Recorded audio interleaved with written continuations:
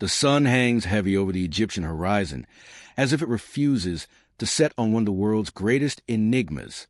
The Great Pyramid of Giza, rising from the sands like a monument from another world, has stood for over 4,500 years, defying erosion, earthquakes, and every attempt at absolute explanation. Its angles are perfect, its alignment to true north nearly flawless, and its mass, millions of tons of limestone and granite, seems to laugh in the face of human capability. As you look upon it, a thought begins to form that countless others have whispered for centuries. Could human hands alone have built this? This is not just a story of stone and sweat. It is the story of a forbidden truth, a mystery that pierces through history itself. Egyptologists will tell you the Great Pyramid was built by manpower, ingenuity, and ramps. But the deeper you dig, the more you realize that narrative begins to crumble. What if the official explanation was designed to keep you from asking the wrong questions? What if, buried beneath layers of sand and time, lies evidence that rewrites the origin of civilization itself? The stones of Giza are not silent. They hum with geometry, whispering numbers that reflect the very shape and size of our planet. The height of the pyramid multiplied by a precise ratio equals the circumference of the Earth. Its base measures the curvature of the planet. It is aligned perfectly with the stars of Orion's belt, as if the builders sought to bridge the heavens and the earth. These are not coincidences. They are messages carved into eternity by minds far beyond their supposed age. Imagine standing at the base of the pyramid as dusk falls. Shadows stretch across the sand, and the air feels charged not with superstition, but with electricity, resonance, purpose. Ancient texts call it the House of Energy. Locals once believed the pyramid could speak, that its chambers amplified a divine frequency. What if they weren't speaking metaphorically? What if this monument was not just a tomb, but a technology, one that harnessed forces we still barely understand? As we journey through the story, we will challenge everything you've been taught. We'll explore suppressed discoveries, impossible engineering feats, and testimonies that mainstream academia refuses to acknowledge. We'll confront the question that has haunted every generation since the first explorers saw Giza's apex pierce the sky. Did an ancient civilization possess knowledge so advanced that it was mistaken for magic? This is where archaeology ends and forbidden history begins. A history written not in books, but in vibration, light, and stone. A history that speaks of gods who walked among men, or perhaps of men who became gods. Tonight, you will step into the shadows of the pyramids, not as a tourist, but as a seeker of what was never meant to be known.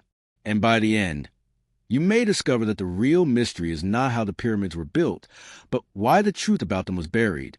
The idea that the Great Pyramid was simply a royal tomb collapses the moment one studies its geometry. Every angle, every proportion, every alignment appears to echo a universal code, one that seems far too advanced for its supposed Bronze Age origin. When you trace the layout of the Giza Plateau, something astonishing becomes clear. The pyramids are not randomly placed monuments, but part of a precise celestial map. The three great pyramids mirror the stars of Orion's belt with uncanny accuracy, a correlation that only becomes visible from the sky. To the ancient Egyptians, Orion was a celestial representation of Osiris, the god of resurrection and cosmic order. But why would mere stone builders design a structure to replicate the heavens unless they were trying to anchor heaven itself upon the earth? The Great Pyramid's alignment is even more perplexing.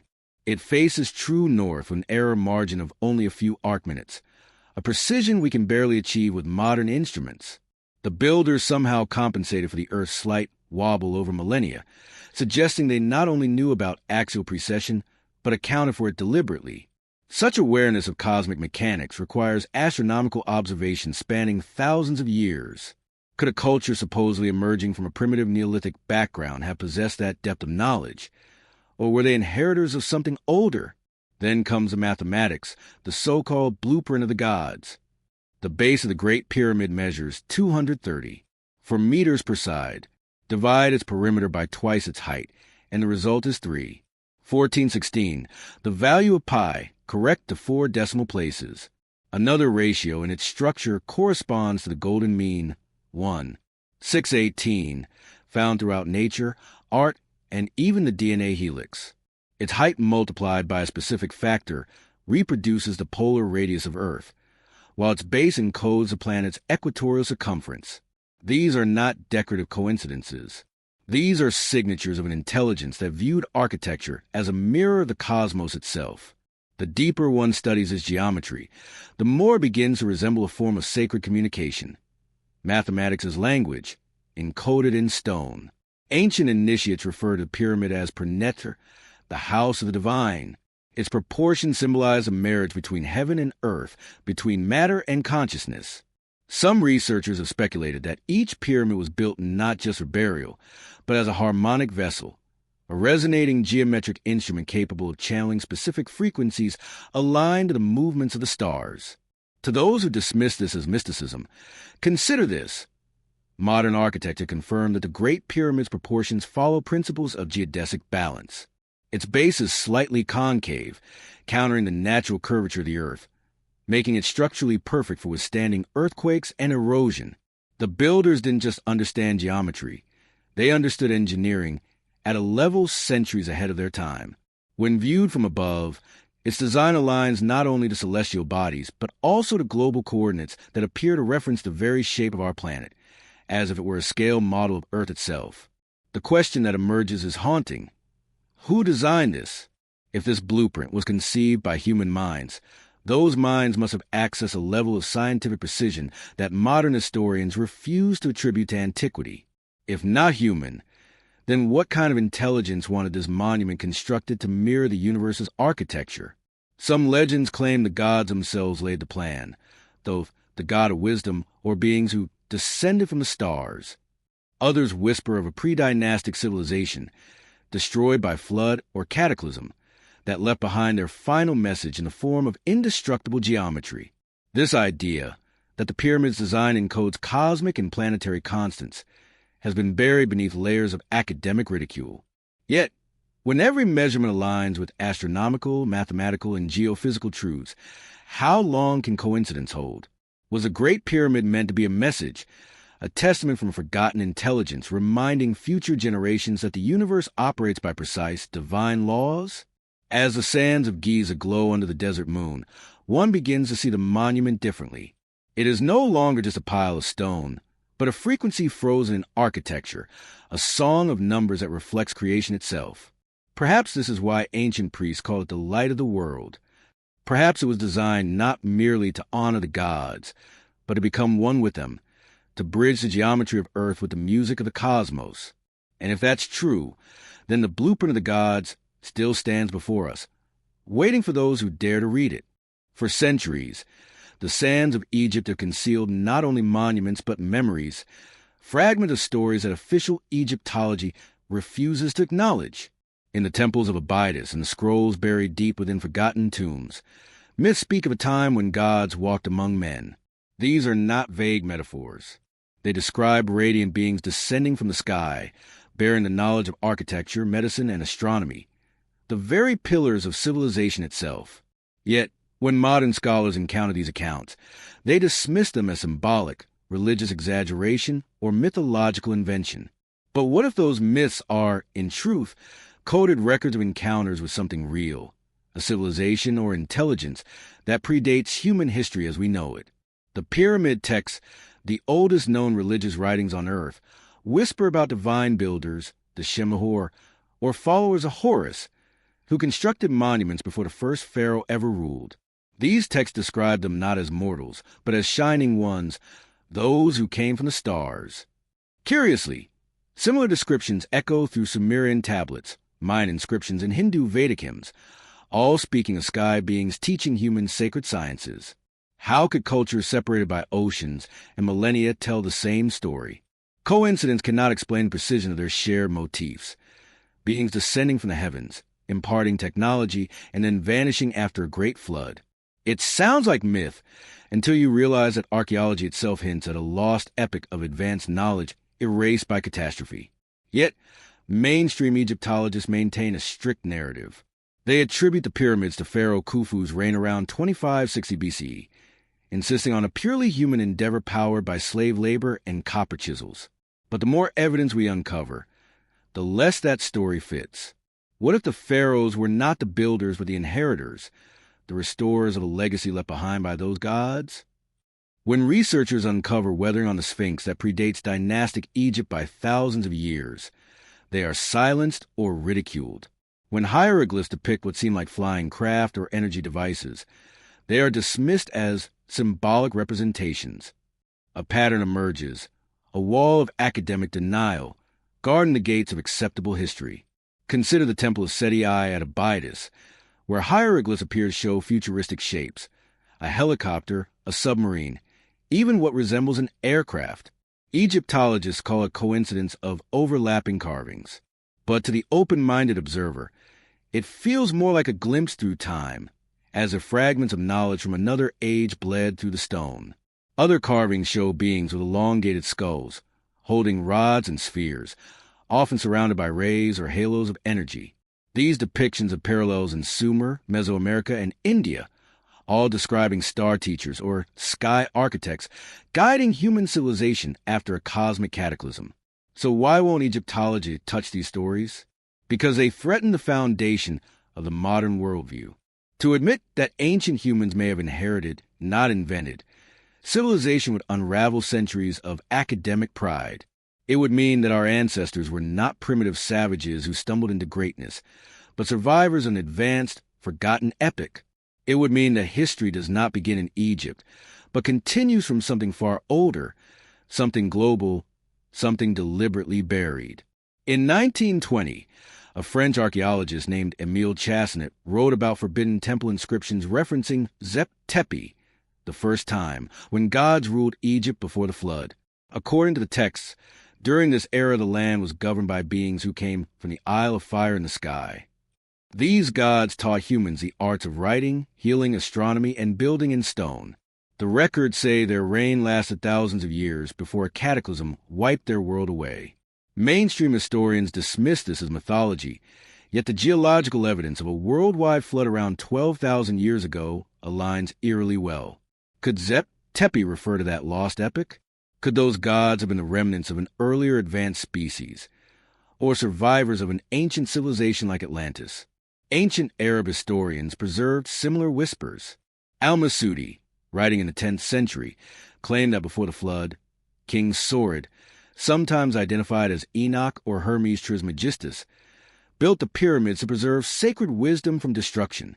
He was warned in a dream that a deluge was coming, and so he commanded the construction of indestructible monuments to store the secrets of the stars and the sciences. When the flood came, it washed away empires, but the pyramids endured, carried within the encrypted memory of a forgotten world. Modern Egyptology avoids such accounts because they blur the line between science and myth. Yet, mythology is often the last surviving record of truth filtered through symbolism. The same gods of Egypt, Thoth, Osiris, Isis, may not have been deities in the divine sense, but advanced beings, teachers, or remnants of a pre-cataclysmic culture. Thoth, for instance, is credited with inventing writing, mathematics, and engineering. He is also said to have come from the western lands after the Great Darkness. If we strip away the poetic language, are we hearing the echoes of survivors migrating from a sunken continent? Perhaps Atlantis itself? The more one reads the forbidden myths, the clearer the pattern becomes. Humanity's earliest stories were not inventions of imagination, but encoded histories of encounters with a higher intelligence. Over millennia, priests turned these records into religion, and historians turned them into superstition. What remains is a sanitized version of the past, carefully curated to keep the deeper truth hidden. If the myths are true, even partly true, then the pyramids are not tombs, but messages. They're the legacy of an age when gods and humans worked side by side, when knowledge flowed freely between worlds. And as the veil of time lifts, it becomes evident that Egyptology's greatest fear is not that these myths are false, but that they might be real. For if they are, then everything we believe about our origins, about civilization itself, must be rewritten. When you stand before the Great Pyramid and run your hand along its limestone surface, you touch not just ancient stone, you touch precision that defies time. Every block fits so perfectly that even a razor blade cannot slip between them. Some of the granite inside the king's chamber weighs up to 70 tons, each piece cut and polished with such exactitude that it seems impossible for Bronze Age tools to have shaped them. Egyptologists tell us these stones were carved with copper chisels and stone hammers. Yet copper is softer than granite. You could strike granite with copper all day and barely leave a scratch.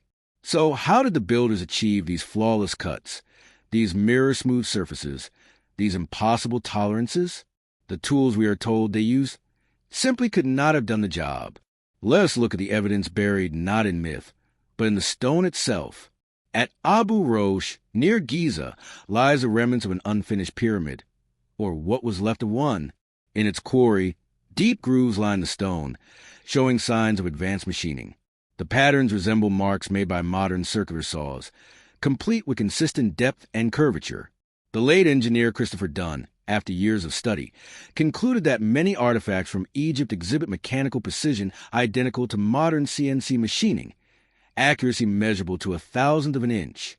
The drill holes discovered in granite blocks show spiral grooves consistent with tools rotating at thousands of revolutions per minute, speeds no human-powered tool could reach. The most famous example is a small, unassuming core sample found by early explorers inside the Great Pyramid. Its drill marks spiraled downward with perfect regularity, as if carved by a diamond-tipped bit under immense pressure. Egyptologists claim it was made using sand and a copper tube, but engineers who replicated the process with such primitive tools found it impossible to reproduce the same pattern. The original core remains an engineering mystery, physical proof of a method beyond conventional explanation. Then there's the basalt floor of the Temple of the Valley near the Sphinx.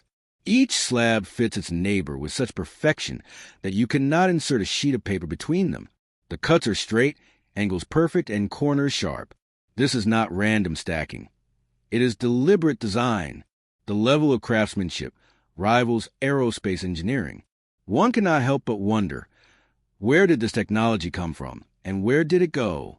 If the builders had mastered such methods, why do later Egyptian constructions, even royal tombs, show such decline in quality?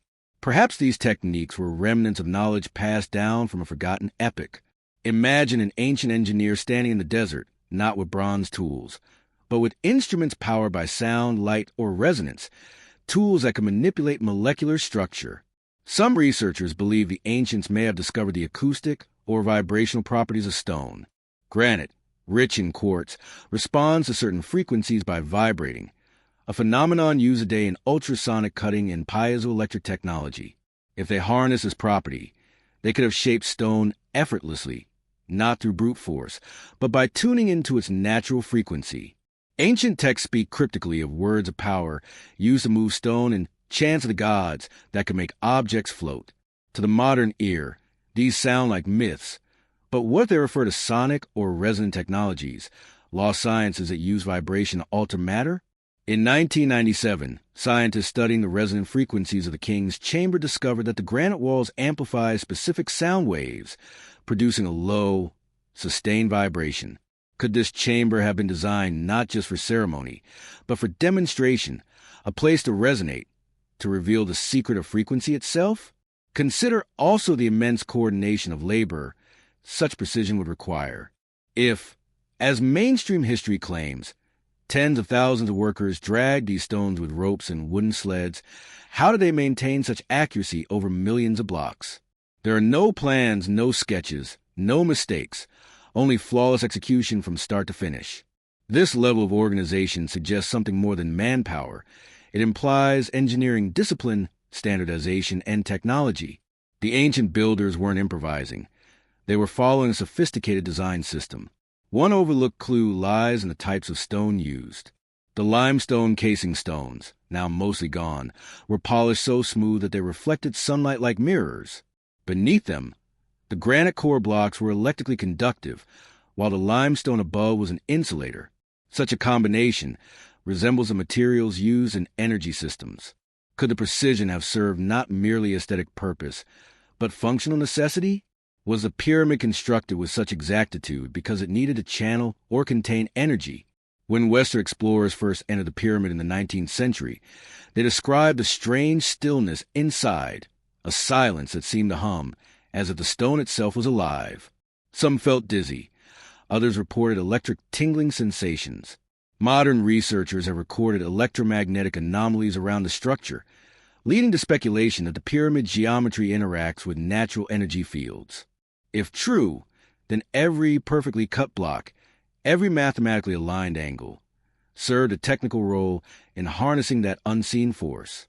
Perhaps the tools that shouldn't exist did exist, but not in the form we expect. Perhaps the builders were masters not of metal, but of sound, vibration, and frequency. Technologies that would appear magical to us today. Imagine them standing before massive granite blocks, emitting tones that made the stone quiver and soften, shaping it as easily as clay. Then, when the tones ceased, the stone hardened again, locked forever into place.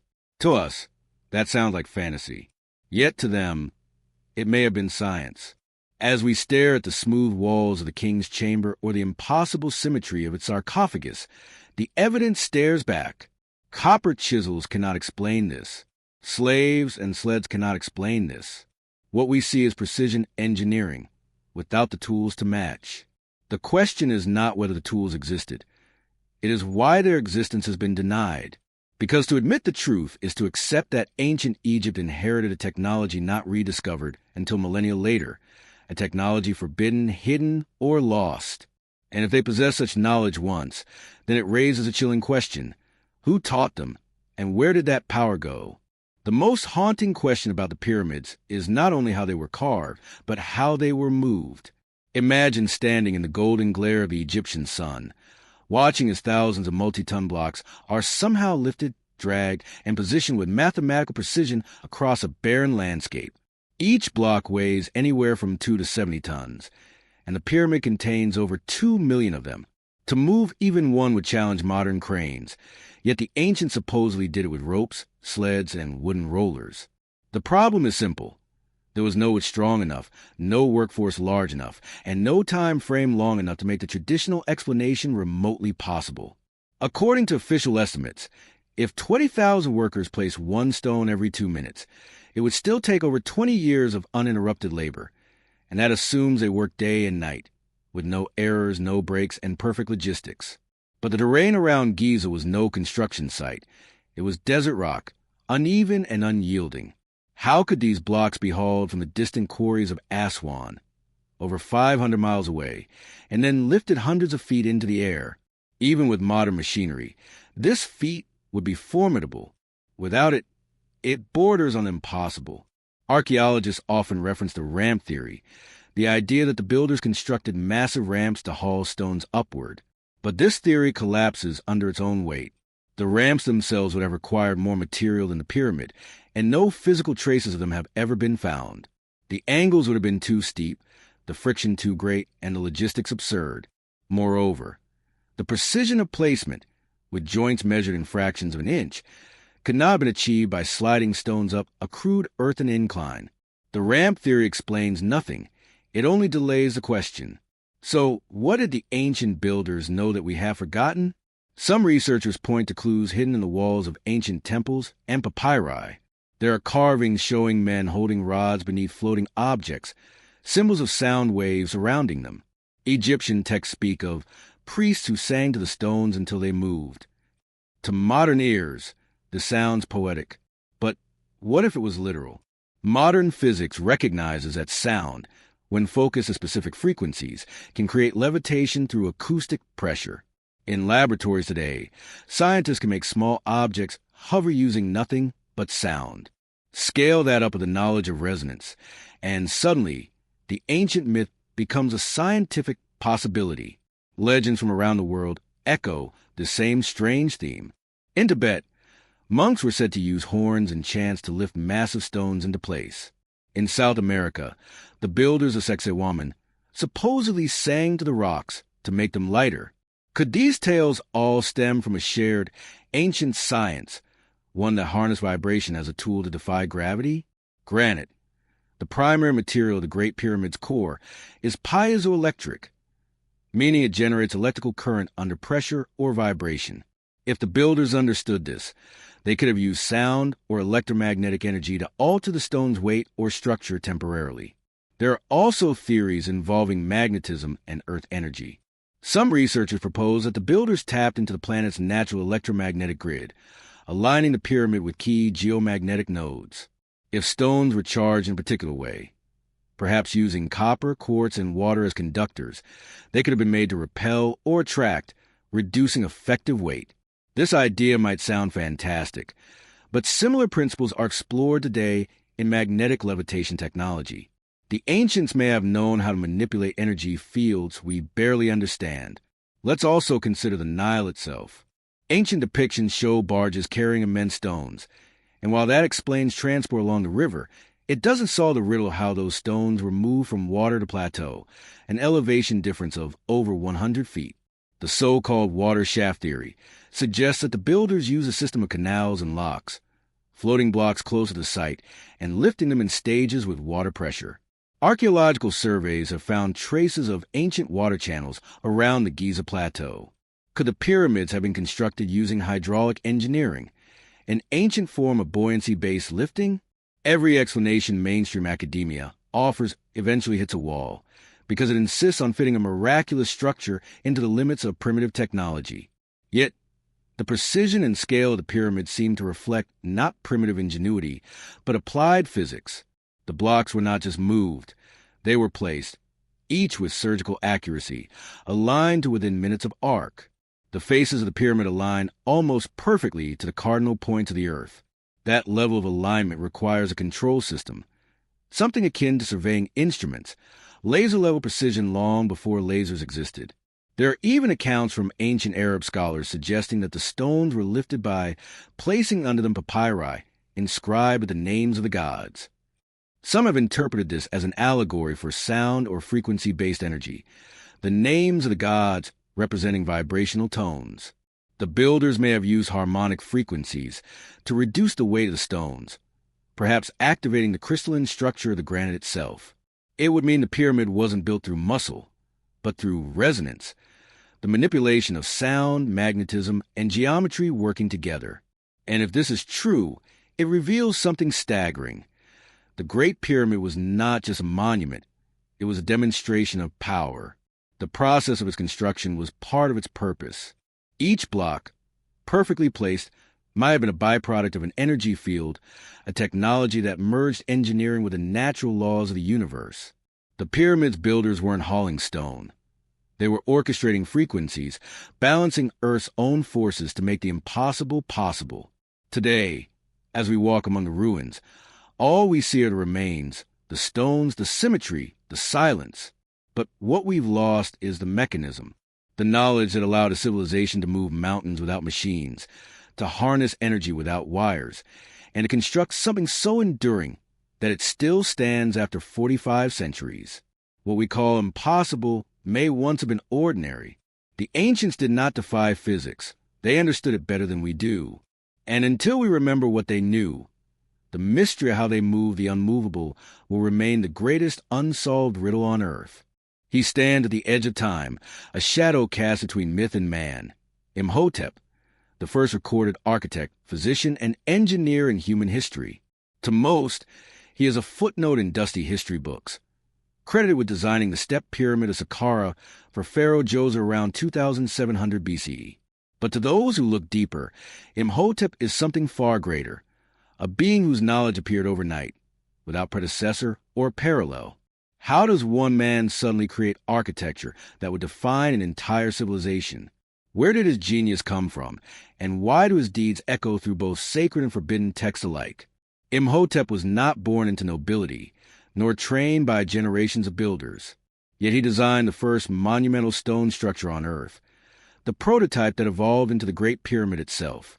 Before him, Egyptians built simple mud brick mastabas, crude tombs barely lasting centuries.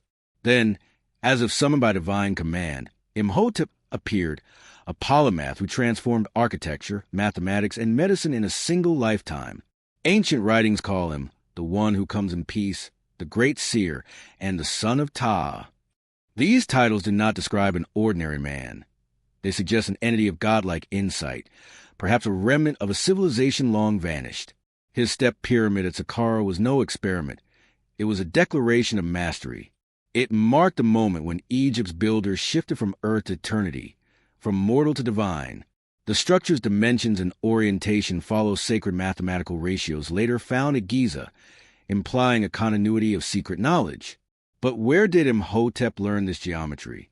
Who taught him to manipulate stone like a living substance?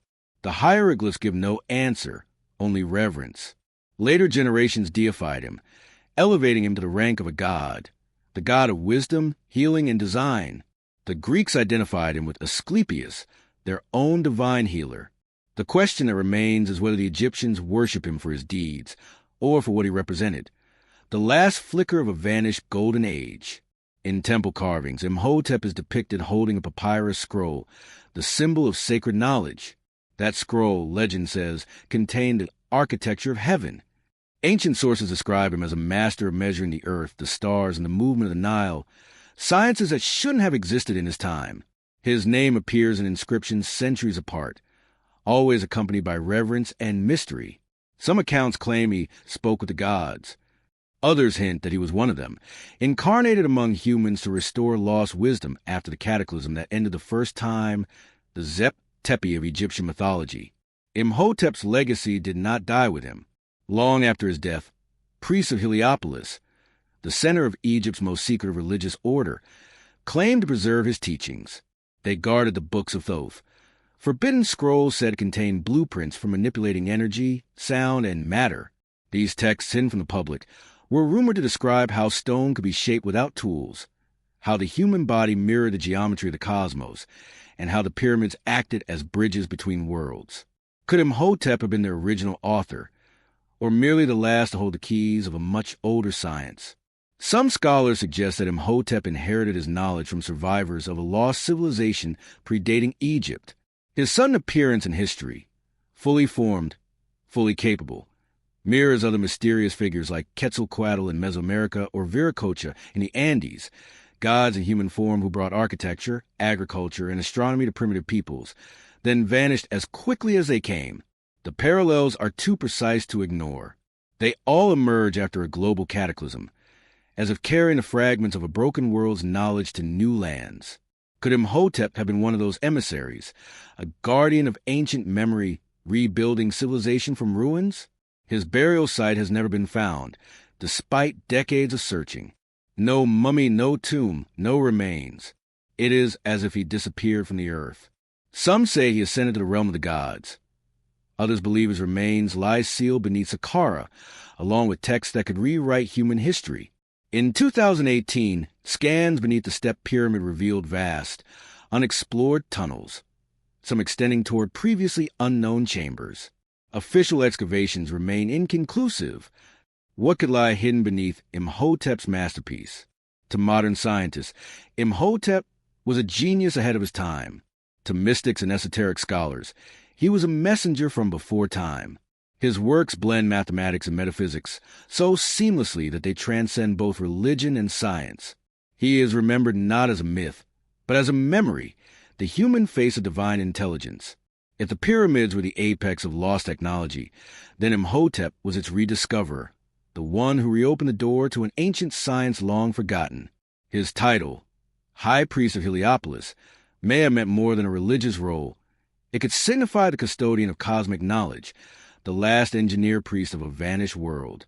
Perhaps Imhotep's true genius lay not in what he built, but in what he remembered. And that leads to a chilling thought. If Imhotep was indeed the bridge between a forgotten civilization and dynastic Egypt, then he was not the first builder. He was the last heir. His designs, his methods, his mysterious scrolls, all might be echoes of something infinitely older. The Step Pyramid was not a beginning, but revival.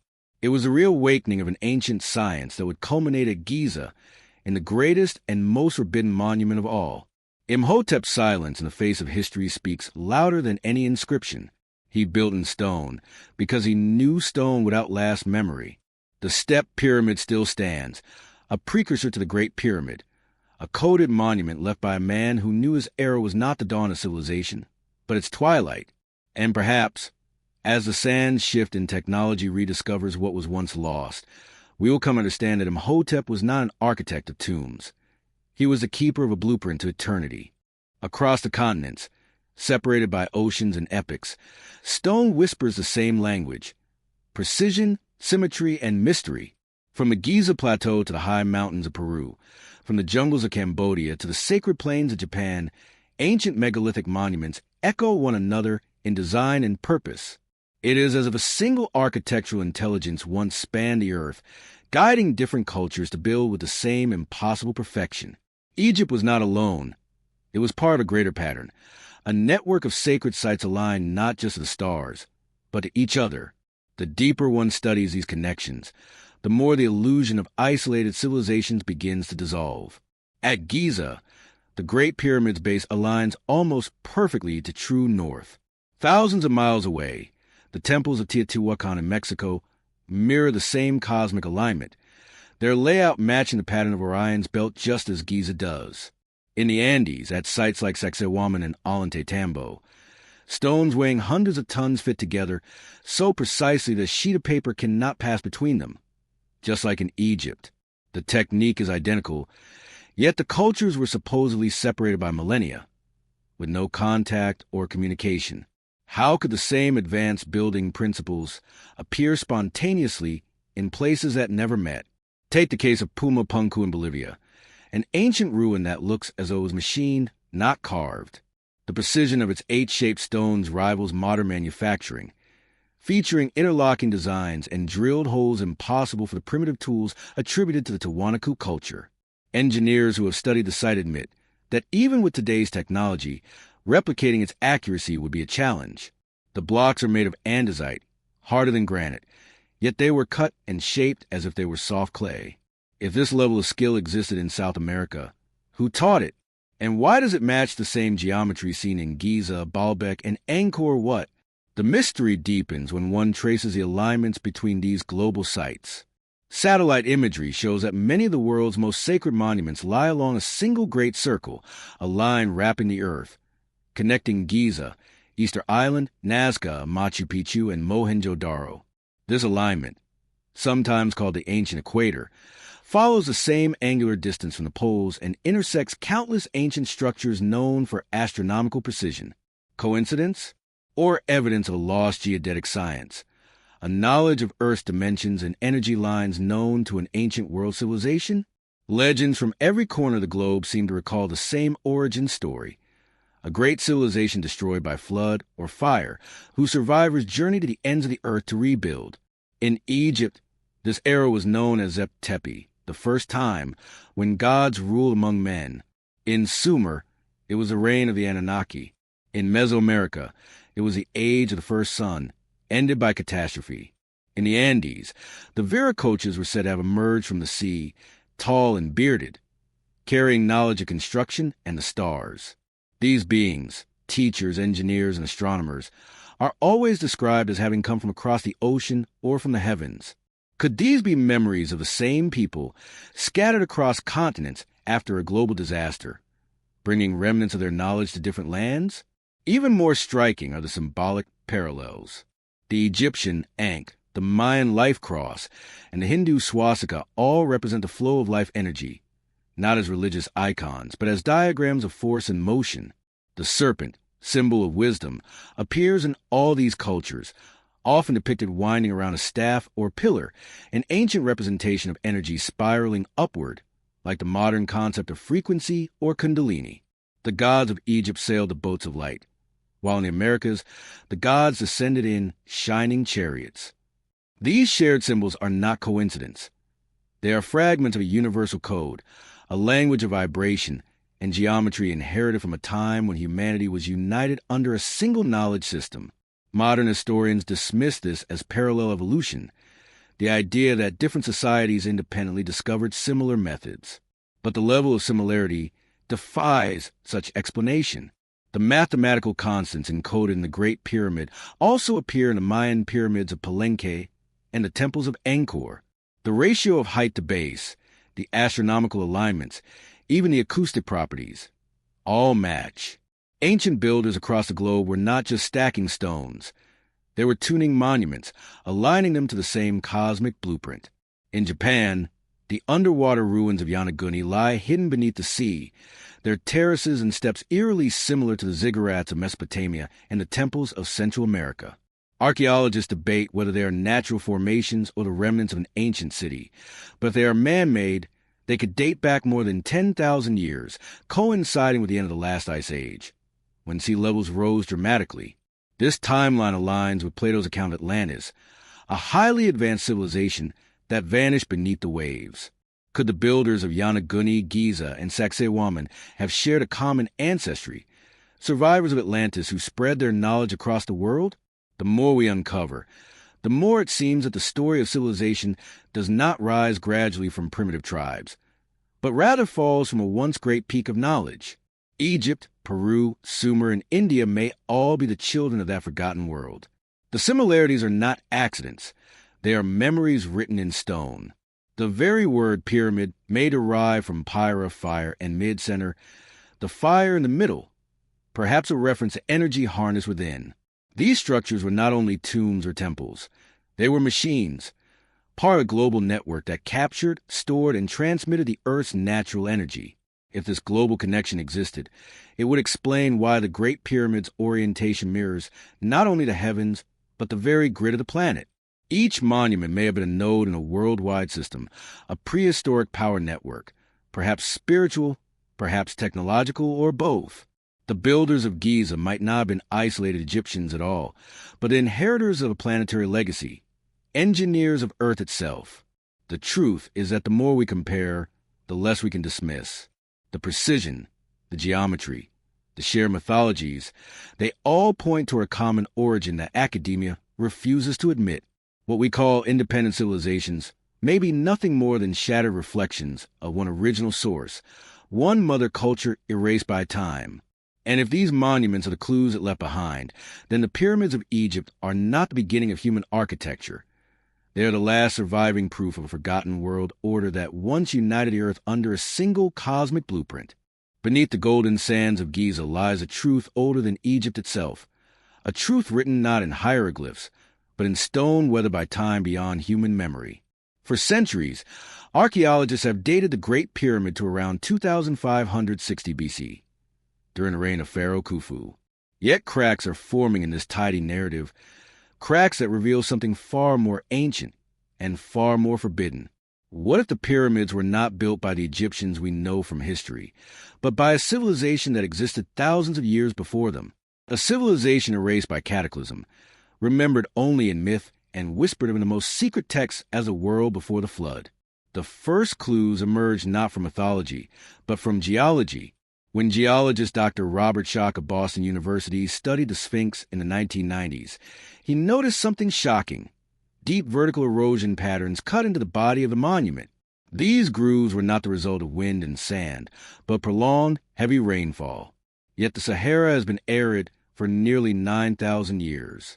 This meant the Sphinx had to be far older than 2,500 BC, perhaps as old as 10,000 BC, a time when Egypt's climate was radically different. If the Sphinx predates the pharaohs, then who built it? And if they built the Sphinx, could they have built the pyramids too? Mainstream Egyptologists dismissed Schoch's findings, labeling them controversial and impossible, but the evidence refused to vanish. Nearby geological formations show the same water erosion patterns. Seismic surveys beneath the Sphinx revealed hidden cavities, chambers untouched for millennia. Could these voids hold relics from a civilization predating recorded history? Ancient texts, including the Turin Papyrus, list dynasties of gods and demigods ruling Egypt for thousands of years before the first human king. The timeline doesn't begin with Khufu. It begins with Zep-Tepi, the first time when the gods themselves walked the earth. The legend of Zep-Tepi describes a golden age of enlightenment, when wisdom flowed freely and humanity lived in harmony with cosmic law. Then came the cataclysm, the Great Flood, which destroyed that world, scattering survivors across the planet. Those survivors became the seed of later civilizations. Sumer, the Indus Valley, the Mayans, and eventually Egypt. The pyramids, according to this theory, were not built as tombs, but as markers, reminders of a forgotten world and repositories of its knowledge. Their precision, their astronomical alignment, their indestructibility, all point to a purpose greater than royal vanity. Consider the possibility that the Giza Plateau was chosen not by Khufu, but by an earlier race of builders who understood Earth's geophysical and energetic grid. The Great Pyramid stands precisely on the 30th parallel, a key position for planetary resonance. Its design encodes the geometry of the planet itself, measurements that would require knowledge of the Earth's circumference, polar radius, and curvature. How could a Bronze Age civilization have possessed this data? The only logical answer is that they inherited it. The builders of the pyramids were not primitive Egyptians discovering geometry. They were descendants of an older race remembering what their ancestors had once mastered.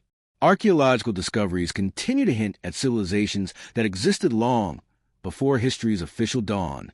Sites like Göbekli Tepe in Turkey, built around 9,600 BCE, feature monumental architecture and astronomical design.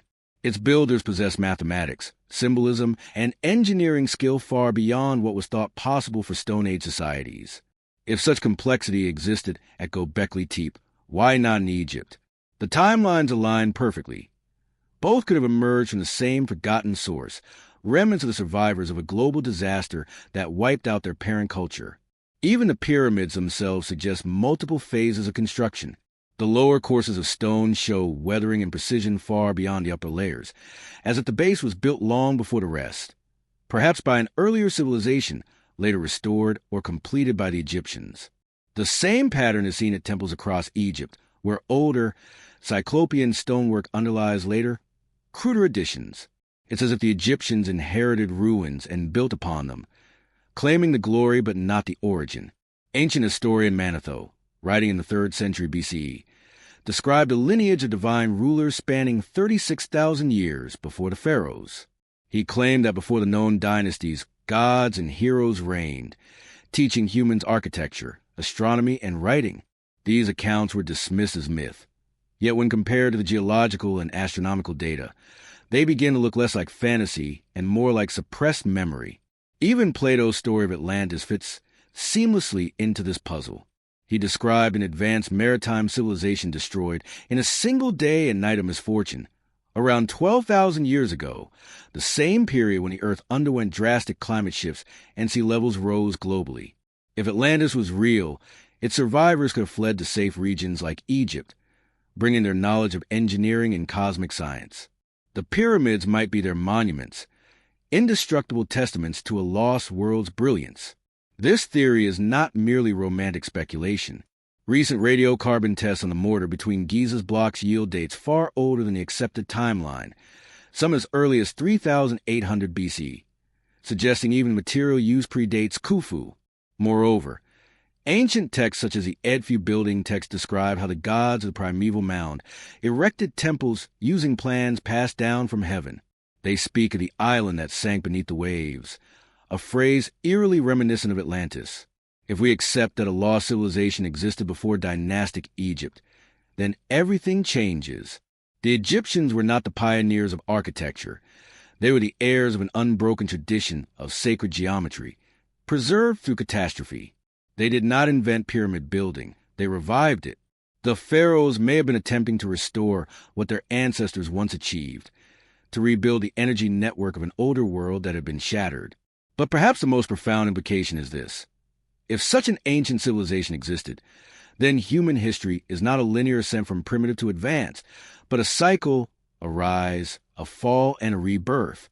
The pyramids are the fossils of that earlier epoch, built not merely as tombs, but as time capsules of knowledge, messages in stone for future generations to rediscover. Their builders did not want to be remembered. They wanted to ensure that humanity would one day remember itself.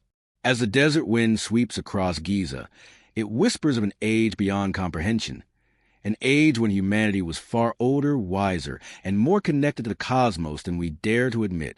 The lost civilization before the pharaohs may not be lost at all.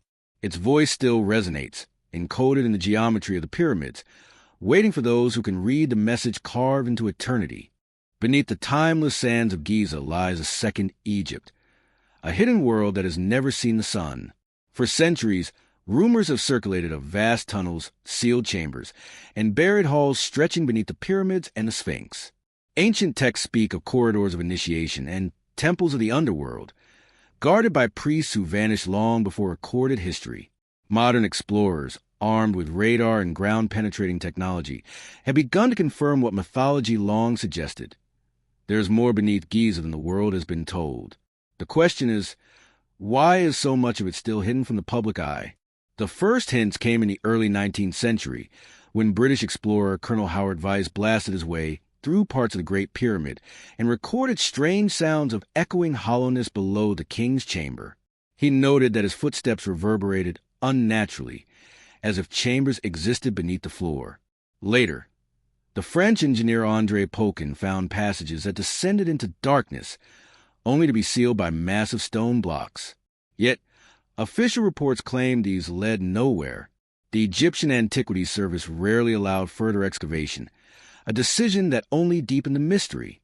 In the mid-20th century, archaeologist Salim Hassan uncovered an extensive network of tunnels beneath the Giza Plateau.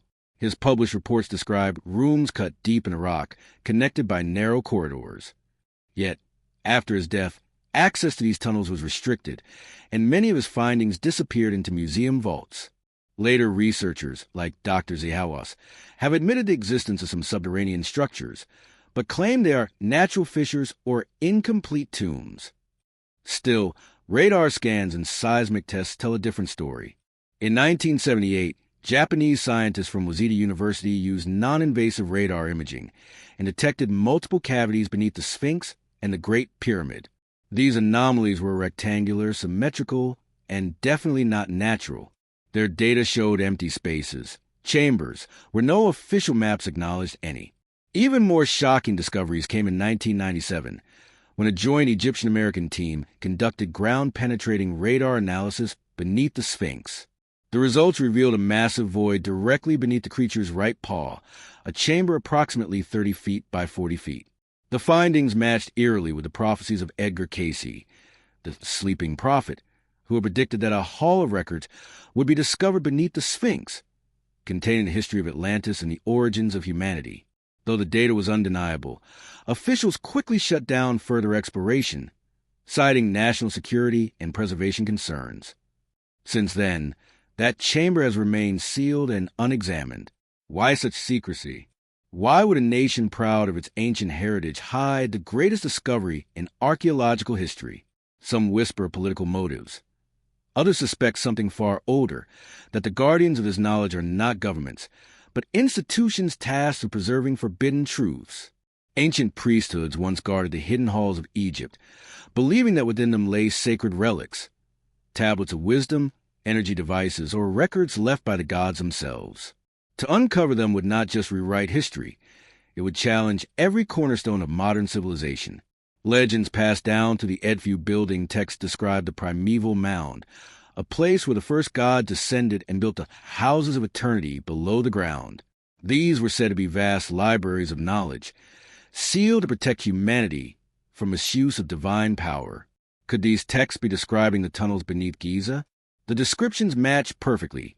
Chambers carved into bedrock, connected by shafts containing sacred instruments of the gods. Egyptian folklore also tells of serpent passages beneath the Sphinx, leading to rooms of gold and light. The word light in this context may not refer to treasure, but to enlightenment, to knowledge. In 2017, a team of French and Japanese scientists from the Scan Pyramids project announced the discovery of a large void above the Grand Gallery of the Great Pyramid, a space over 100 feet long, never before documented. Despite this groundbreaking revelation, no public excavation followed. The Egyptian government announced that further investigation was under review. Yet, researchers who viewed the data insisted that the chamber's symmetry and placement were deliberate, not accidental. What lies within that void remains a mystery. Many suspect that what is being concealed beneath Giza is not merely archaeology, but technology, evidence of an advanced knowledge predating known history. Explorers who have entered the lower tunnels beneath the pyramid complex describe electromagnetic interference with their equipment, strange temperature fluctuations, and sensations of low-frequency vibration. Some even report the sound of distant humming, like machinery resonating beneath the rock.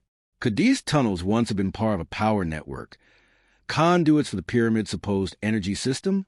Old maps and local legends add another layer to the enigma. The Arab historian al-Makrizi wrote of a labyrinth beneath Giza that extended for miles, connecting the pyramids with underground lakes and temples. In the early 1900s, a British team claimed to have entered one of these passages near the Great Pyramid, only to be stopped by authorities. They described enormous halls supported by granite pillars, walls covered in hieroglyphs unlike any seen above ground, and evidence of tools far more sophisticated than copper chisels. Their report was quickly buried, and the entrance sealed. What if these buried chambers contained the remnants of civilization that preceded the pharaohs, the very builders of the pyramids themselves? Could the Hall of Records be real? A library of stone tablets documenting the fall of Atlantis and the rebirth of Egypt? If so, its existence would not only validate the myths of Zep Tepi, but prove that human civilization is tens of thousands of years older than academia admits. The tunnels beneath Giza are the arteries of an ancient secret, a labyrinth built to preserve knowledge through cataclysm. Their discovery would reveal that the pyramids are not isolated monuments, but the visible tips of a colossal subterranean complex. Each passage, each sealed doorway, is a whisper from a forgotten world, calling us to rediscover the truth buried beneath our feet. One day, perhaps soon, the sands will shift again and light will pierce those ancient corridors. But when that happens, the world will face a choice: to cling to comfortable myths of modern history, or to accept that beneath the sands of Egypt sleeps the memory of a civilization far older, far wiser, and far more powerful than we have ever dared to imagine. The Great Pyramid is not merely a structure. It is a cipher. Every inch, every angle, every ratio is a mathematical whisper encoded in stone. Long before our modern understanding of physics and astronomy, the builders of Giza embedded within their masterpiece a system of numbers so advanced that it still defies coincidence. When one examines its geometry carefully, it becomes clear. This is not random architecture. It is a deliberate code, a message written in the universal language of mathematics. Start with the simplest of facts. The height of the Great Pyramid once measured 481 feet. Its base, 756 feet on each side. Multiply the height by 2 pi, the mathematical constant for the circle's circumference, and you get the exact perimeter of the pyramid's base, matching the circumference of the Earth at the equator. The ancient builders somehow knew the size and curvature of our planet, thousands of years before modern science would prove it. Moreover, the ratio of its height to its perimeter encodes pi to an accuracy of 4 decimal places. Coincidence? Or a clue that these architects possessed knowledge not rediscovered until the age of satellites? Inside, the mystery deepens. The layout of the king's chamber, queen's chamber, and the grand gallery correspond to mathematical relationships found in the golden ratio. 1. 618, a constant observed throughout nature. In seashells, galaxies, even human DNA. The pyramid doesn't just measure geometry. It expresses life's blueprint. Its internal passages mirror the Fibonacci sequence, the same pattern found in organic growth and cosmic spirals. The Great Pyramid is both cosmic and biological, a living equation etched into eternity. When the base perimeter of the pyramid is measured in inches, it equals 36,524, astonishingly close to the number of days in 100 solar years, 36,524 days. Its orientation to true north is off by only 3/60ths of a degree, precision impossible with primitive tools. To align a structure so perfectly, the builders had to understand not just astronomy, but Earth's axial precession, the slow wobble of the planet over a 26,000-year cycle. That kind of celestial knowledge requires continuous observation across millennia. Could the builders have inherited star maps and planetary data from an older global science? Mathematicians and engineers who studied the pyramid describe it as a geodetic model of Earth, a miniature, perfectly scaled representation of our planet. The pyramid's height multiplied by 43,200 equals the polar radius of Earth. Its perimeter multiplied by the same constant equals Earth's equatorial circumference. The odds of this being accidental are beyond imagination. These are the fingerprints of intelligence. Someone designed this monument not as a tomb, but as a record of the planet itself, a time capsule of cosmic understanding. There is also evidence of deliberate encoding in the angles. The pyramid slope of 51 degrees, 51 minutes forms the exact angle needed to produce a ratio of 1 to pi/2, linking it again to circular geometry, a fusion of square and circle, earth and heaven. Ancient Egyptians called it Mer, meaning place of ascension. Perhaps they meant it literally, a structure designed to unify the geometry of the material world with that of the divine. Even the placement of the Great Pyramid on Earth seems purposeful. It stands almost exactly at the geographical center of all landmass, both latitude and longitude combined. No other point on the planet offers such balance. How could the builders have known this without the means to measure the globe? The implication is staggering. Whoever built Giza had access to planetary scale mapping, or the knowledge had been passed down from a civilization that once did. Inside the pyramid, the precision continues. The king's chamber, made entirely of massive granite blocks transported from Aswan, has perfect right angles and surfaces flat within a fraction of an inch.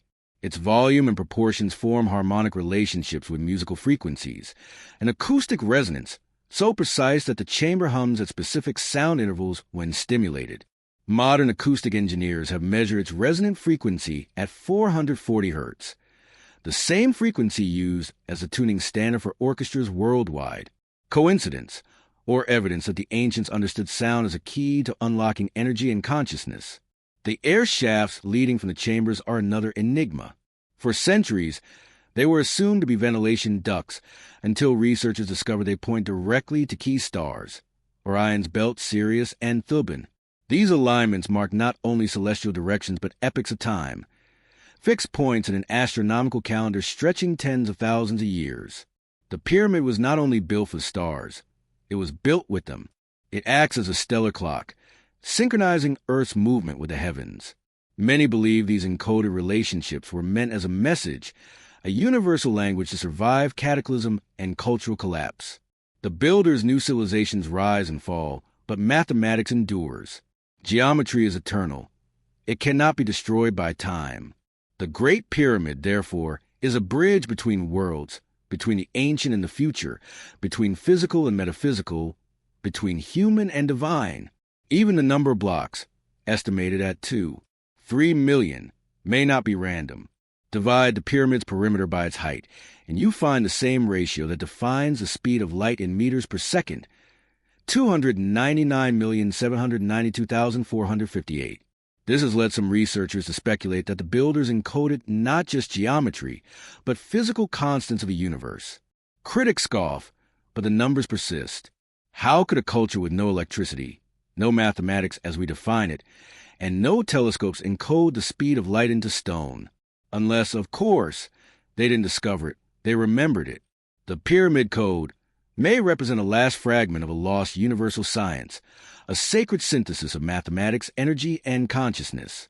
Its builders saw no separation between the scientific and the spiritual. For them, numbers were divine, geometry was prayer. The pyramid was both a machine and a temple, a transmitter of knowledge across the ages. As we decode the pyramid's mathematical secrets, we begin to glimpse what the ancients might have known, that the universe itself is built from harmonic proportion. The Great Pyramid stands as proof, a perfect geometric translation of cosmic law into physical form. Its code was meant not to impress, but to awaken. It is an eternal equation carved into the earth, whispering across time to all who dare to listen. The laws of the universe are written in stone, and you were meant to remember them. Sound is invisible, yet it moves mountains. It breaks glass, reshapes matter, and influences the human mind in ways science is only beginning to grasp. Deep within the chambers of the Great Pyramid, sound does something extraordinary. It comes alive. The ancient Egyptians may have known this secret long before modern physics rediscovered it. What if the Great Pyramid wasn't just a tomb, but a resonant structure, a vast harmonic device designed to capture, amplify, and manipulate sound frequencies? What if its geometry itself was built to sing? When you stand inside the king's chamber and speak, your voice transforms. It doesn't echo as it would in a normal room. Instead, it vibrates, enveloping you in a low, pulsing hum. Researchers have recorded these tones, noting that the chamber resonates at precise frequencies: 440 Hz, 480 Hz, 520 Hz, harmonic intervals that mirror the fundamental notes in ancient Egyptian music. This isn't coincidence. The chamber's dimensions, materials, and angles are tuned like a giant musical instrument. Its granite walls, rich in quartz and feldspar, respond to vibration like the body of a crystal oscillator, converting sound into electromagnetic energy. The ancients may have understood this principle not as myth, but as applied physics. Modern experiments confirm what intuition whispers. When sound is played within the pyramid at specific frequencies, energy fields emerge, measurable electromagnetic and vibrational anomalies. Physicist Dr. Vitaly Gach found that the structure amplifies natural vibrations in the Earth, focusing them upward toward the apex. This behavior mirrors that of a resonant cavity, a physical amplifier of harmonic waves. In simpler terms, the pyramid acts like a massive tuning fork for the planet itself, channeling the Earth's natural pulse, the Schumann resonance, into pure frequency. Why would ancient builders create a monument that resonates with the Earth's frequency? Perhaps they believed sound was the bridge between matter and spirit, the vibrational key that harmonized human consciousness with the cosmos. Ancient Egyptian texts describe the act of creation not as an explosion, but as a sound, the word, spoken by the god Ptah, who brought the world into being through vibration. He spoke, and the world took form. Was this poetic myth, or a veiled reference to a deeper truth, that frequency gives birth to form? Consider the role of chanting in ancient Egyptian rituals. Priests of Heliopolis were said to chant inside the pyramid to awaken the stone. They believed that certain tonal patterns could open gateways to other realms, not physically but vibrationally. Sound, in their worldview, was a sacred force capable of aligning human energy with cosmic order. The Great Pyramid, then, may have been their ultimate temple of resonance, a place where sound was not merely heard, but experienced. Even the Grand Gallery, that vast sloping corridor leading toward the king's chamber, seems engineered for acoustics. Its walls reflect and concentrate sound waves, creating standing harmonics that can be felt physically. Modern audio engineers have compared its design to that of an amplifier. The narrowing passage increases resonance intensity as sound travels upward. The result is an energetic crescendo focused at the chamber above. Some theorists propose that this design was deliberate, that sound generated in the lower chambers or from subterranean water flow was amplified as it rose, producing frequencies capable of energizing the entire structure. Ancient Egyptian architecture was obsessed with vibration and proportion. Temples were built with precise harmonic ratios, and priests carried tuning forks and sistrums, ritual instruments that produced specific tones associated with healing and divine communication. Recent archaeological discoveries at Dendra and Abydos show carvings of these tools being used to charge objects or statues. The connection between sound, energy, and divine activation was not metaphorical. It was mechanical. Could it be that the Great Pyramid harnessed sound as a form of power? Granite, when vibrated, generates piezoelectric energy, a property used today in microphones and sensors. If water flowed beneath the pyramid, as geological surveys suggest, it could have provided a constant vibrational source. The natural hum of the earth would have been captured, amplified, and transformed into electromagnetic energy within the granite core. This would explain the measurable magnetic anomalies around the pyramid, anomalies that persist even now. The builders may have been using sound not only as a spiritual tool, but as a form of clean, resonant energy. The connection between sound and consciousness also runs deep. Modern neuroscience shows that frequency influences brain states. Certain tones induce calm, others heighten awareness. Ancient initiates entering the pyramid may have undergone sonic initiation, lie within the resonant chamber as chants and frequencies alter their consciousness, allowing them to ascend inwardly. The pyramid, in this view, becomes a machine for spiritual transformation, not a tomb for the dead, but a vessel for awakening the living. Legends of singing stones and talking temples appear across ancient civilizations. In Peru, the stones of Sacsayhuaman hum when struck. In Malta, the hypogeum amplifies sound at 110 Hz, the same frequency that induces trance states. The pyramid fits perfectly within this global pattern. Perhaps all these sites were built by cultures inheriting the same ancient science of resonance, a technology so refined it blurred the boundary between physics and mysticism. Inside the Great Pyramid, even silence has weight. When the air stills and no sound is made, the structure itself seems to vibrate faintly, as if remembering ancient tones once played within it. Visitors report sensations of dizziness, altered time perception, even euphoria, all symptoms consistent with exposure to low-frequency vibration. This is not mere imagination. Sound is energy, and the pyramid was designed to focus it. If the builders truly understood how to harness resonance, they were not primitive stone cutters. They were scientists of vibration, architects of frequency. The Great Pyramid, then, was the apex of their knowledge, a resonant gateway designed to connect Earth to the heavens through harmonic energy. In this light, the monument perfection makes sense. Every block, every angle, every chamber was tuned to a cosmic key. Sound is the unseen architect of reality. It shapes matter, carries emotion, and bridges a physical and a divine. Perhaps this is why the ancients built in harmony rather than chaos. Why the pyramid's proportions aligned so perfectly with musical ratios. The builders were not worshiping the gods. They were speaking their language. The Great Pyramid is their message, a song frozen in stone, still resonating across millennia. And those who listen carefully might still hear the echo of that sacred note, vibrating softly beneath the sands of time. For generations, the Great Pyramid was dismissed as a royal tomb, a stone mountain built for a dead king's journey to the afterlife. But nowhere within its immense passages or chambers was a single hieroglyph found proclaiming Khufu's name. No mummy, no sarcophagus lid, no funerary inscriptions, no treasures, nothing that marks it as a burial place. Instead, what we find inside is something far more puzzling, an architectural machine of breathtaking precision, built not for death, but for power. Could it be that the Great Pyramid was not a tomb at all, but a functioning device, a machine that once harnessed energy from the earth itself? The pyramid as power plant theory, first proposed by engineer Christopher Dunn, challenges everything we've been told about ancient Egypt.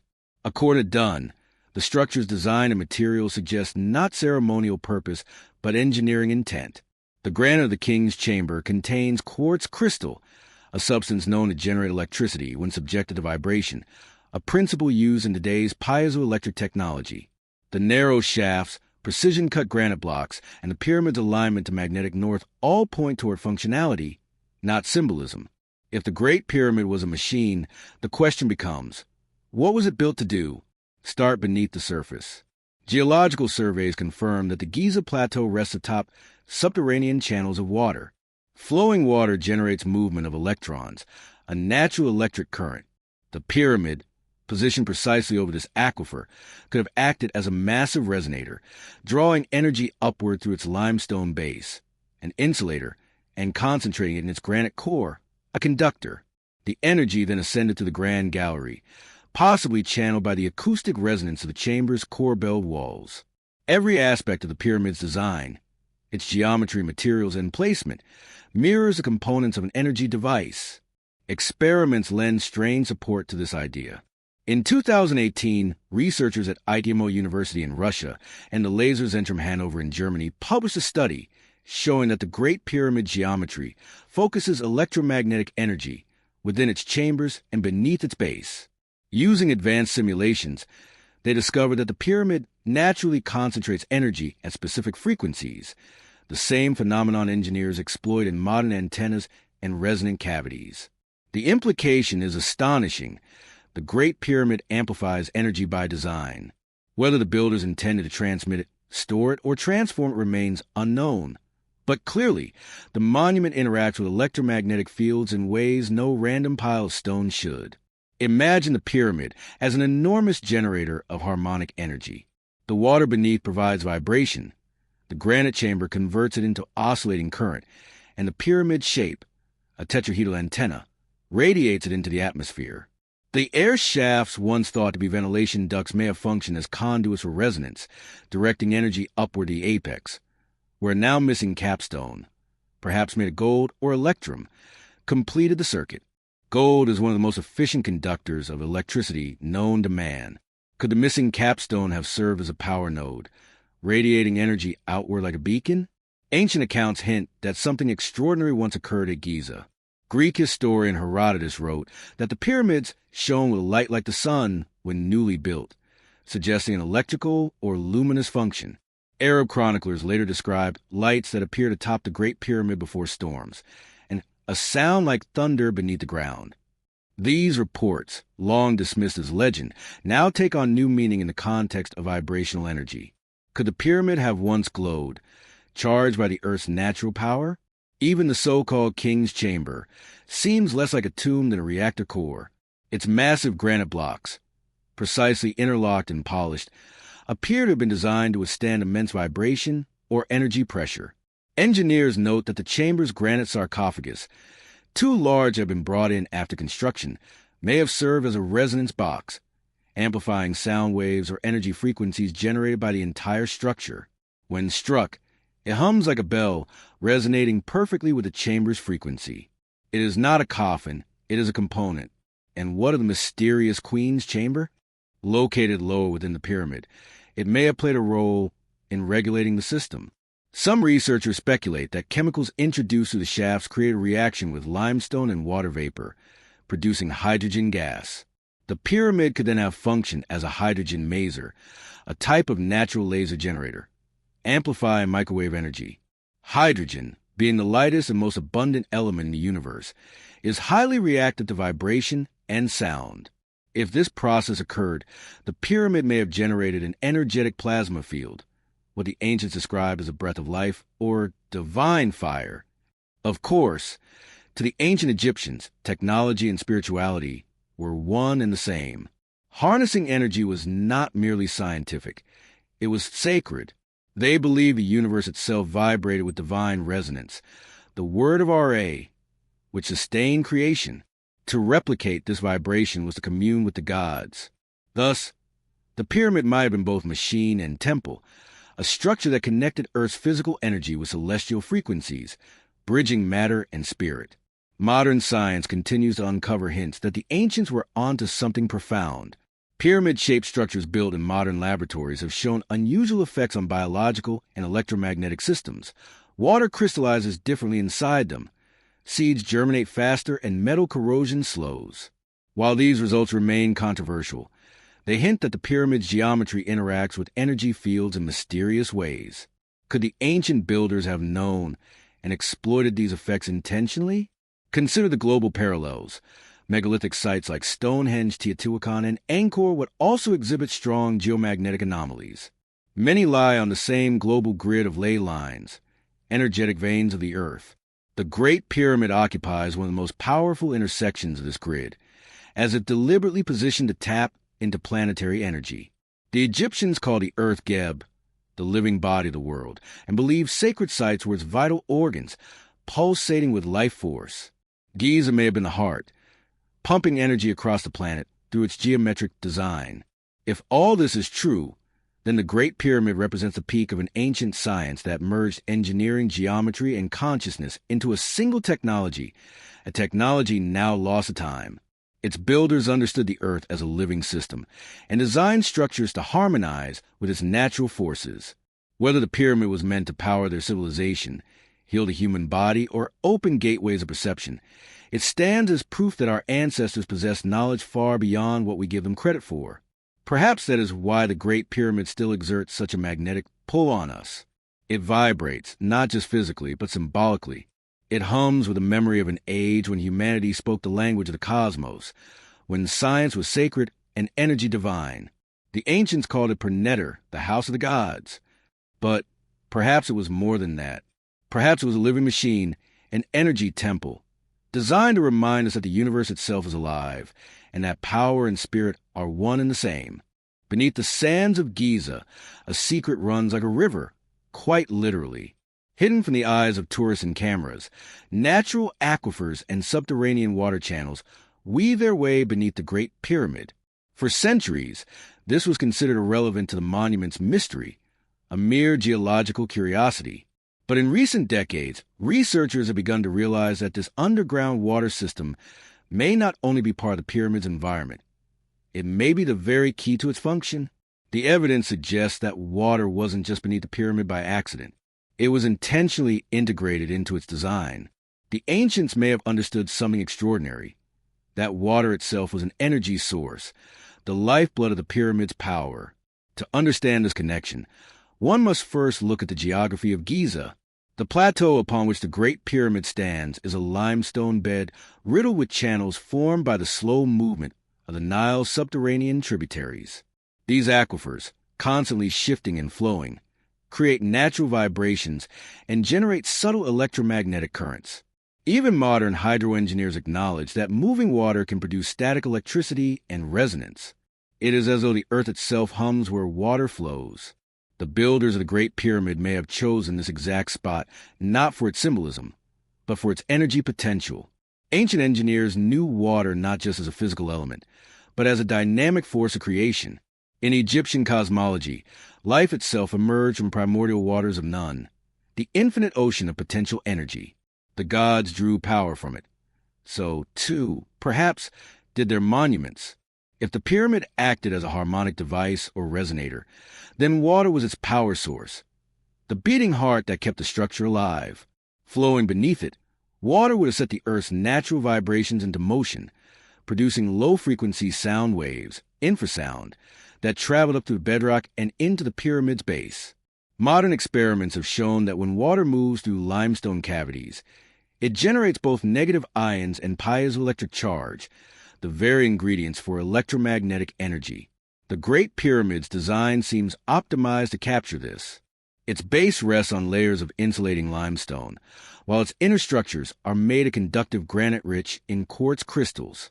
When vibration from the aquifer reached the granite, it would trigger piezoelectric reactions, converting mechanical energy into electrical current.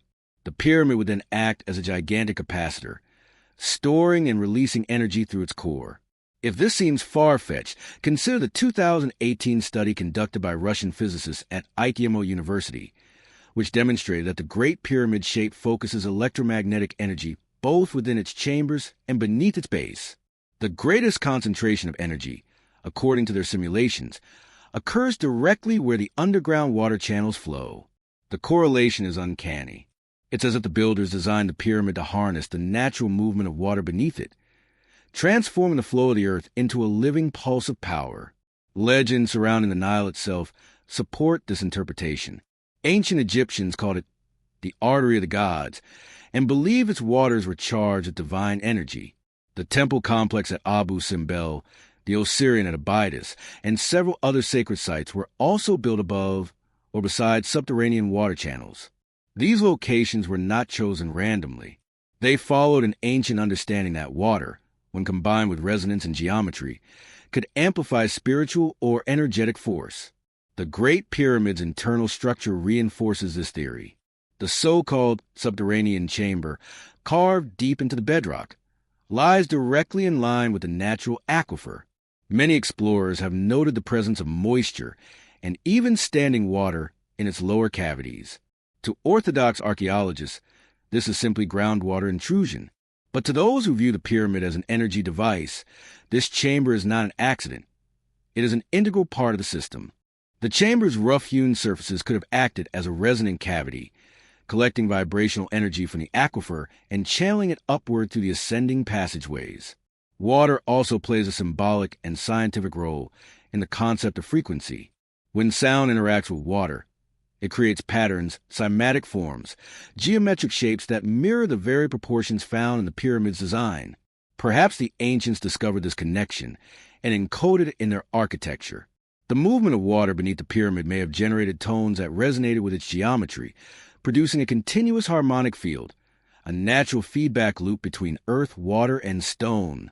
Some modern researchers have gone even further, proposing that the pyramid may have functioned as a hydroelectric generator. In this model, water from the Nile was channeled into chambers beneath the pyramid through a system of tunnels, a theory supported by the discovery of ancient causeways and water erosion marks. As water rose and fell with the Nile seasonal floods, it created compression and decompression cycles, producing piezoelectric surges in the granite above. This energy could then have been transmitted or stored, perhaps even visible as faint glows or plasma discharges near the apex. Descriptions from ancient Arab texts add a haunting dimension to this theory. Al-Makrizi and Ibn Abd al-Hakam wrote that the Great Pyramid once hummed like a bee during storms and that strange lights were seen around its summit. Could these have been natural plasma effects caused by energy discharge from the structure's apex, a golden or electrum capstone amplifying the electromagnetic field. If so, the pyramid was not simply collecting power, it was broadcasting it. Water also held deep spiritual meaning for the Egyptians. It was a boundary between worlds, the mirror that separated life from death, matter from spirit. Every temple in Egypt was accompanied by a sacred lake or subterranean, symbolizing the waters of creation. The priests of Heliopolis taught that sound and water together could awaken a divine spark within man. That vibration carried through liquid was the essence of rebirth.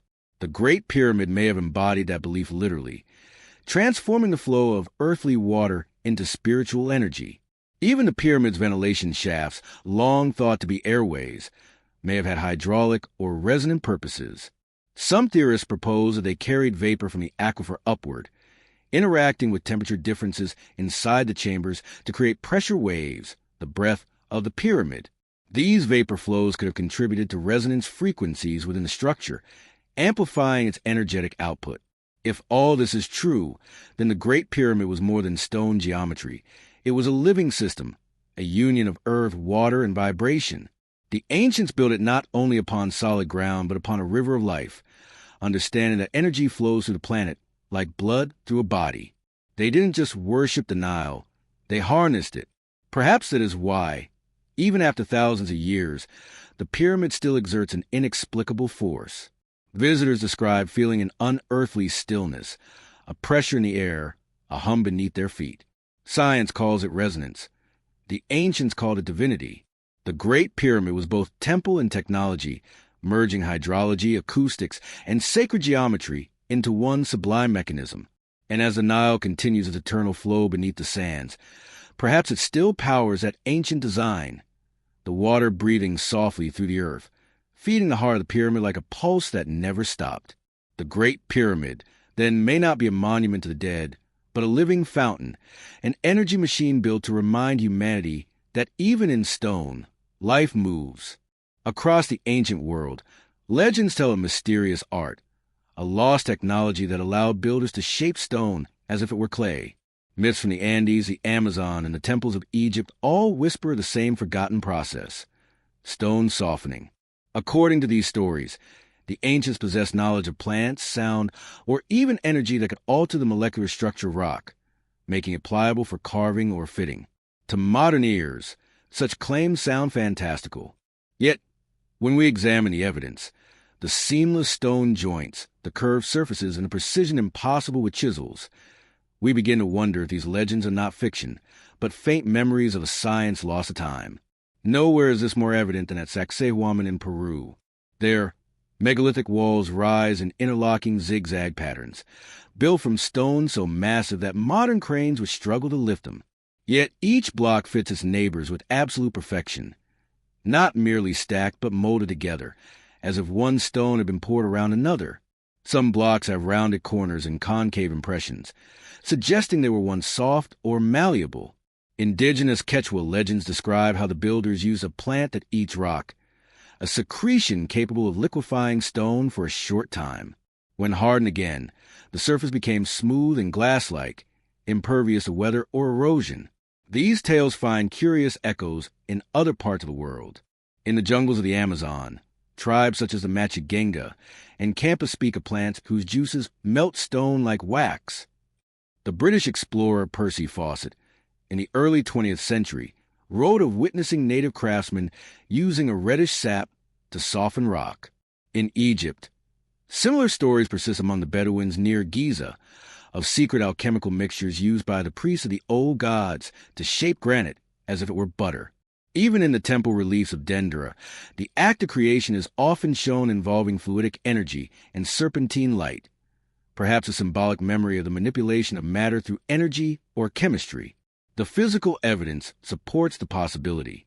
The Great Pyramid's granite blocks, sourced from Aswan over 500 miles away, are carved with microscopic precision. Many surfaces display curvature and symmetry that cannot be achieved by hammer and chisel alone. Some cuts show spiral tool marks similar to those made by high-speed rotary equipment, while others appear as though the stone had been molded rather than carved. The inner surfaces of the granite sarcophagus in the king's chamber, for instance, have a machine-like smoothness measurable to thousandths of an inch. Such perfection suggests not only advanced tools, but perhaps a completely different method of working with stone.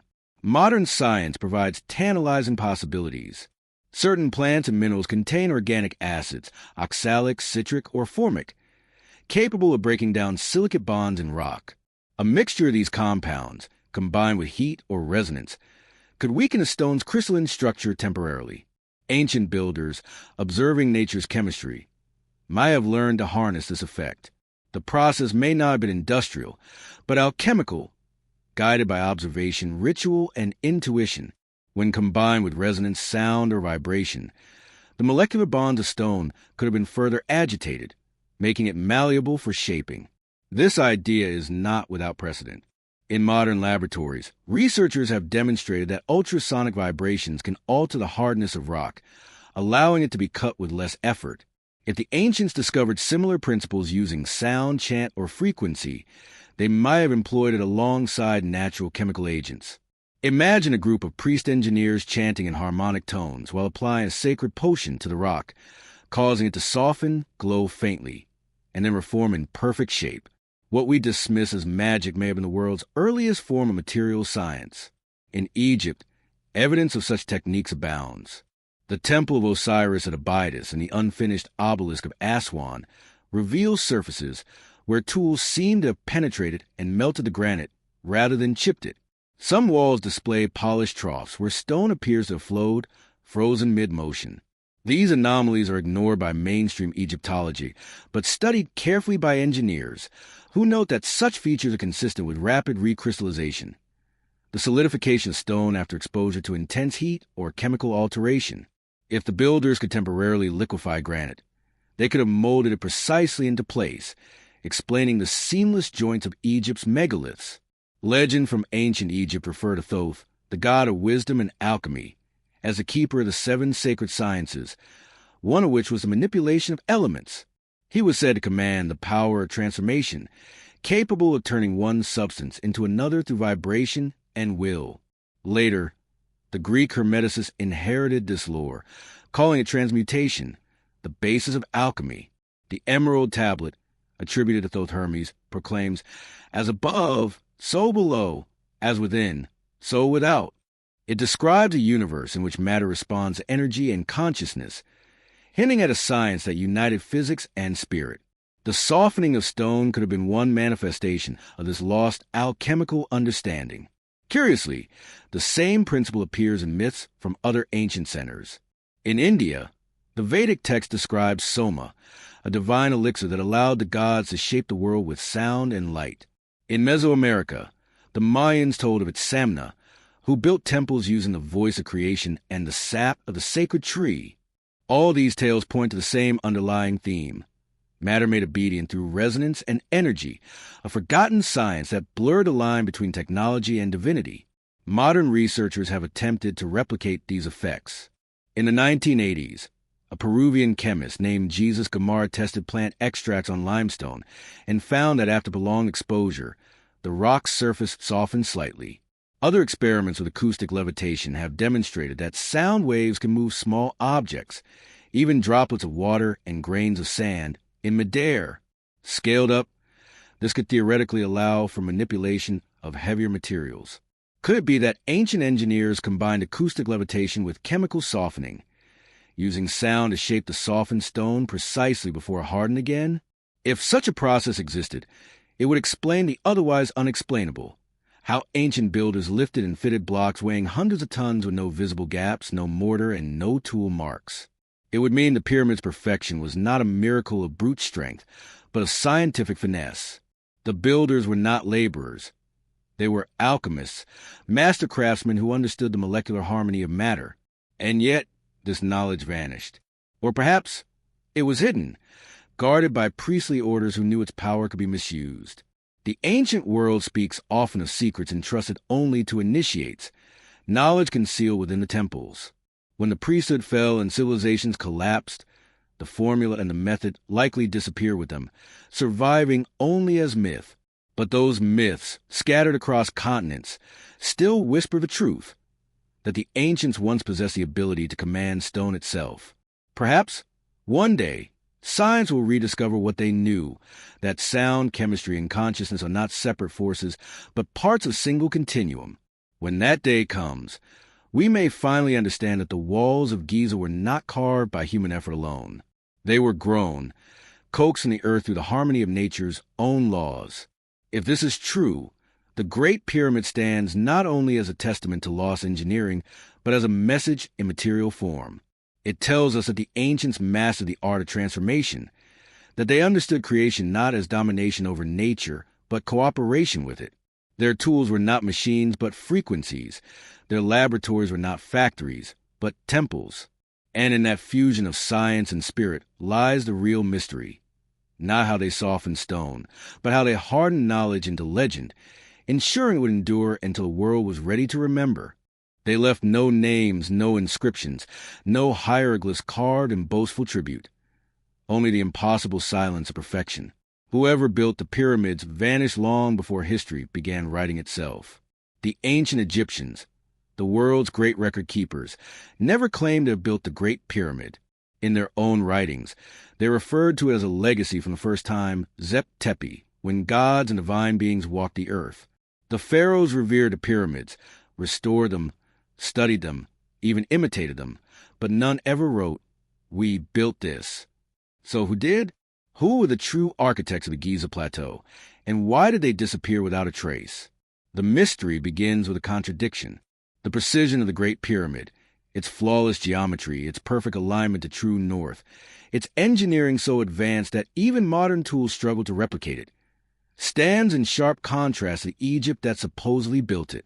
The Old Kingdom, by all archaeological accounts, lacked a wheel, lacked pulleys, lacked iron tools, and had only primitive copper chisels.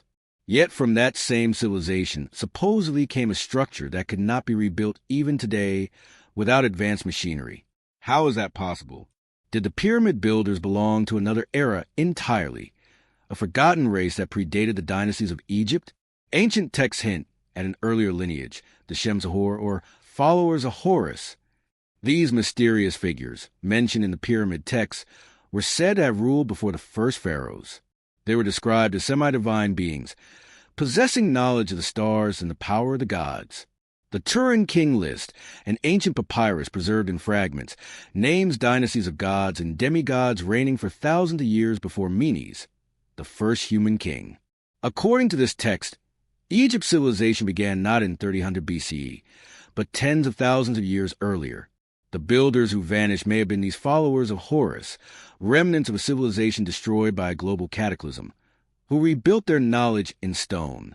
Skeptics dismiss these accounts as mythology, yet the evidence in stone refuses to align with orthodox timelines. Take the Sphinx. Its body scarred by water erosion dating to a period of heavy rainfall more than 9,000 years ago. The structure itself may predate the desert. If the Sphinx was already ancient when the pharaohs arose, then the civilization that carved it, and likely the pyramids, existed long before dynastic Egypt. These builders who vanished may have lived in an age remembered in myth as Atlantis, Lemuria, or Zep Tepi, names for the same lost epoch of high civilization. Archaeological anomalies around the world seem to tell the same story. The pyramids of Egypt, Mexico, and China, continents apart, all emerged suddenly, fully formed, as if inspired by a shared memory. Their builders vanished too, leaving behind no evolutionary trail of experimentation or development. The same pattern repeats at sites like Pumapunku, Baalbek, and Göbekli Tepe, architecture far too advanced for their supposed eras. It is as if a network of global engineers once spanned the planet, constructing megaliths using a common system of geometry, astronomy, and resonance, and then without warning disappeared. If these builders were indeed survivors of an earlier age, what happened to them? The most common explanation is catastrophe, a global flood or series of cataclysms that reshaped the world at the end of the last ice age, around 12,000 years ago. Geological and ice core data confirm that something cataclysmic occurred then, massive flooding, earthquakes, and sudden climate shifts. Plato's story of Atlantis, destroyed in a single day and night of misfortune, fits this timeline precisely. In the aftermath, survivors, guardians of lost knowledge, may have migrated to safer regions like Egypt, the Andes, and the Indus Valley. There, they seeded new civilizations, encoding their wisdom into stone so that it could endure when memory could not. Egyptian priest Manetho, writing in the 3rd century BCE, recorded that before the pharaohs, Egypt was ruled by gods for 13,900 years, and then by spirits of the dead for 11,000 more. These spirits were not ghosts, but wise ones, the Akis, luminous beings who guided humanity. If this account holds even a fragment of truth, then the Great Pyramid was not the starting point of civilization, but its preservation vault, built by those luminous architects before their disappearance. They knew the sands would one day bury everything, but that numbers, geometry, and stone could not be erased. The builders' fingerprints still linger in the anomalies no one could explain. The drill holes in granite that spiral as if made by laser precision. The symmetries measure the fractions of an inch across miles of stone. The absence of mistakes. Modern engineers, studying the Great Pyramid, admit that even with cranes and diamond tools, such accuracy would be nearly impossible. Yet someone achieved it without error. Were they human? Perhaps, but not as we know humans today. They may have been an advanced branch of Homo sapiens, or perhaps a hybrid species, the very gods of mythology. Ancient cultures everywhere speak of teacher beings who arrive from the sky or from the sea after a great destruction. The Egyptians called them the Neteru, the Sumerians the Anunnaki, the Maya the Itzah. They were not worshipped as distant deities, but honored as real beings, bringers of light, knowledge, and civilization. If these entities were indeed the same across cultures, their sudden disappearance might explain the global dark age that followed, an era of rebuilding in which humanity slowly forgot its divine inheritance. The vanishing of the builders was not a mystery. It was the erasure of memory itself. Some theorists propose a darker reason for their disappearance. They suggest that these beings withdrew voluntarily, sealing away their technology and knowledge to prevent its misuse. The pyramids, in this sense, were not monuments of ego but warning beacons, repositories of energy and information left dormant until humanity matured enough to understand them. Their disappearance, then, was not extinction, but exile, a deliberate retreat into secrecy, perhaps even into another dimension or realm of existence. The ancient Egyptian texts speak of the hidden ones, gods who departed the world but promised to return when the stars once more align with the earth. What if those alignments are beginning again now? Astronomers note that the Great Pyramid's orientation toward Orion's belt mirrors a configuration that last occurred around 10,500 BCE, the same period as in the Ice Age and the possible fall of Atlantis. The next perfect alignment will occur in the coming centuries. Could the builders have encoded their own return in the stars, as a celestial clock counting down to humanity's rediscovery of their knowledge? The traces of these vanished builders exist not only in stone, but in the human spirit. Our obsession with the pyramids, our relentless drive to uncover their secrets, suggests something deeper, perhaps an ancestral memory calling to be awakened. When we gaze upon the Great Pyramid, we are not merely looking at a tomb or a temple. We are staring into the face of our forgotten creators, those who knew how to shape matter, manipulate energy, and bridge the physical and the divine. Maybe the builders did not vanish at all. Maybe they became us. Perhaps their legacy lives on in our DNA, in our curiosity, in our unending quest to rediscover what they once knew. The pyramids stand as their message to the future, a message that says, "We were here, we mastered the laws of the universe. And one day you will too. Until then, the desert keeps its silence. The wind howls across the stones, and beneath the surface, the memory of the builders still vibrates. Not gone, merely waiting. Waiting for the world to remember the ones who moved mountains, spoke in frequencies, and vanished into eternity, leaving behind only the indestructible proof of their genius. When night falls over the desert and the temperature drops, the Great Pyramid of Giza transforms into something otherworldly. Under the stars, its four sides glow faintly, absorbing the celestial light as though feeding on the heavens themselves. From above, its alignment becomes clear, not random, not approximate, but perfect. The Great Pyramid is an astronomical instrument of impossible precision. It is not only a structure of Earth, but a mirror of the sky, a terrestrial reflection of cosmic order. To understand its builders, we must look not beneath it, but above, to the constellations it was designed to honor and replicate. The ancient Egyptians were not merely sky watchers. They were cosmic engineers. They believed that everything on earth was governed by the heavens, that humanity was born from starlight and destined to return to it. To them, the stars were not distant suns, but living intelligences, the souls of gods and ancestors. This belief was not primitive superstition. It was a foundation of a vast, integrated science, astronomy fused with spirituality. Every temple, every obelisk, every pyramid was constructed as part of a celestial map, and the Great Pyramid stood at its heart, the axis between Earth and the stars.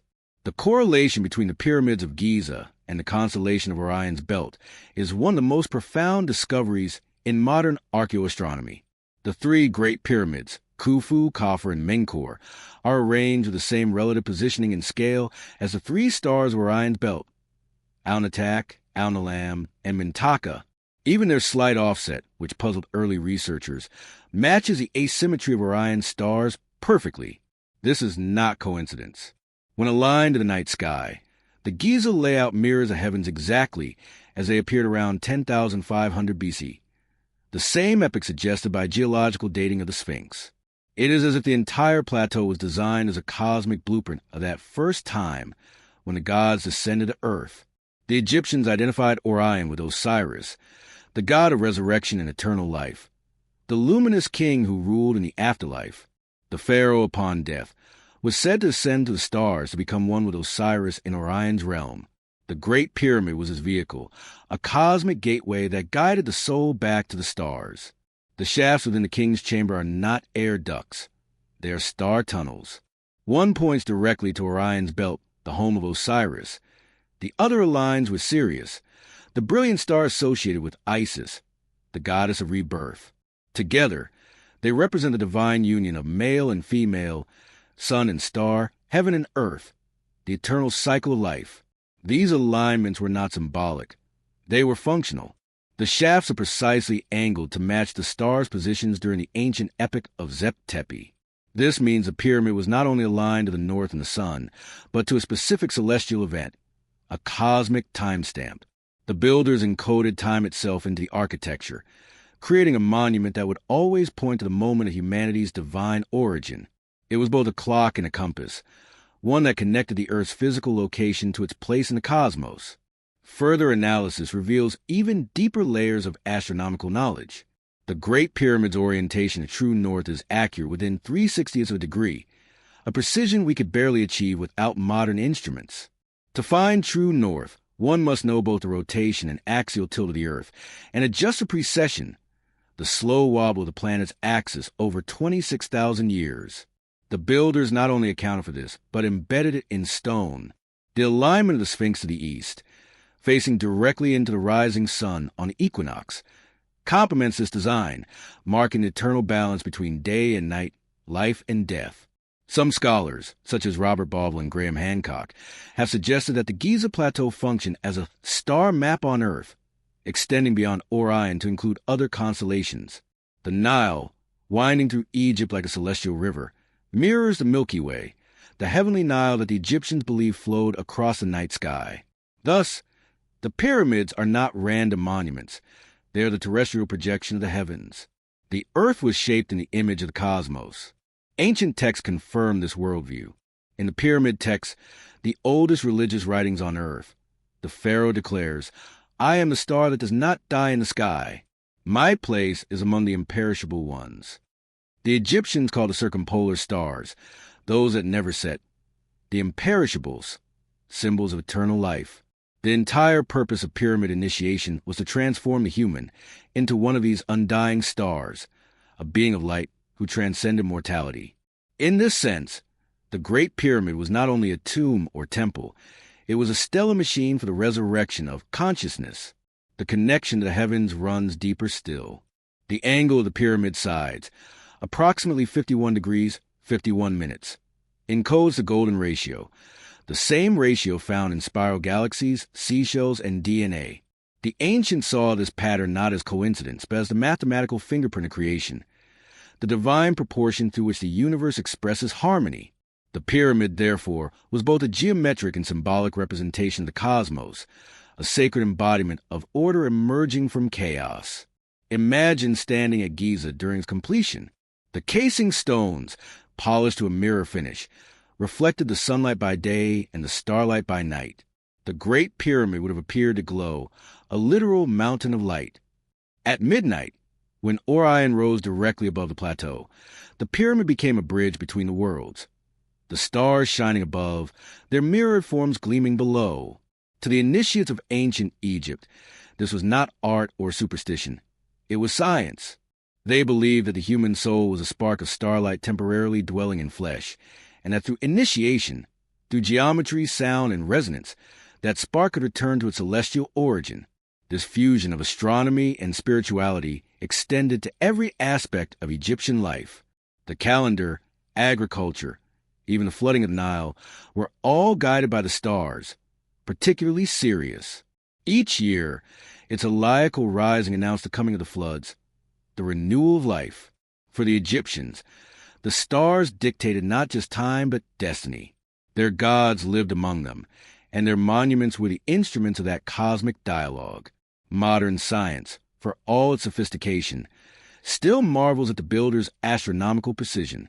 No other ancient civilization aligned its architecture so perfectly with the movement of the heavens.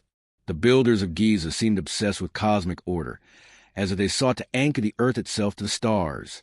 Perhaps they believed that by doing so, they could stabilize the planet after a great cataclysm, to reharmonize the energies of earth and sky. And so the Great Pyramid stands, eternally pointing toward Orion, as if waiting for something or someone to return. The ancients believed that when the stars of Osiris and Isis aligned perfectly again, the age of darkness would end and the world would be reborn. The Great Pyramid was built not just to commemorate that alignment, but to await it. Every night, the stars sweep across the sky, repeating the eternal dance of the ancients captured in stone.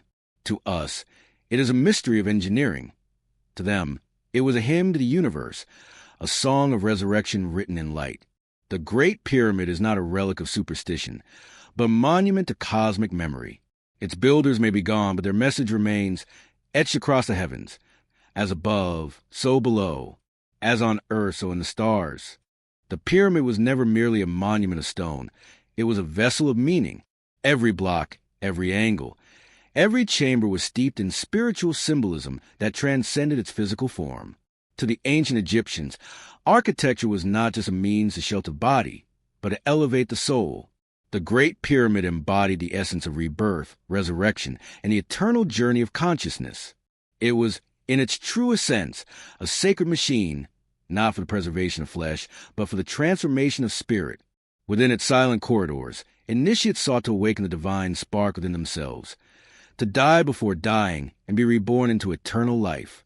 To understand this symbolism, we must first grasp how the Egyptians viewed existence. Life and death were not opposites. They were mirrors. The physical world, Ta, and the spiritual realm, Duat, were two sides of one reality. Death was not an end but a transition, a doorway between dimensions. The pyramid, therefore, was not a tomb. It was that doorway made manifest. Its shape, rising from the square base of the earth to the singular apex of the heavens, represented the soul's ascent from matter to spirit, from multiplicity to unity, from mortality to eternity. At its heart lies one of Egypt's most powerful concepts, the journey of the Ka and the Ba, the two aspects of the soul. The Ka was the life force, the vital energy that animated the body. The Ba was a consciousness, the personality, the bird-like essence that could travel between worlds. Upon death, these two forces were separated, and the goal of the sacred rites was to reunite them in a higher state, to create the Akh, the transfigured being of light. The pyramid, through its geometry and rituals, facilitated this reunion. Its chambers symbolized stages of initiation, guiding the soul from darkness to illumination. The passageways inside the Great Pyramid mirror this inner journey. The descending passage, plunging deep into the bedrock, represents the descent into the underworld, the confrontation with the shadow, the dissolution of ego. The ascending passage, narrow and steep, symbolizes the struggle of rebirth, the climb toward enlightenment. The grand gallery, vast and echoing, marks the awakening of divine consciousness, the moment when the initiate realizes his identity with the cosmos. Finally, the king's chamber represents resurrection itself, the union of the human with the eternal, the moment of becoming Osiris, god of the afterlife and rebirth. Every element of the pyramid's architecture supports this spiritual allegory. The sarcophagus within the king's chamber, far too large to have been placed there after construction, was not designed to hold a corpse. It was a resonance chamber, an initiatory altar.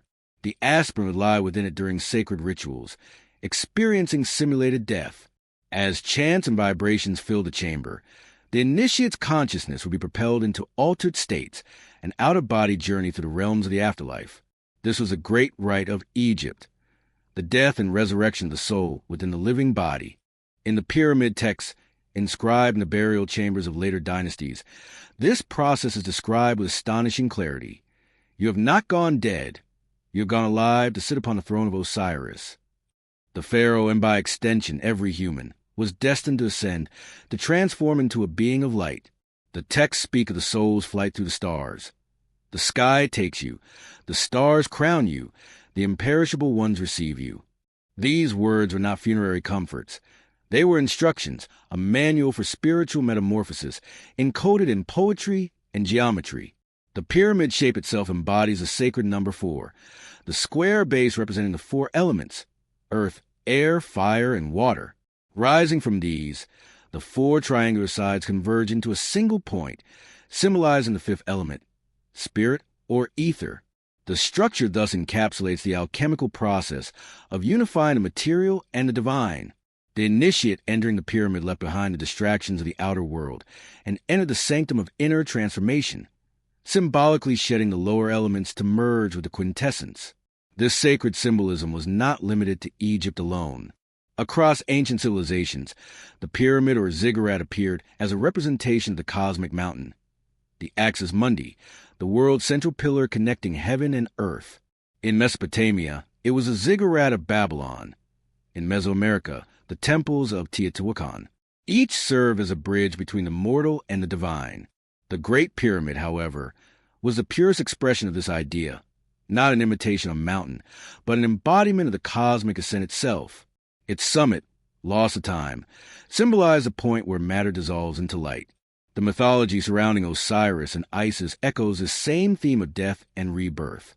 Osiris, slain and dismembered, is resurrected through devotion of Isis, his body reassembled, his spirit reborn. The pyramid can be seen as a symbolic body of Osiris, reconstructed in perfect order, so that his energy might flow eternally. To the Egyptians, every pyramid was a tomb not of death, but of awakening, a vessel to resurrect divine consciousness within humanity. The alignment of the Great Pyramid's inner shafts to the stars strengthens this interpretation. As the soul of the pharaoh or the initiate ascended, it was guided by Orion, Osiris, and Sirius, Isis, the cosmic parents of rebirth. The pyramid geometry was not just spiritual metaphor. It was a map of the soul's passage through the heavens. The ancient priests believed that the spirit would travel along these stellar highways to rejoin the source, to merge with the divine fire from which all consciousness emerges. Inside the king's chamber, initiates describe sensations of levitation, vibration, and light, the same phenomena reported in near-death experiences today. The chamber's resonance, amplified by the granite walls, may have induced altered brain states through vibration. Modern acoustic analysis confirms that the king's chamber resonates at frequencies that can affect human consciousness, triggering feelings of expansion, timelessness, and unity. What the ancients achieved through sacred architecture, modern science rediscovers through neurology. The symbolism of rebirth also extends to the pyramid's relationship with the sun. Its 4 sides face the cardinal directions, marking the eternal cycle of dawn, zenith, dusk, and night, life, death, and renewal. During the equinox, the sun strikes its sides in perfect balance, creating a moment of cosmic harmony, the union of opposites. The Egyptians saw the sun's daily journey across the sky as a mirror of the soul's journey through life and death. The pyramid, catching that light, became the meeting point of heaven and earth, the cradle of resurrection. Even the word pyramid holds symbolic weight. Derived from the Greek pyr, fire, and metos, measure, It literally means a measure of fire. The ancients believed that the pyramid measured and contained the divine fire, the spark of life within all things. This is the same fire that Prometheus brought to man, the same light that burns in every consciousness.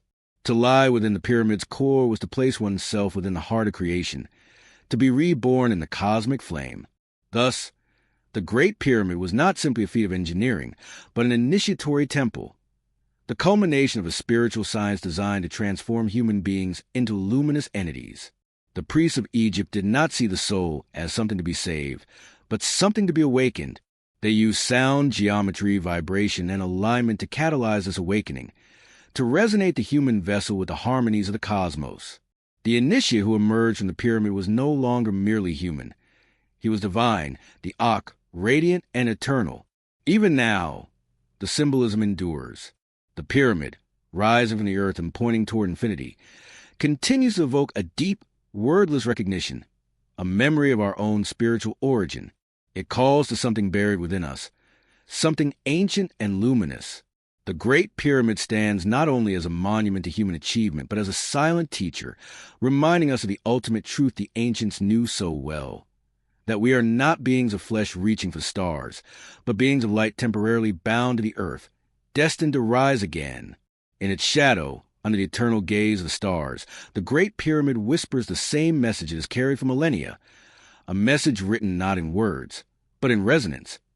You are the light that never dies. Remember and rise.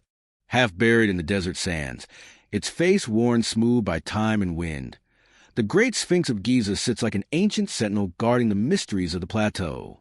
Silent, timeless, and unyielding, it has watched the stars rise and fall for thousands upon thousands of years. Its enormous eyes seem to gaze not merely across the horizon, but through it, across epochs, as if remembering worlds that are come and gone. To most tourists, the Sphinx is simply a monument of wonder.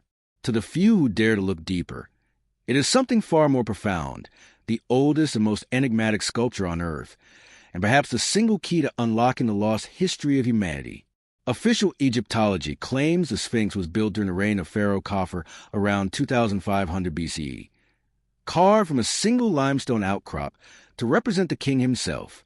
Yet the evidence for this attribution is paper-thin. No inscriptions on or within the Sphinx name Khafre as its builder. No ancient text describes its construction. Its head is disproportionately small compared to its massive body, suggesting that it was recarved from an even older monument. And most damning of all, the weathering that covers its flanks does not speak of mere centuries, but millennia of time. The Great Sphinx may not be a work of the pharaohs at all, but a relic of a lost civilization that existed long before Egypt's first dynasty ever rose. The first to challenge the orthodox timeline was a geologist Dr. Robert Schoch of Boston University, who in the 1990s made a startling observation. The body of the Sphinx bears deep vertical grooves, patterns of erosion caused not by wind or sand, but by heavy rainfall. Yet Giza has not seen sustained rainfall for over 9,000 years. This means that the Sphinx must have been carved in a time when Egypt was not desert, but savanna, a green and fertile landscape that predates recorded history. Schoch's findings were later supported by other geologists, who confirmed that the erosional patterns on the Sphinx differ radically from those on nearby temples built in the dynastic period. If this analysis is correct, the monument could be over 10,000 years old, possibly twice as old as mainstream history allows for the existence of organized civilization. Such an implication is staggering. If the Sphinx predates Egypt's earliest pharaohs, then it must have been built by an unknown culture, a people with the engineering skill, artistry, and vision to create one of the largest and most enduring sculptures on Earth. Who were they? The ancient Egyptians themselves may have given us the answer in their myths. They spoke of Zep Tepi, the first time, when the gods ruled on Earth and built the great monuments. The Sphinx may be a surviving artifact from that era, a message from the world before the flood, preserved in stone. The Sphinx's alignment only deepens the mystery. It faces precisely east, its gaze fixed upon the point on the horizon where the sun rises at the spring equinox. This perfect astronomical alignment suggests that the builders possessed advanced knowledge of celestial cycles. Moreover, when the sky over Giza is rolled back to 10,500 BC using modern astronomy software, something astonishing appears. The constellation of Leo, the lion, rises exactly where the Sphinx gazes. In that epoch, the age of Leo began. The Sphinx, shaped as a lion, would face its celestial counterpart at dawn, forming a mirror between heaven and earth. Could this be coincidence? Or was the monument intentionally designed to commemorate that ancient age, perhaps even to mark the rebirth of civilization after a cataclysmic event? Its head, however, does not fit. The disproportion between the head and body has long puzzled experts. Many engineers and artists have noted that the current human head is far too small for the rest of the structure. Its scale is about 1/3 too small. The head is also noticeably less weathered than the body, suggesting it was recarved at a later date, perhaps after centuries of erosion had defaced the original. Could it be that the Sphinx originally bore a different visage, perhaps the head of a lion, perfectly matching its astrological symbolism? If so, then the human face we see today is not the original, but a later modification by dynastic Egyptians attempting to appropriate a monument they did not build. Further beneath the surface, the enigma grows deeper still. Seismic surveys and ground-penetrating radar have revealed anomalies beneath the Sphinx, rectangular voids, tunnels, and chambers that extend beneath its paws and body.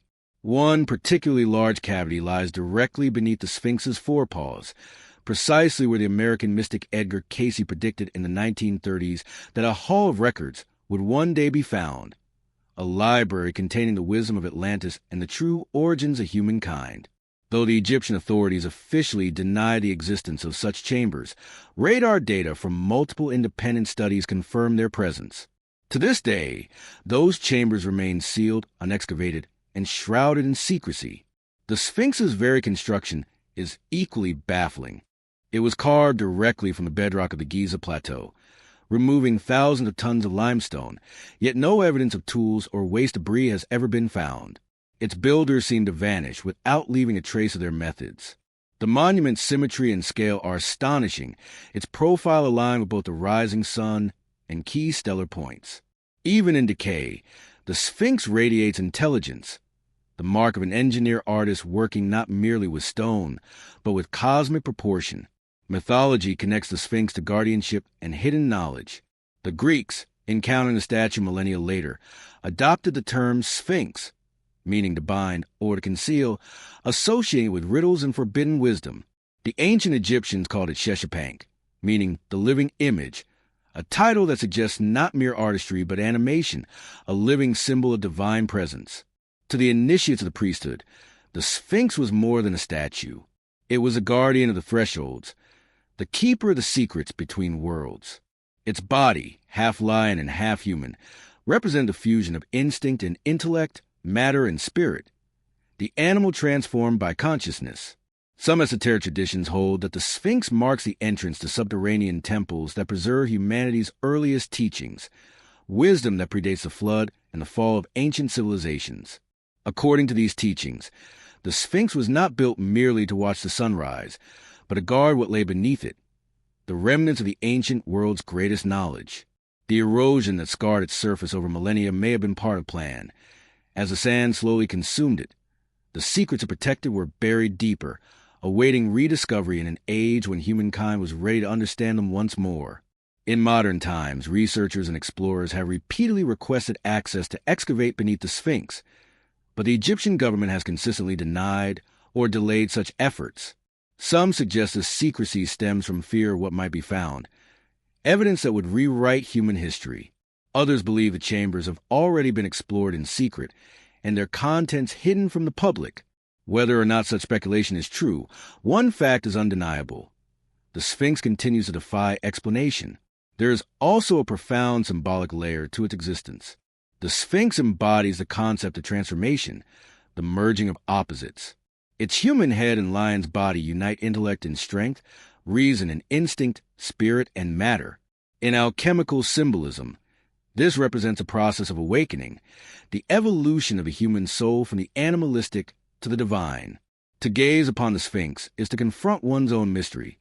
What am I, flesh or spirit, mortal or eternal? The monument seems to ask this very riddle, the same riddle that the Greek Sphinx posed to travelers. What creature walks on 4 legs in the morning, 2 legs at noon, and 3 legs in the evening? The answer, of course, is man, the being that changes form through life, yet remains one essence throughout. If the Sphinx is indeed the oldest monument on Earth, then it may also be the oldest philosophical statement, the first attempt to render in stone the eternal truth of transformation. It reminds us that civilization itself is a cycle of death and rebirth, that even after floods, the fires, and forgetting, humanity endures. The Sphinx survives not just as a relic, but as a message from a time when knowledge was sacred and wisdom was guarded not for control, but for protection. As the sun rises over Giza, the Sphinx greets it as it has for thousands of years, silent, patient, unblinking. Its gaze has outlasted empires, faiths, and theories. It does not answer our questions. It asks them. It invites us to look inward, to remember what the builders of old must have known, that we, too, are guardians of something eternal. The Sphinx's silence is not ignorance. It is guardianship. Its lips are sealed because the truth it protects is not meant to be told. It is meant to be rediscovered. Perhaps one day, when the sands shift again and the chambers beneath its paws are opened, the Sphinx will finally speak. But even if it never does, it has already told us the most important secret of all, that what it guards is not buried under stone, but within us. The riddle of the Sphinx is the riddle of humanity itself, that we are creatures of earth and stars, sleeping gods awaiting our awakening. And until that day comes, the Sphinx will continue to watch, forever silent, forever knowing. For thousands of years, legends have whispered of a hidden chamber beneath the sands of Giza, a vast subterranean vault said to contain the lost wisdom of the gods. They call it a Hall of Records, a library of stone and crystal that holds the forgotten history of humanity's true origins. To some, it is pure myth, a fantasy born from mystical imagination. But to others, archaeologists, mystics, and researchers who have followed the clues, it is the most dangerous secret on Earth, a forbidden archive that, if uncovered, could rewrite everything we know about civilization. The legend of the Hall of Records gained prominence through the writings of the American mystic Edgar Cayce, often called the Sleeping Prophet. Between 1923 and 1945, Cayce gave hundreds of trance readings describing the lost civilization of Atlantis and its survivors. He claimed that before their world was destroyed in a great flood around 10,500 BC, the Atlanteans built 3 repositories of their knowledge, one in Egypt, one in the Yucatan, and one beneath what is now the Bermuda Triangle. According to Cayce, the Egyptian repository was hidden between the Sphinx and the River Nile, containing records of the Atlantean sciences, the history of humanity before the flood, and the keys to the resurrection of man. He predicted that it would be discovered in our time, when humanity is ready for its return. For decades, these claims were dismissed as mystical nonsense. But then, in the late 20th century, science began to catch up with the prophecy. In 1997, seismic surveys conducted by a team of geophysicists under the direction of Dr. Joseph Shore detected rectangular cavities beneath the Sphinx's right paw, chambers and tunnels extending toward the Great Pyramid. Their data revealed a symmetrical space, roughly 30 by 40 feet, consistent with the dimensions Cayce had described 60 years earlier. The Egyptian government immediately restricted further access. Requests by independent researchers to excavate the site were denied, officially on grounds of preservation. But many suspected another motive, that what lay beneath the Sphinx was not simply stone, but truth too dangerous for the world to face. Ancient Egyptian texts seemed to support the existence of hidden repositories of knowledge. The Edfu building texts, carved into the walls of the Temple of Horus, describe the House of the Morning of Creation, a sacred sanctuary built by the gods the first time. Within this chamber, the texts say, were kept the sacred writings of Thoth, the god of wisdom, who preserved the laws of the cosmos, mathematics, and the architecture of heaven and earth. Thoth himself was called the scribe of the gods, said to have written the book of the hidden places, a record of the earth before and after the cataclysm. Many believe the Hall of Records is that very house, the final resting place of Thoth's lost scrolls. The lore of Thoth and the hall is intertwined with the emerald tablets, mysterious texts said to have been found in Egypt centuries ago. These tablets, written in the voice of Thoth the Atlantean, speak of temples deep beneath the sands, where knowledge is guarded by energy fields and light beings, waiting to be revealed when man becomes worthy once more. The tablets describe a portal beneath the Great Sphinx, a passage of light guarded by sound, leading to the halls of Ameni, where the masters of wisdom sleep in suspended animation. In esoteric tradition, Ameni is not just a physical place, but a realm between dimensions, a state where consciousness transcends death. Could the Hall of Records, then, be more than a literal library? Could it be a metaphysical interface, a bridge between human and divine awareness? The idea of a secret library beneath Giza is not limited to Casey's visions. Herodotus, writing in the 5th century BCE, described an underground labyrinth near the pyramids, containing 3,000 rooms filled with hieroglyphs and sacred inscriptions. In the 1st century BCE, Strabo confirmed hearing of subterranean passages beneath the Great Pyramid and Sphinx. Even the Arab historian al-Makrizi wrote that the ancients built underground halls to preserve their wisdom from the flood. The consistency of these accounts, separated by centuries, suggests a persistent oral tradition, a memory of something real buried beneath Giza's sands. Modern radar imaging and muon tomography have revealed anomalies that fuel these legends. The Scan Pyramids project in 2017 detected a vast hidden cavity above the Grand Gallery of the Great Pyramid, a space large enough to hold an aircraft. While this chamber is officially called the Big Void, its exact contents and purpose remain unknown. Meanwhile, magnetometric readings beneath the Sphinx indicate dense areas inconsistent with natural limestone, as if something metallic or crystalline lies beneath. Some researchers propose that the Hall of Records might not contain paper scrolls or stone tablets at all, but technological relics, crystalline data storage, energy devices, or even remnants of an Atlantean machine civilization. This theory aligns disturbingly well with ancient Egyptian art, which often depicts gods holding strange rods and spheres, symbols of knowledge and power. Were these metaphors for spiritual wisdom or literal representations of advanced tools? The priesthood of Heliopolis referred to Thoth's weapons of light, devices capable of storing thought and energy. If such artifacts were real, they could easily be hidden beneath Giza, protected for millennia until humanity evolved enough to comprehend them. Yet not all who seek the Hall of Records do so with noble intentions. Whispers persist that secret excavations have already taken place, conducted quietly under guise of restoration work in the 1990s. Some claim that small artifacts, including fragments of an unknown metal and crystal tablets etched with indecipherable symbols, were removed and locked away in government or private collections. Official denials have only fueled suspicion. Why such secrecy? What could be so dangerous about an ancient chamber that it must be kept hidden from the world? The answer may lie in what those records represent. If the Hall of Records truly contains proof of a pre-dynastic civilization, or worse, of human contact with advanced beings, it would shatter every foundation of modern history and religion. The accepted timeline of civilization would collapse. Our understanding of evolution, progress, and even the role of humanity in the cosmos would be rewritten. The discovery would not just be archaeological, it would be existential. But perhaps the true Hall of Records is not made of stone and crystal at all. Esoteric tradition teaches that the real records of the earth, the memories of every soul and civilization, are preserved in the Akashic Field, an energetic archive that exists beyond space and time. The physical Hall of Records, then, might be a symbolic gateway, a material representation of that higher library, designed to resonate with the collective consciousness of humanity. By entering it, the initiate would not merely find books or artifacts, but awaken direct remembrance, a download of truth into the soul.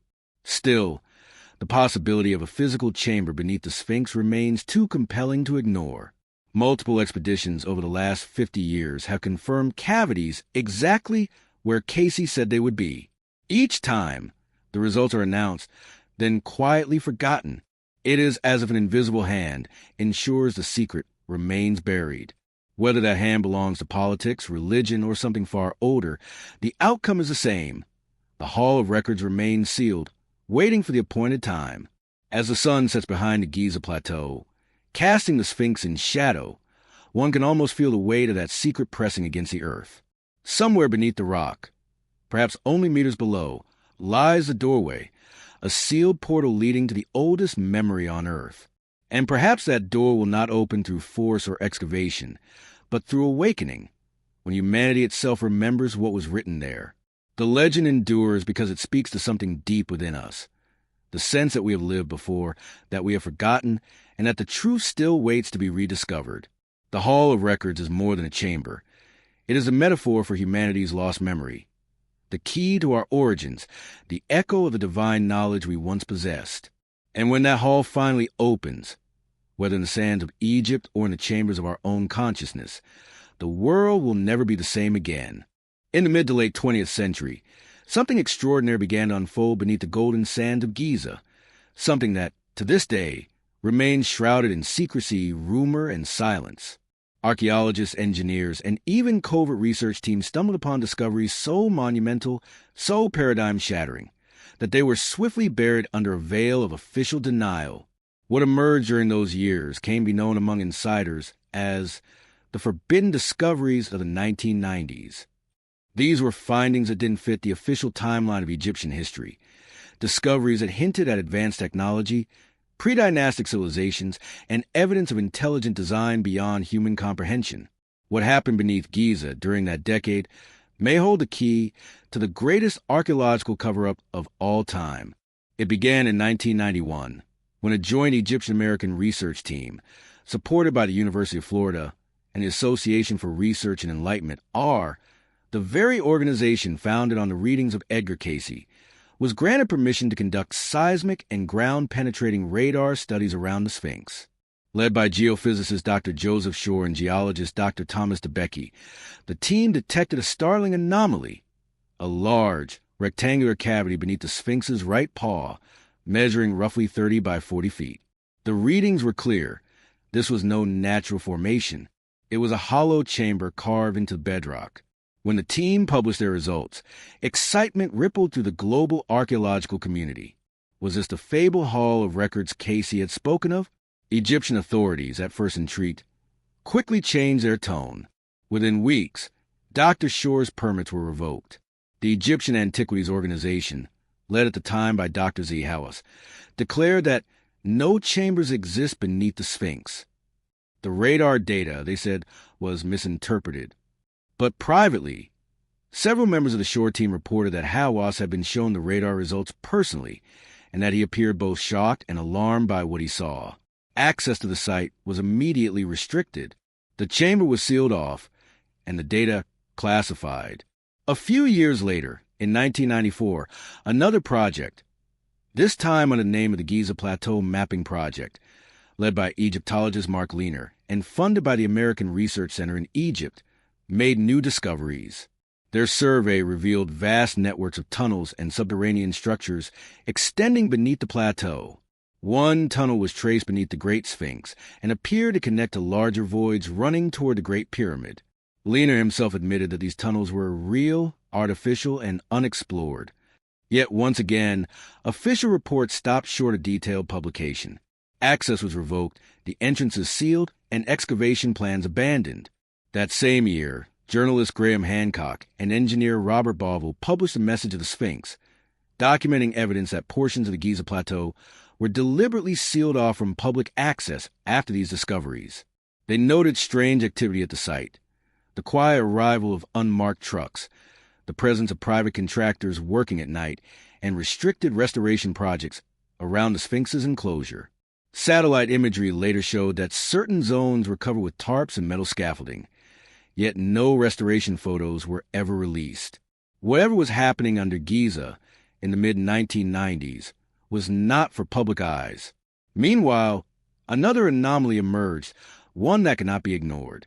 In 1996, a French scientific team, using electrical resistivity tomography, identified a massive void above the Grand Gallery of the Great Pyramid. This cavity, later confirmed in 2017 by the Scan Pyramids Project, measures at least 100 feet long, large enough to contain an aircraft or a small temple. But when the discovery first broke, Egyptian authorities downplayed it, calling it an unimportant structural feature. Yet no explanation was ever given for why this cavity, perfectly aligned with the pyramid's central axis, exists at all. Some believe it is a sealed chamber, deliberately hidden to preserve something too dangerous or powerful to expose. In those same years, whispers began circulating among insiders about what had been found within those secret chambers. Some claimed that fragments of metallic plates engraved with unknown symbols were retrieved. Others spoke of crystalline rods and circular objects resembling energy devices. The details varied, but one theme remained consistent. These artifacts did not belong to dynastic Egypt. Their level of sophistication suggested an origin far older, perhaps Atlantean, perhaps extraterrestrial. A few researchers even reported hearing from unnamed sources within the Antiquities Ministry that a glowing stone or power crystal had been found inside one of the sealed cavities, then removed under military supervision. At the same time, several Western archaeologists and journalists who questioned the official narrative began to face unexpected censorship and professional exile. Graham Hancock's television documentary Mystery of the Sphinx, 1993, co-hosted by Charlton Heston, aired worldwide, only to be denounced by Egypt's Ministry of Culture. When Hancock and Bovell attempted to film follow-up investigations in Giza, their permits were suddenly revoked. Other independent researchers, including Dr. John Anthony West, who had worked alongside geologist Robert Schoch, were accused of promoting pseudoscience and banned from further fieldwork in Egypt. The message was clear. Those who strayed from the official story would be silenced. But censorship only fueled curiosity. By the late 1990s, leaks began to emerge from inside the Antiquities Department. Workers reported hearing machine-like humming beneath the Sphinx enclosure during late-night excavations, as well as unusual electromagnetic interference affecting their equipment. A few claimed that one chamber beneath the Great Pyramid contained murals of stars, boats, and winged beings unlike any found in dynastic tombs. Others spoke of narrow shafts sealed with metal doors that resonated when struck, as if made from an alloy, not stone. To this day, no public explanation exists for these accounts. The strangest reports came from local laborers who claimed that certain passages beneath Giza were guarded, not by soldiers, but by the Watchers. These were said to be tall, silent figures who appeared suddenly and vanished just as quickly, an echo, perhaps, of the ancient guardians of the underworld described in Egyptian myth. Skeptical minds dismiss such stories as superstition, yet those who have spent time near the plateau after dark often describe the same unsettling sensation, a low vibration, a faint humming, and the feeling of being observed. By 1998, access to the Sphinx enclosure and much of the subterranean complex had been completely sealed to all but a handful of state-sanctioned archaeologists. Officially, the closures were for restoration and stabilization. Unofficially, many believe the 1990s discoveries revealed truths that governments and institutions were not ready to release. If the chambers contained physical evidence of a pre-dynastic or even pre-human civilization, the implications would dismantle the foundations of archaeology, religion, and human identity itself. It was during the same period that rumors surfaced of U.S. military and intelligence involvement in Giza's secret excavations. A handful of declassified satellite images show restricted airspace over the area during the mid-1990s, coinciding with reports of night operations. Some theorize that the discoveries under Giza were not merely archaeological, but technological, evidence of ancient energy systems that modern powers sought to study or reverse engineer. The idea may sound like science fiction, but aligns eerily with known Cold War programs that explored psychic archaeology and ancient energy research. By the time the 21st century dawned, the story had faded from the headlines, absorbed into conspiracy lore. Yet the data remained. The seismic readings, the radar scans, and the unexplained voids are real, verifiable, and still officially under investigation. The Egyptian government has not allowed further exploration of the most promising sites beneath the Sphinx or within the Great Pyramid. Whatever was found there in the 1990s has been locked away, both literally and politically. If we look at the pattern, it becomes clear the 1990s discoveries were not accidents. They were the inevitable culmination of humanity edging too close to the truth. For centuries, the Giza Plateau has guarded its secrets. But in that brief window of modern curiosity, the earth trembled, as though the ancient builders themselves were stirring. The tunnels, the hidden chambers, the metallic anomalies, all point towards something deliberate, something intelligent, waiting to be rediscovered. Perhaps the authorities fear not chaos, but awakening. Perhaps they understand that to reveal what lies beneath Giza is to admit that civilization did not begin in Egypt, Mesopotamia, or Sumer, but long before, in an age lost to flood and fire. The 1990s came close to unearthing that truth, and those who glimpsed it were silenced. But secrets cannot remain buried forever. The desert remembers. Its silence is not absence. It is protection. Beneath the Sphinx's paws and the Great Pyramid's base, the forbidden discoveries of the 1990s sleep in darkness, humming faintly with the resonance of ancient power. And one day, when the sands of denial finally shift, that hum will rise again, a voice from the past calling humanity to remember the truth it once knew, and the world it has forgotten. There are hieroglyphs in Egypt that no one wants to talk about, symbols so strange, so anachronistic, that they seem to defy explanation. They are not the elegant pictograms of daily life or ritual scenes adorning tombs and temples.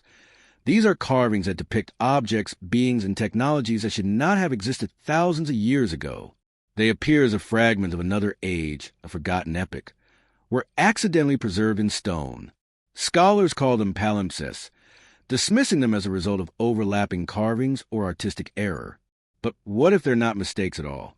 What if they are warnings, messages from the past encoded in the sacred language of Egypt itself? One of the most controversial examples lies at the temple of Seti I in Abydos. Deep in Upper Egypt, carved high into the ceiling, are hieroglyphs that have baffled archaeologists and engineers alike. Clear as day, they appear to depict a helicopter, a submarine, and even what looks like a modern jet. Egyptologists insist that these shapes are simply the result of two sets of hieroglyphs carved at different times. One layer eroded, creating the illusion of modern machines. But close inspection tells another story. The lines are too precise, the proportions too deliberate. The carvings seem intentional, not accidental. They look less like a coincidence of erosion and more like the blueprint of a technology we've only recently rediscovered. The priests of Abydos called this temple the house of millions of years. It was dedicated to Osiris, the god of resurrection and the keeper of hidden knowledge. In the relief around the helicopter panel, the temple scenes depict not warfare or kingship, but the journey of the soul, a transformation through vibration and energy. Could it be that these symbols were not literal depictions of machinery, but representations of lost energetic technology, vehicles of ascension rather than machines of war? The Egyptians often spoke of the bark of Ra, the solar boat that carried the sun through the heavens. Perhaps what we now call flying craft were, in their understanding, vessels of spiritual travel, representations of advanced physics cloaked in religious metaphor. But Abydos is not the only site with anomalous inscriptions. At the Temple of Dendera, carvings deep within the crypts show enormous bulb-shaped objects connected by cords to what appear to be energy sources. These have come to be known as the Dendera light reliefs, and to modern eyes, they bear a striking resemblance to electrical lamps or plasma tubes.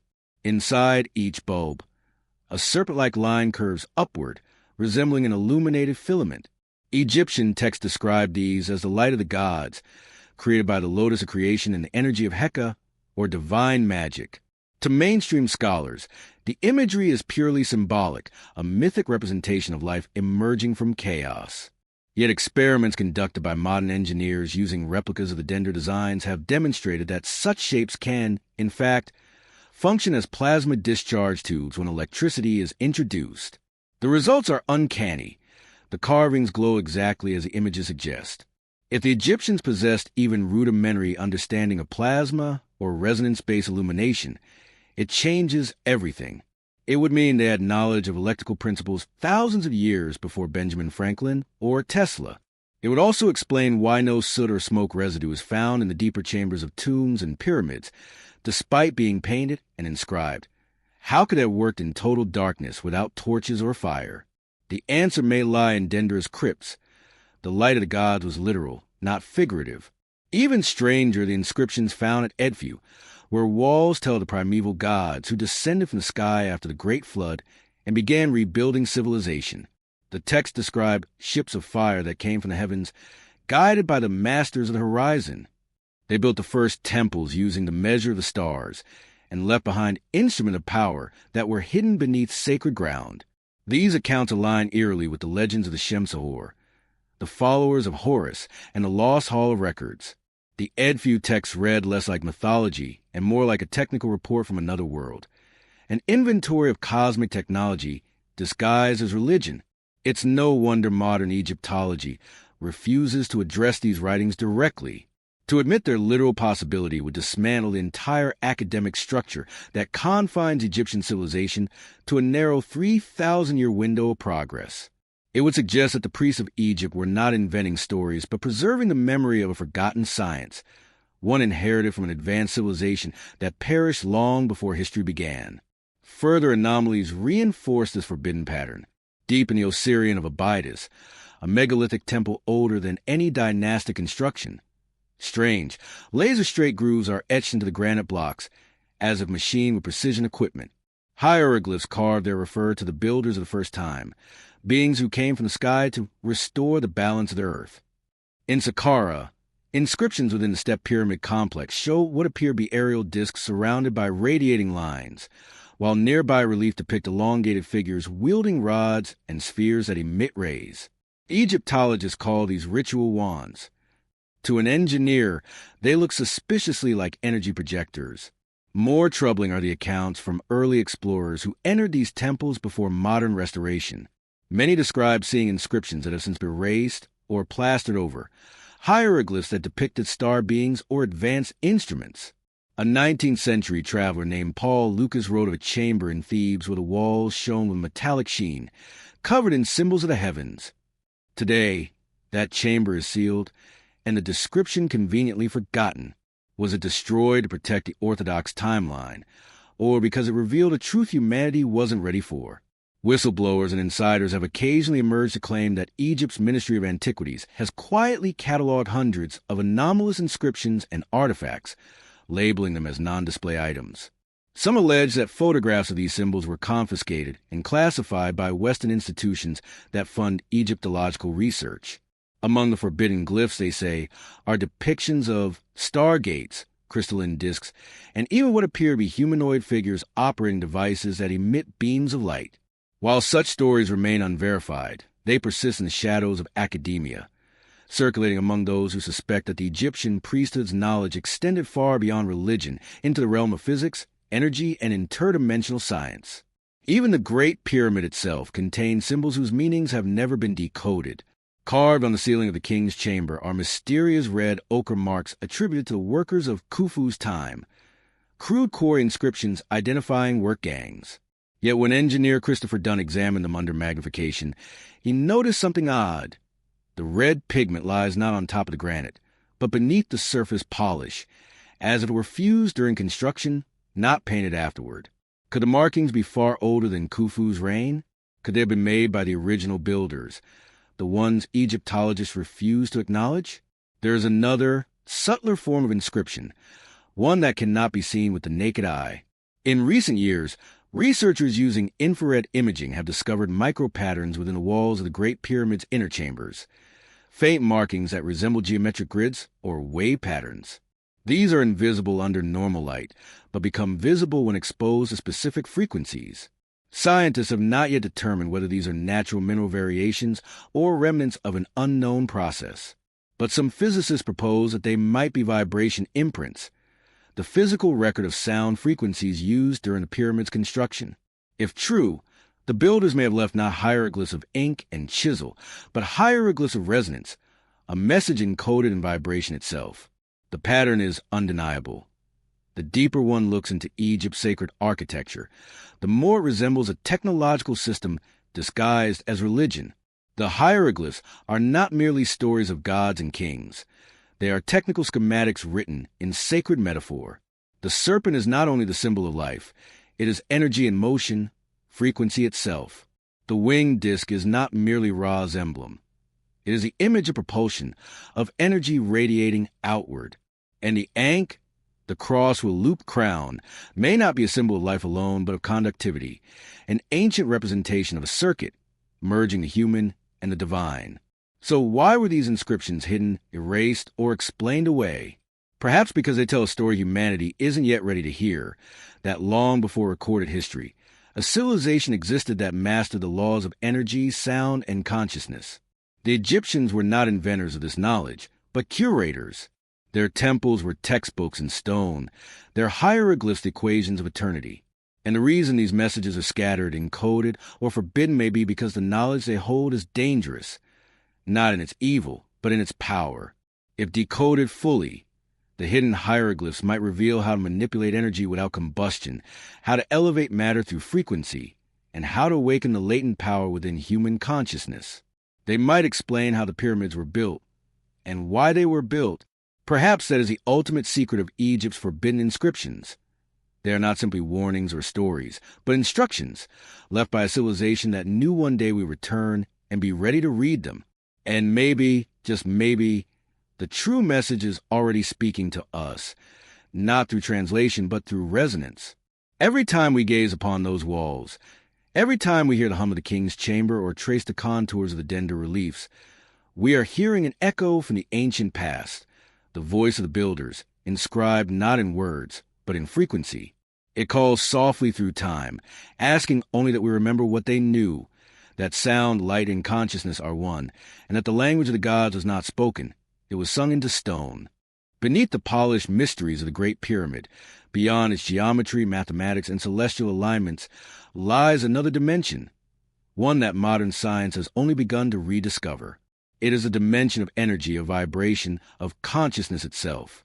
To the ancients, these were not separate forces. They were one. Everything, from the hum of the stars to the beating of a human heart, was seen as part of a single universal frequency. The builders of Giza, whoever they truly were, seemed to have understood this with uncanny mastery. They didn't just build with stone. They built with sound. They built with resonance. They built with the language of a universe. When physicists tell us that all matter is energy vibrating at different frequencies, they echo what ancient Egypt had already encoded into its temples thousands of years ago. The pyramid was not merely a monument. It was a resonant structure designed to interact with both the Earth's natural frequencies and the human energy field. To the Egyptians, this was not mysticism. It was sacred science, the true Heka or power of creation. The same word that modern translators render as magic originally meant the activation of divine energy through sound and intention. What modern physics calls vibration, the ancients called the word, the sound of creation itself. Across Egyptian temples and inscriptions, we find the recurring image of the god Thoth, holding a stylus and tablet. He is the scribe of the gods, the measurer, the keeper of cosmic order. But his deeper role is that of the master of vibration. The emerald tablets of Thoth describe him as one who spoke the word and set the universe in motion.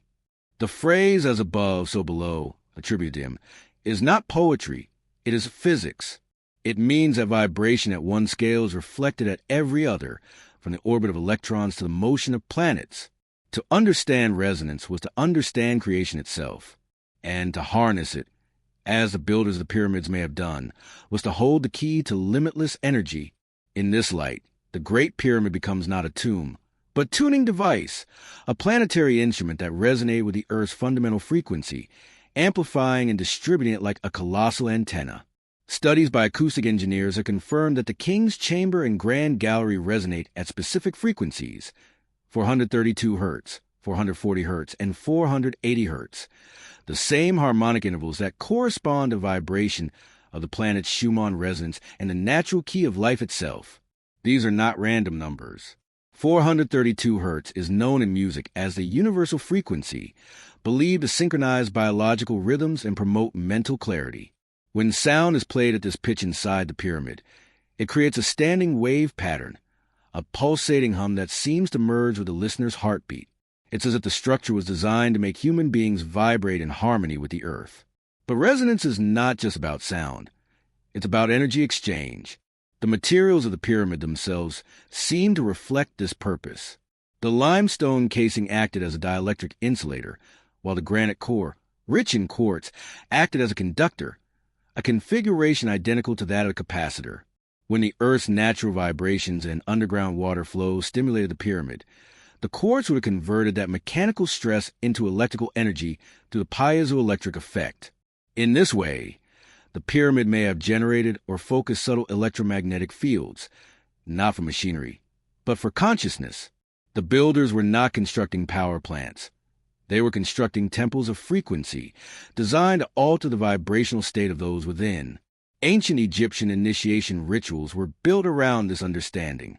The initiate who entered the Great Pyramid underwent a process of vibrational awakening. Chanting, drumming, and harmonic tones filled the corridors, causing the entire structure to pulse with energy.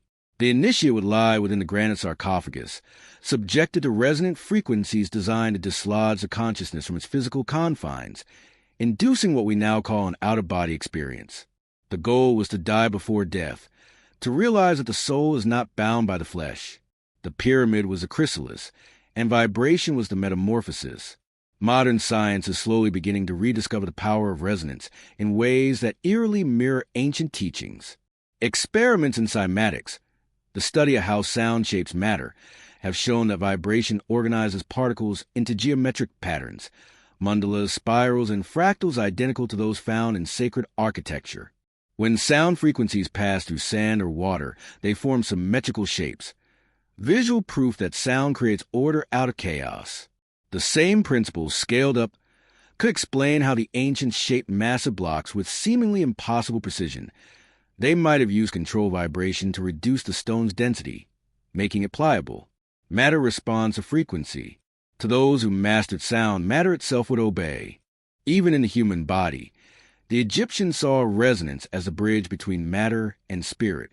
The chakra system known from later Eastern traditions finds its earliest conceptual echo in Egyptian symbolism. The 7 energy centers represented by sacred serpents, lotuses, and the ascending spine of Osiris. In temple reliefs, we see pharaohs and priests holding tuning forks, rods, and sistrums, instruments not for music, but for healing. Modern physics confirms that every organ and cell has its own resonant frequency. When those frequencies fall out of harmony, disease arises. To the ancients, restoring harmony through sound, through resonance, was the key to immortality. In the ancient world, this understanding of energy was universal.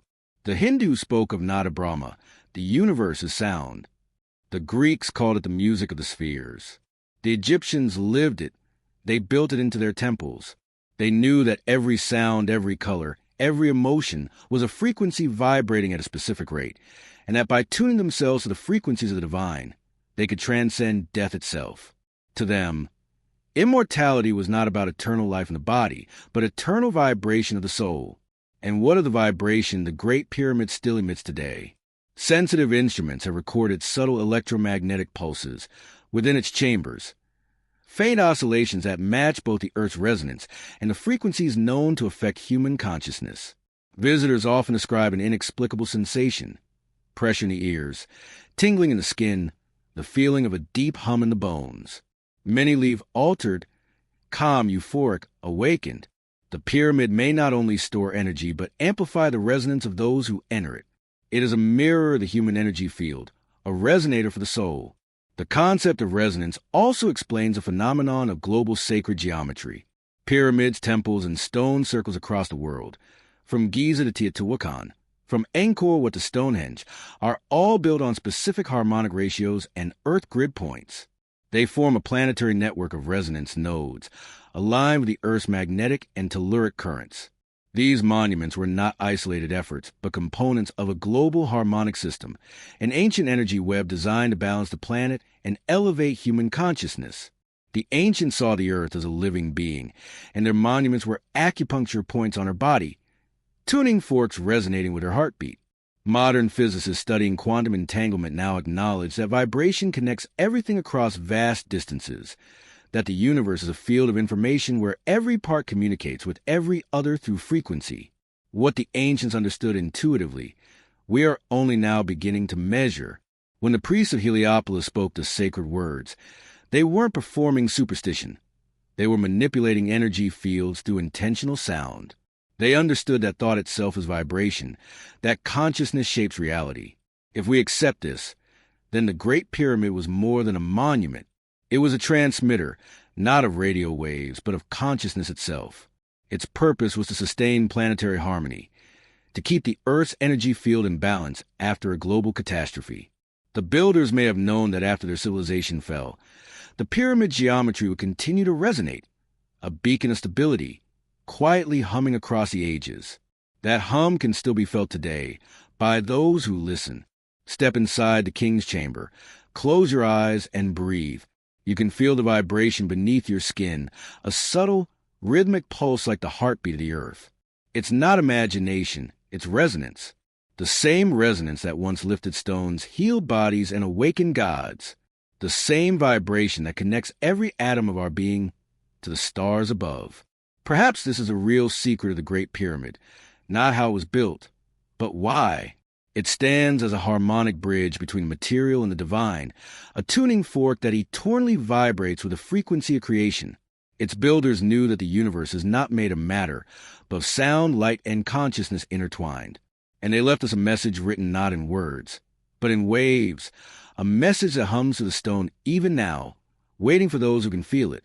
The ancients called this force Ma'at, the balance of all things, the harmony that keeps the stars in motion and the soul in peace.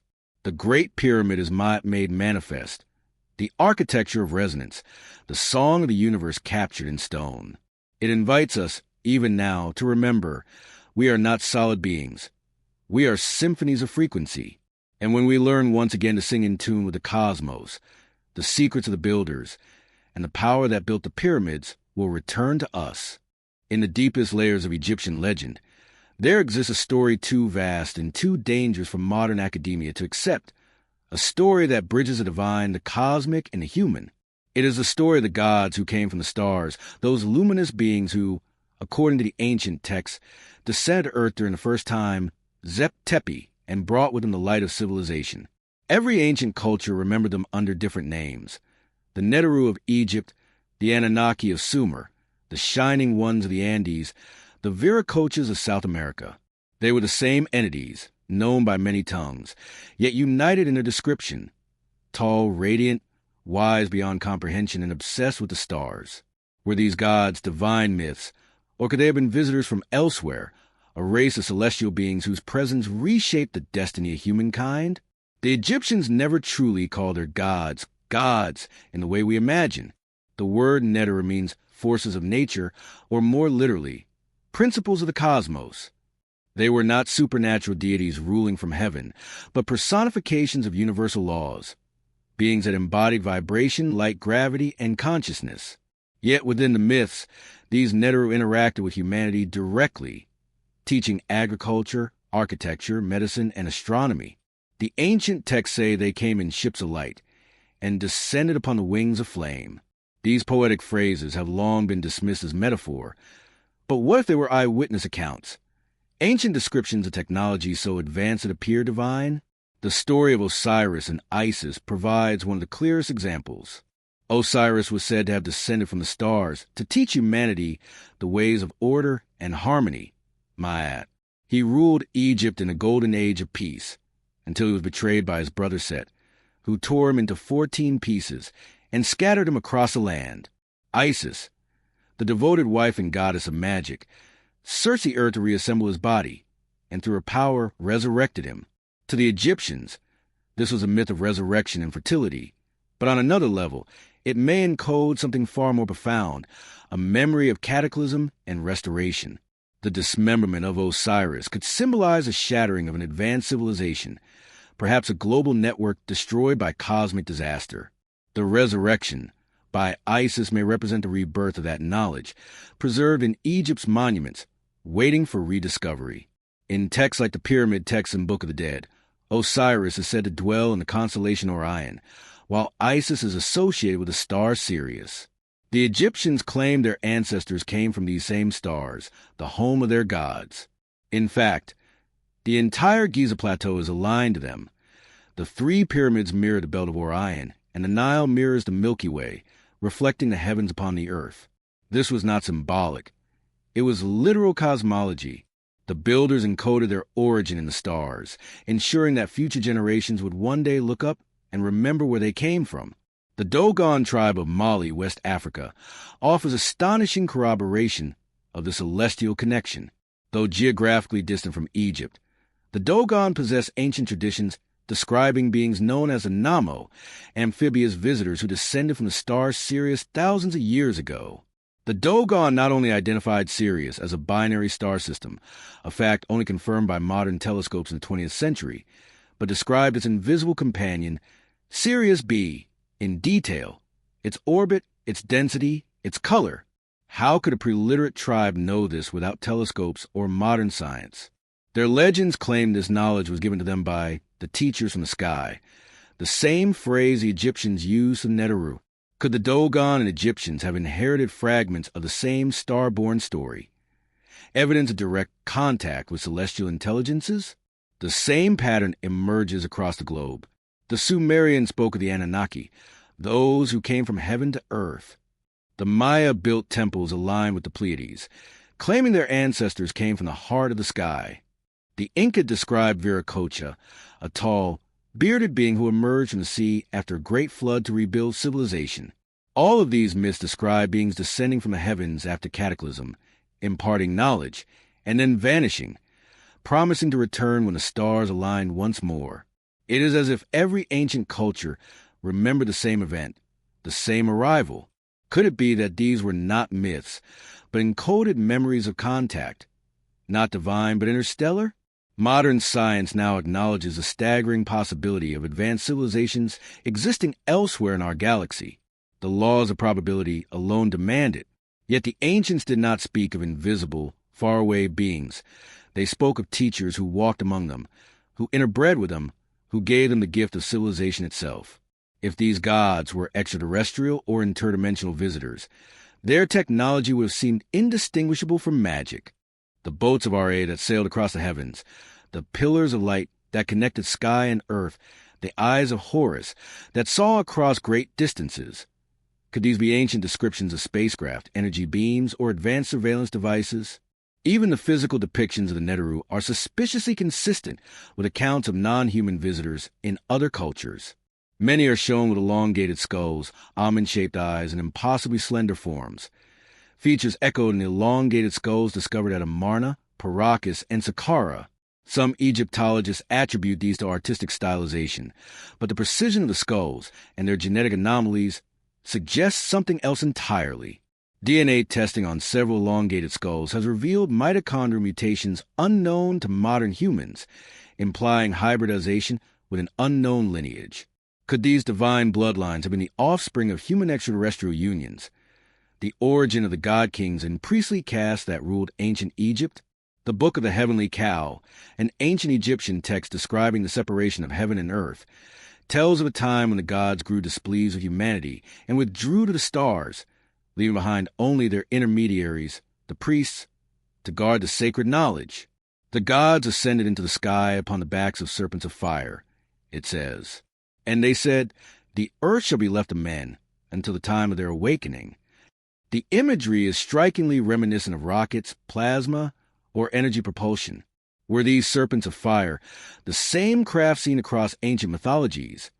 The fiery chariots of Ezekiel, the Vimanas of India, the feathered serpents of Mesoamerica? Modern Egyptologists, bound by the limits of material interpretation, dismiss these connections as coincidence. But even the priests of ancient Egypt insisted that their knowledge came from the followers of Horus, who descended from the stars after the Great Flood. They claimed to be the custodians, not the originators of this wisdom. They said the secrets of light, sound, and geometry were inherited, passed down from a race of beings who walked between worlds. And perhaps the greatest evidence lies not in the myths, but in the monuments themselves. The precision of the Great Pyramid, the alignment of the Sphinx, the acoustic perfection of the temples of Dendra and Abydos, these are not the works of primitive builders. They are the fingerprints of science so advanced that it appears miraculous. The Egyptians did not invent this. They preserved it. Every hieroglyph, every angle, every ritual was a fragment of a greater knowledge once given them by the gods of the first time. Some researchers suggest that these beings were not necessarily aliens in the science fiction sense, but higher dimensional intelligences consciousnesses that transcended physical form and manifested through vibration and light. The ancient Egyptians described the gods as beings of pure radiance, capable of assuming any shape. The word Ak, meaning shining one, referred both to the transfigured human soul and to the divine beings of light. In this sense, the gods were not separate species, but future versions of ourselves, humanity's own higher consciousness reaching back through time to guide its own evolution. If this interpretation holds true, then the story of the gods descending from the stars is not a tale of external saviors, but of our own awakening, a reminder that within us lies the same divine potential. The ancients may have built the pyramids not only to honor these beings, but to emulate them, to become what they were. The pyramid, with its ascending geometry and radiant energy, is a symbol of that transformation, the ascent of matter into light, the evolution of humanity into divinity. Even now, the stars of Orion and Sirius continue to align with Giza as they did in the distant past. The ancient texts say that when these stars rise in their former glory, the gods will return to the gate of the sky. Whether this prophecy refers to actual beings or to a reawakening of cosmic consciousness, it speaks of a coming cycle, a rebirth of the Zep Tepi, when humanity will once again remember its origins among the stars. As night falls on the Giza Plateau, the Great Pyramid stands like a beacon beneath Orion's belt, the Sphinx gazing eternally towards Sirius. It is as if the entire complex was built not only to honor the heavens, but to call to them, to transmit a signal across time and space. Perhaps that signal is still being received. Perhaps it is us, the inheritors of that forgotten legacy, who were always meant to answer. The gods of first time may not have vanished at all. They may simply have ascended, waiting for us to rise to their frequency, to remember that we, too, are children of the stars. And when that realization dawns again, the myth of divine descent will transform into a truth far greater, that the divine never left. It merely sleeps within us, encoded in our DNA, waiting for vibration of awakening to sound once more. For centuries, the world has gazed upon the Great Pyramid and marveled at its perfection, its alignment, its proportions, its mystery. Yet there is one question more profound than how it was built or who built it. Why was it built at all? What ultimate purpose drove the ancient architects to construct the most precise and enduring monument on Earth? Could it have been a machine, a tomb, a temple, or something far greater, something designed to transcend the limits of time itself? Modern science, ancient texts, and the geometry of the structure itself all hint at one astonishing possibility. The Great Pyramid was a time capsule, a message encoded in stone, designed to survive the ages and awaken humanity at a specific moment in history. Our moment. The ancients understood time differently from us. To them, it was not linear but cyclical, an endless pattern of rise, fall, and rebirth, echoing to the heavens and the earth alike. This concept, known in Egypt as Zep Tepi or the first time, was not just a myth of origins but a cosmic cycle, a recurring moment when the world is renewed and consciousness ascends to a higher level. The Great Pyramid, standing at the precise center of the Earth's landmass and aligned to the stars of Orion and Sirius, may have been designed to mark and trigger these cycles, to serve as both a calendar and a clock of the cosmos. Its geometry is encoded with the language of time. The pyramid height multiplied by 43,200 equals the polar radius of the Earth. Its perimeter multiplied by that same number equals the planet's equatorial circumference. But there's more. The angle of its slope, 51 degrees 51 minutes, encodes a precession of the equinoxes, the slow wobble of the Earth's axis over a 26,000-year cycle. The ancient builders were telling us that they knew this cosmic rhythm, and that they built the pyramid to preserve it. It was, in effect, a stone chronometer, a resonant device tracking the heartbeat of the planet. When astronomers roll back the sky to the date 10,500 BCE, a remarkable alignment occurs. The pyramids of Giza match perfectly with the stars of Orion's belt, while the Sphinx faces the rising constellation of Leo. This alignment marks the beginning of a new precessional cycle, a rebirth of the world after cataclysm, the dawn of Zep Tepi. Could it be that the Great Pyramid was built to memorialize that lost era and to serve as a beacon for the next? If so, then we are now approaching the end of that same cycle, the threshold of another cosmic turning point. Perhaps that is why interest in Egypt consciousness and ancient knowledge is exploding in our time, as the pyramid's message is finally reaching those who can hear it. The idea that the Great Pyramid encodes a timeline is not mere speculation. In the 19th century, scholars such as Charles Piazzi Smith and later David Davidson proposed that the internal passages of the pyramid correspond to specific historical events measured in pyramid inches, a sacred unit of length derived from the geometry of the structure itself. According to their studies, the ascending passage marks the beginning of recorded civilization. The Grand Gallery represents humanity's rise through the ages, and the King's Chamber aligns with the modern era, suggesting that the pyramid's timeline ends in our epoch, as though anticipating a global awakening. Whether or not these exact measurements are literal, the symbolism is clear. The pyramid was designed not merely to survive time, but to speak through it. Ancient Egyptian mythology also hints that the pyramid was a storehouse of divine fire, a structure that could preserve the essence of knowledge through ages of destruction. The Edfu building text described the primeval mound, a sacred structure built before the flood to contain the words of gods and the measures of the heavens.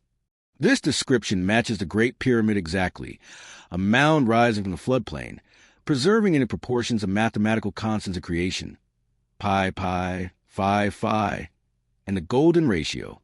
These were not random numbers.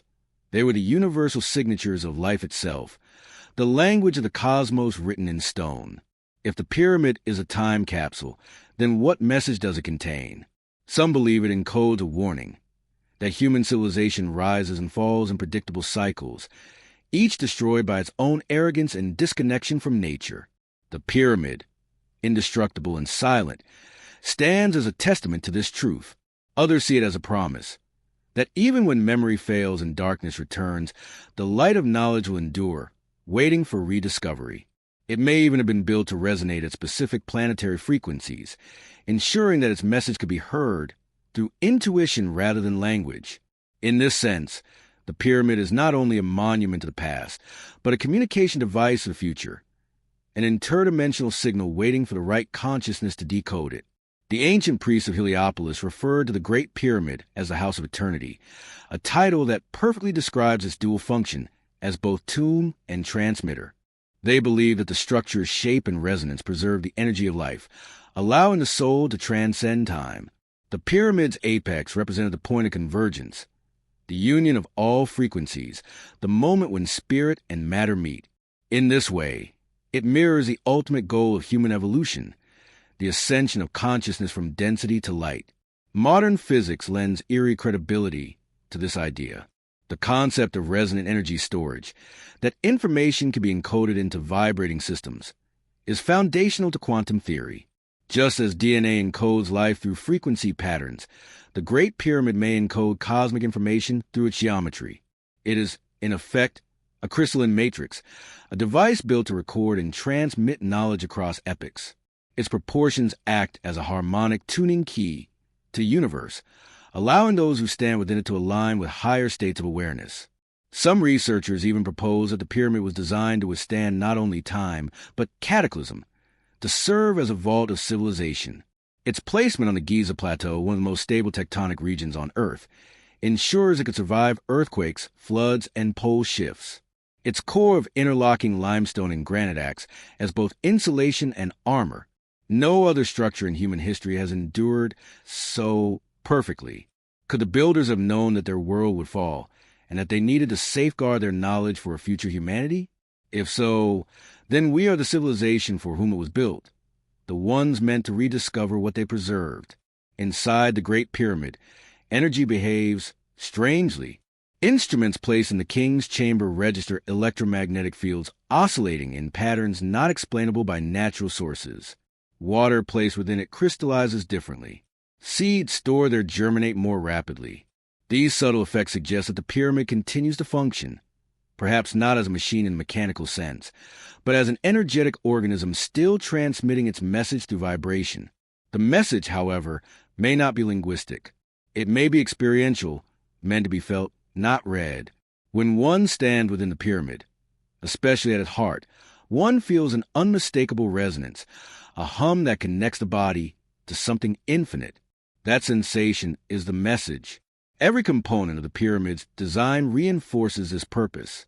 The north-facing entrance symbolizes the portal to eternity, the direction of the imperishable stars that never set, representing immortality. The descending and ascending passages mirror the cycle of descent into matter and return to light. The king's chamber represents the rebirth of consciousness.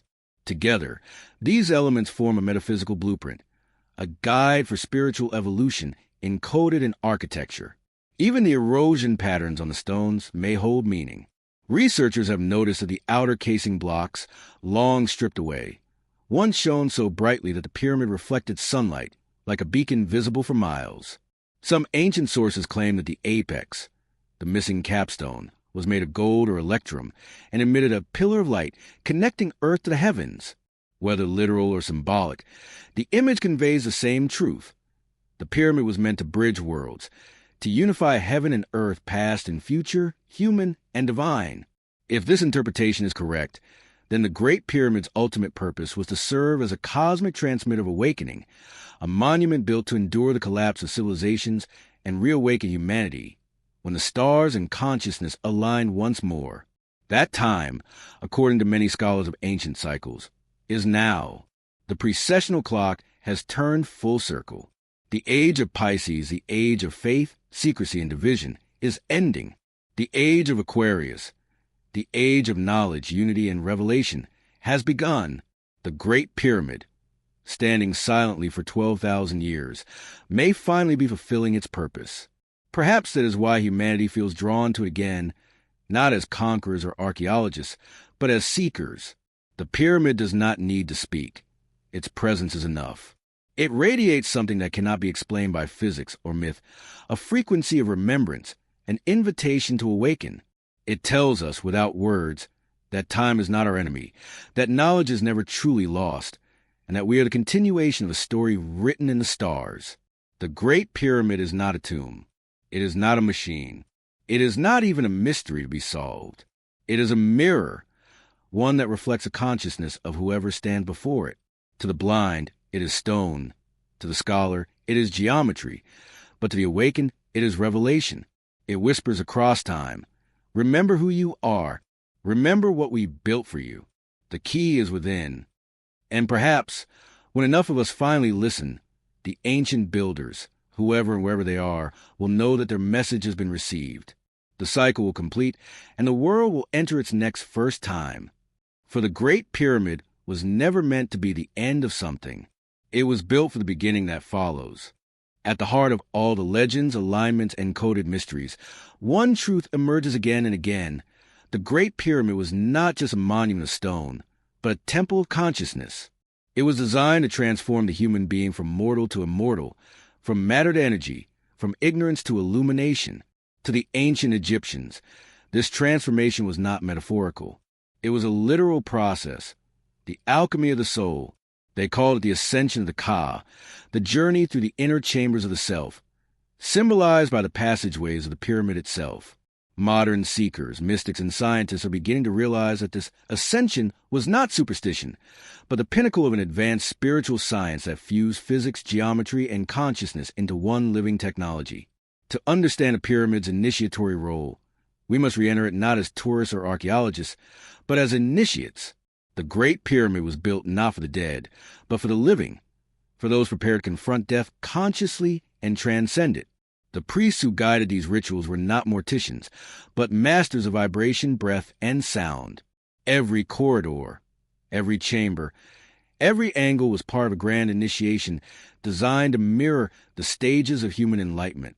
The initiate will begin in the descending passage, entering the pyramid as one enters the underworld.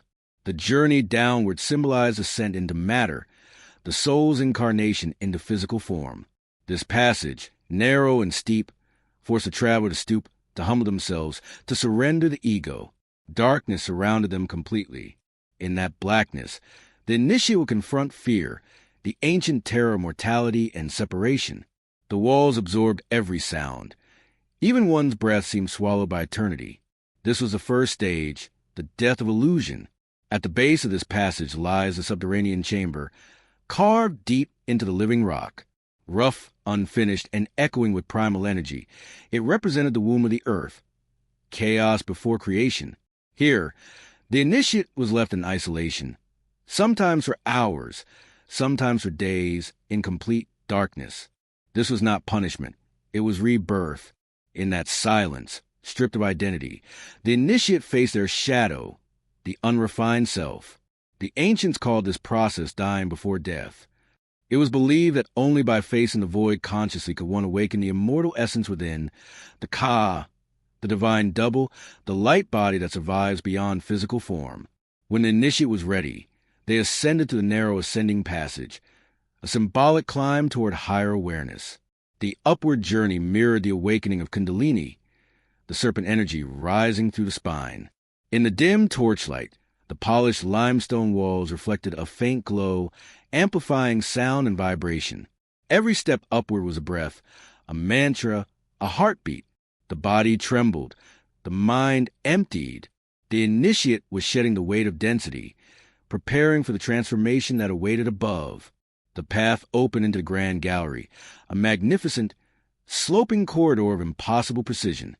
Its core-belled walls rose upward like the ribs of a cosmic throat, amplifying every sound into deep, resonant tones. When chants were uttered here, the very air vibrated with harmonic overtones, causing the walls to shimmer faintly with electromagnetic energy. The ancient priests understood this resonance. They used it to attune the initiate's frequency to that of the earth and stars. The grand gallery represented the expansion of consciousness, the opening of the higher centers, the awakening of the divine memory within. At the gallery's summit, the initiate entered the king's chamber, the heart of the pyramid, the chamber of resurrection. Constructed entirely from pink granite infused with quartz crystal, this room was a perfect acoustic resonator. Every surface, every measurement, was tuned to harmonic ratios corresponding to the musical octave of creation. The granite sarcophagus at its center was not a coffin, but a vibrational amplifier.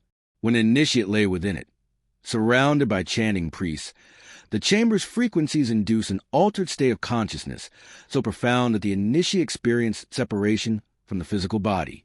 This was a final test, the crossing of the threshold between life and death. In that state of vibration and light, the initiate encountered what the Egyptians called a weighing of the heart, a confrontation between the soul's truth and its illusions. If the initiate's heart was lighter than the feather of Ma'at, the principle of universal balance, they would rise as an Ak, a radiant being of light. They would awaken in two worlds at once, mastering the secret of immortality. To die without dying, to live forever in awareness of unity. Modern experiments have shown that the king's chamber does indeed produce a unique electromagnetic field that affects human brain waves. When sound frequencies between 90 and 120 Hz are generated inside it, standing waves form that correspond to the same frequency ranges recorded during deep meditation and near-death experiences. In essence, the chamber acts as a consciousness catalyst, altering brain function and expanding perception. The ancient initiates didn't need machines or electrodes. The pyramid itself was their technology of enlightenment. The walls of the king's chamber hum faintly even today, as if remembering the rituals once performed there. Some explorers report sensations of levitation, tingling in the spine, and luminous visions when meditating inside. They describe seeing flashes of light, geometric patterns, or hearing tones that seem to emanate from nowhere. These experiences mirror the ancient accounts of entering the light, of merging with the divine frequency that animates all creation. The pyramid, in this sense, was a stargate of consciousness, not a portal through space, but through awareness. In the ancient Egyptian cosmology, the human being was a microcosm of the universe. The same forces that shaped the stars pulsed within the body. The spine was the Jed, the pillar of Osiris, symbol of resurrection. The brain was the throne of Horus, seat of divine perception. The heart was the sun, the center of life and wisdom. To awaken these forces was to become a living pyramid, a structure of light ascending from earth to the heavens. The Great Pyramid was both the map and the tool for this awakening.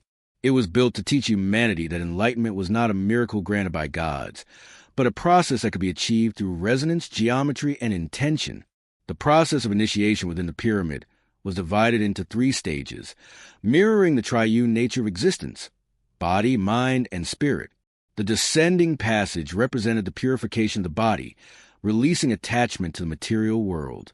The grand gallery symbolized the illumination of the mind, the realization of cosmic order.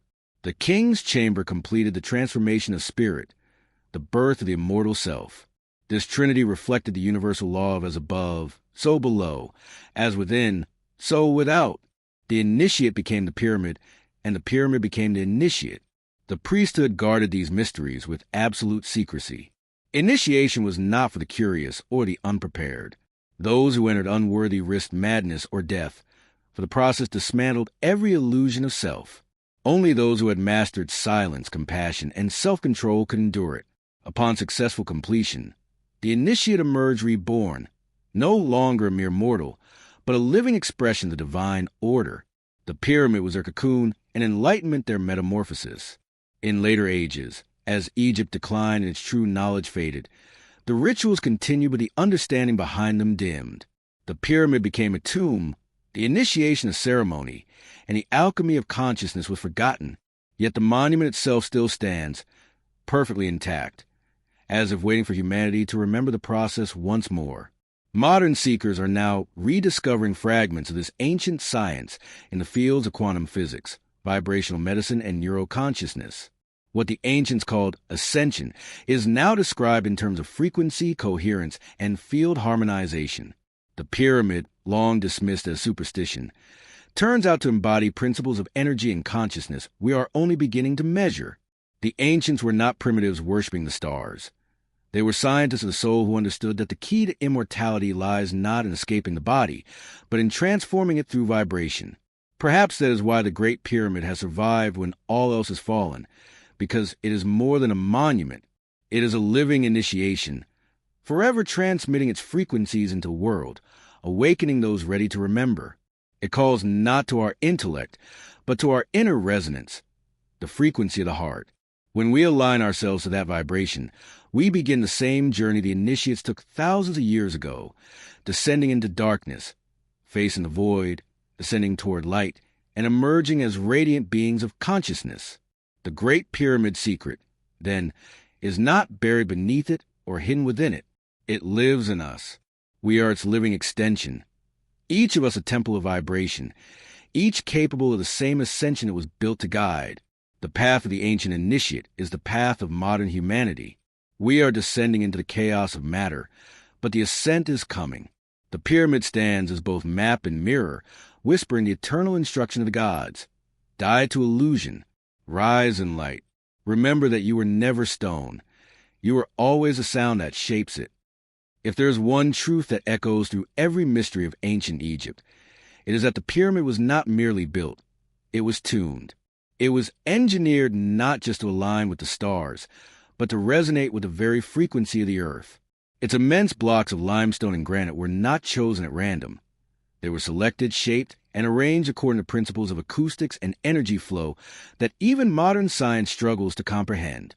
The Great Pyramid was a masterpiece of harmonic engineering, a symphony in stone, playing the music of the cosmos. To understand it fully, we must step beyond archaeology and enter the domain of ancient sound technology, the lost science of vibration that once made stone sing and spirit soar. Across Egypt, evidence of this forgotten science lies scattered in plain sight. The ancient world, from Denver to Saqqara, was a civilization built not upon muscle and bronze, but upon resonance. The Egyptians didn't see sound as something to be heard. They saw it as a force, the creative power of the universe itself. In their cosmology, the god Ptah spoke the world into existence, and Thoth, the god of wisdom, uttered the words that set the stars in their courses. Every temple, every chamber, every hieroglyph was shaped according to that same principle. Sound creates form. The ancient term for this was Heka, often mistranslated as magic. In truth, it meant the science of using vibration, sound, tone, and word to alter physical and energetic reality. Within the Great Pyramid, that science reaches its zenith. Modern acoustic tests inside the king's chamber have revealed that it behaves as a perfectly tuned resonator. The granite walls, infused with quartz crystal, vibrate at specific frequencies that interact with human voice and chant.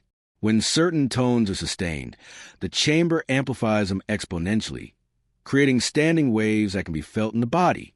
Researchers from the University of Seville confirm that these resonances occur at frequencies between 117 and 121 Hz, harmonically related to the Earth's natural resonance, the Schumann frequency. This means that the chamber is literally vibrating in tune with the planet itself. The implications are profound. The ancients may have constructed the pyramid not as a tomb, but as a sonic device, a technology designed to generate focus and manipulate energy through vibration. Imagine a structure so perfectly balanced that every sound uttered within it is amplified, structured, and magnified by geometry itself. The granite sarcophagus at the chamber's center becomes a tuning element, a resonant cavity that responds to frequencies like a crystal bowl. When tones of specific pitch are sung or played inside it, the entire chamber hums like a living organism. Some explorers have reported sensations of levitation or disembodiment when exposed to these frequencies, as if their bodies were momentarily freed from gravity's grip.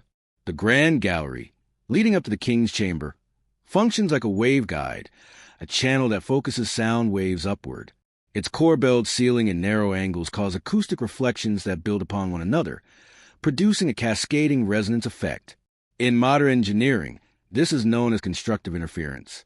The ancients achieved it with nothing but stone, centuries before the invention of acoustic science. When a gallery was filled with chanting priests, the resulting harmonic energy would have been overwhelming, a symphony of tones that merged with the frequencies of the earth and the stars above. The initiate passing through that space would have experienced a vibrational acceleration of consciousness, a merging of mind and universe. The science of resonance extends far beyond the pyramid itself.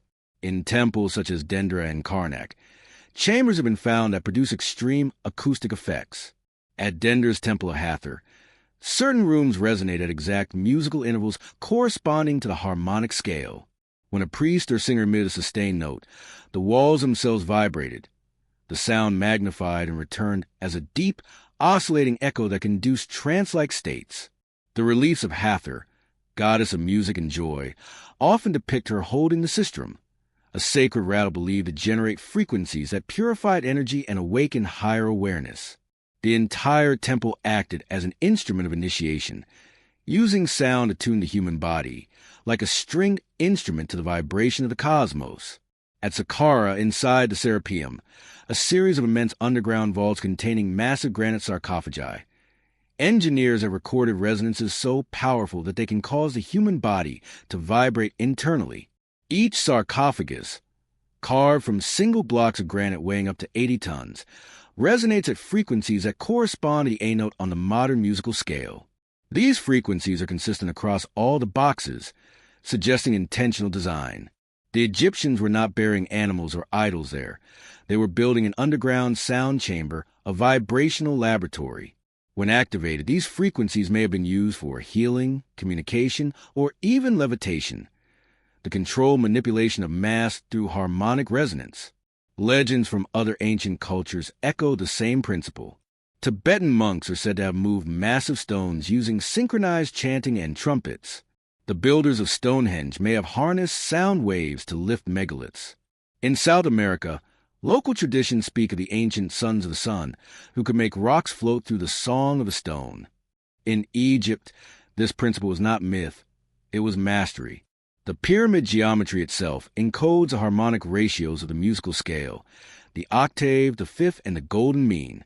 It was as if the builders had translated the laws of sound into the language of architecture.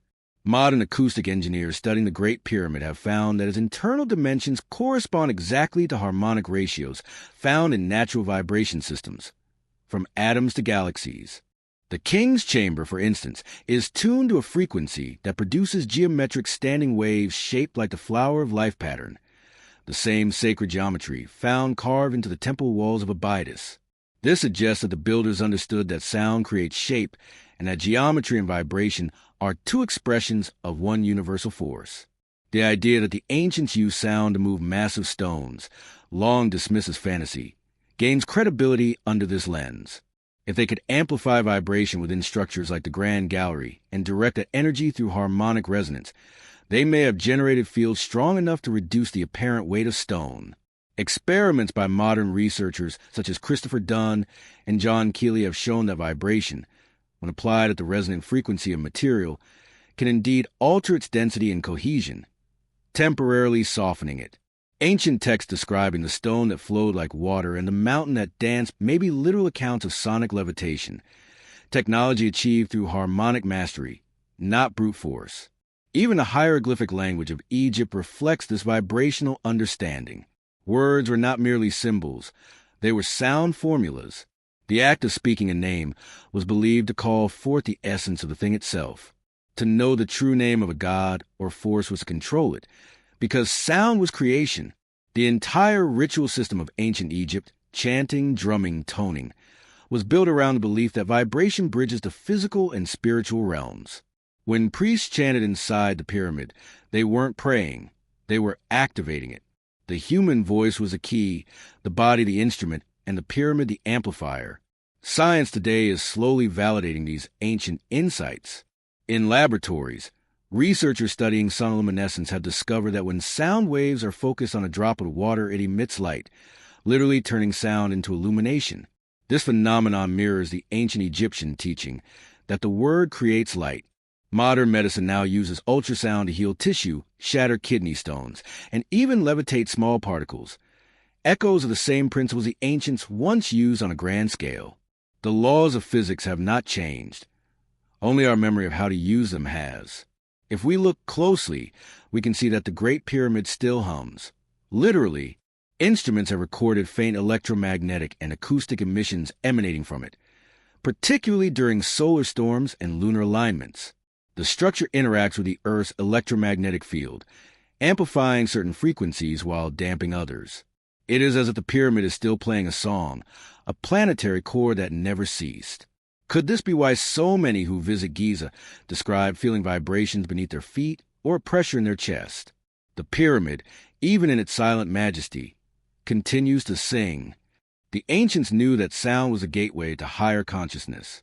By harmonizing the body's frequency with the Earth's, they could expand awareness beyond the physical plane. The Great Pyramid was the ultimate expression of that knowledge.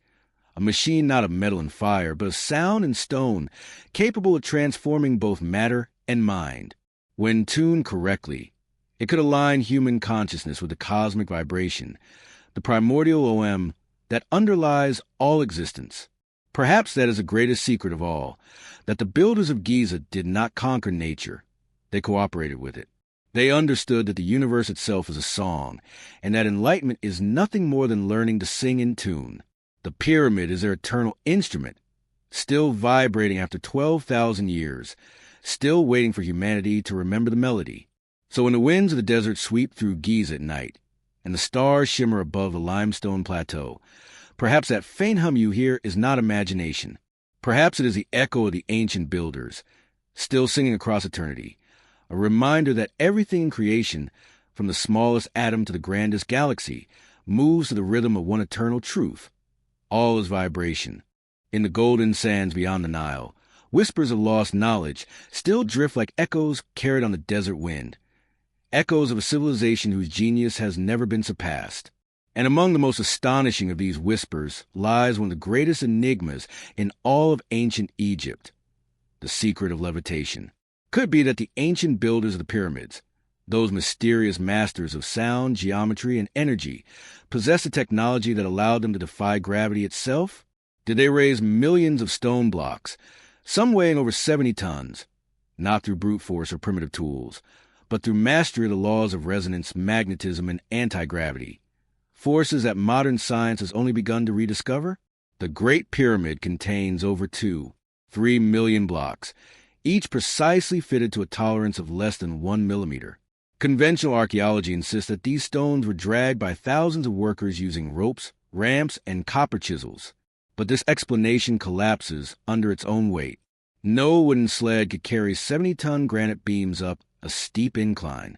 No copper tool could cut or polish the hardest stone on earth with surgical precision. And no ramp large enough to haul such blocks could have existed without leaving massive remnants. Yet none have ever been found. The orthodox theory explains neither the method nor the magnitude of the feat. Something else must have been at work. something far beyond simple manpower. Ancient texts and legends offer tantalizing clues. The Papyrus of Ani, part of the Egyptian Book of the Dead, speaks of the divine words that lifted the stones of heaven. The walls of the Temple of Karnak refer to priests who sang the temple into being. The Edfu building text describes sound that moved the mountains and the music of creation that raised the mounds from the waters.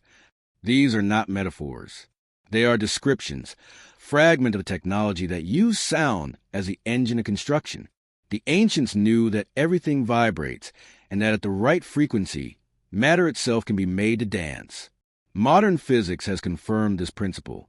Every object, from a stone to a cell, has a natural resonant frequency, a specific vibration at which it begins to oscillate with minimal energy. When a frequency matches that of an object, the object responds, amplifying the vibration exponentially.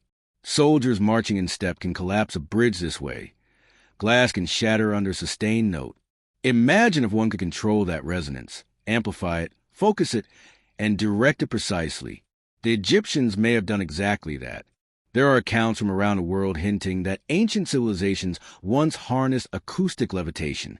In the 1930s, Swedish engineer Dr. Henrik Kjellson documented Tibetan monks using long horns and drums to raise stones hundreds of feet into the air. The monks arranged their instruments in a semicircle, faced a large boulder, and chanted specific tones.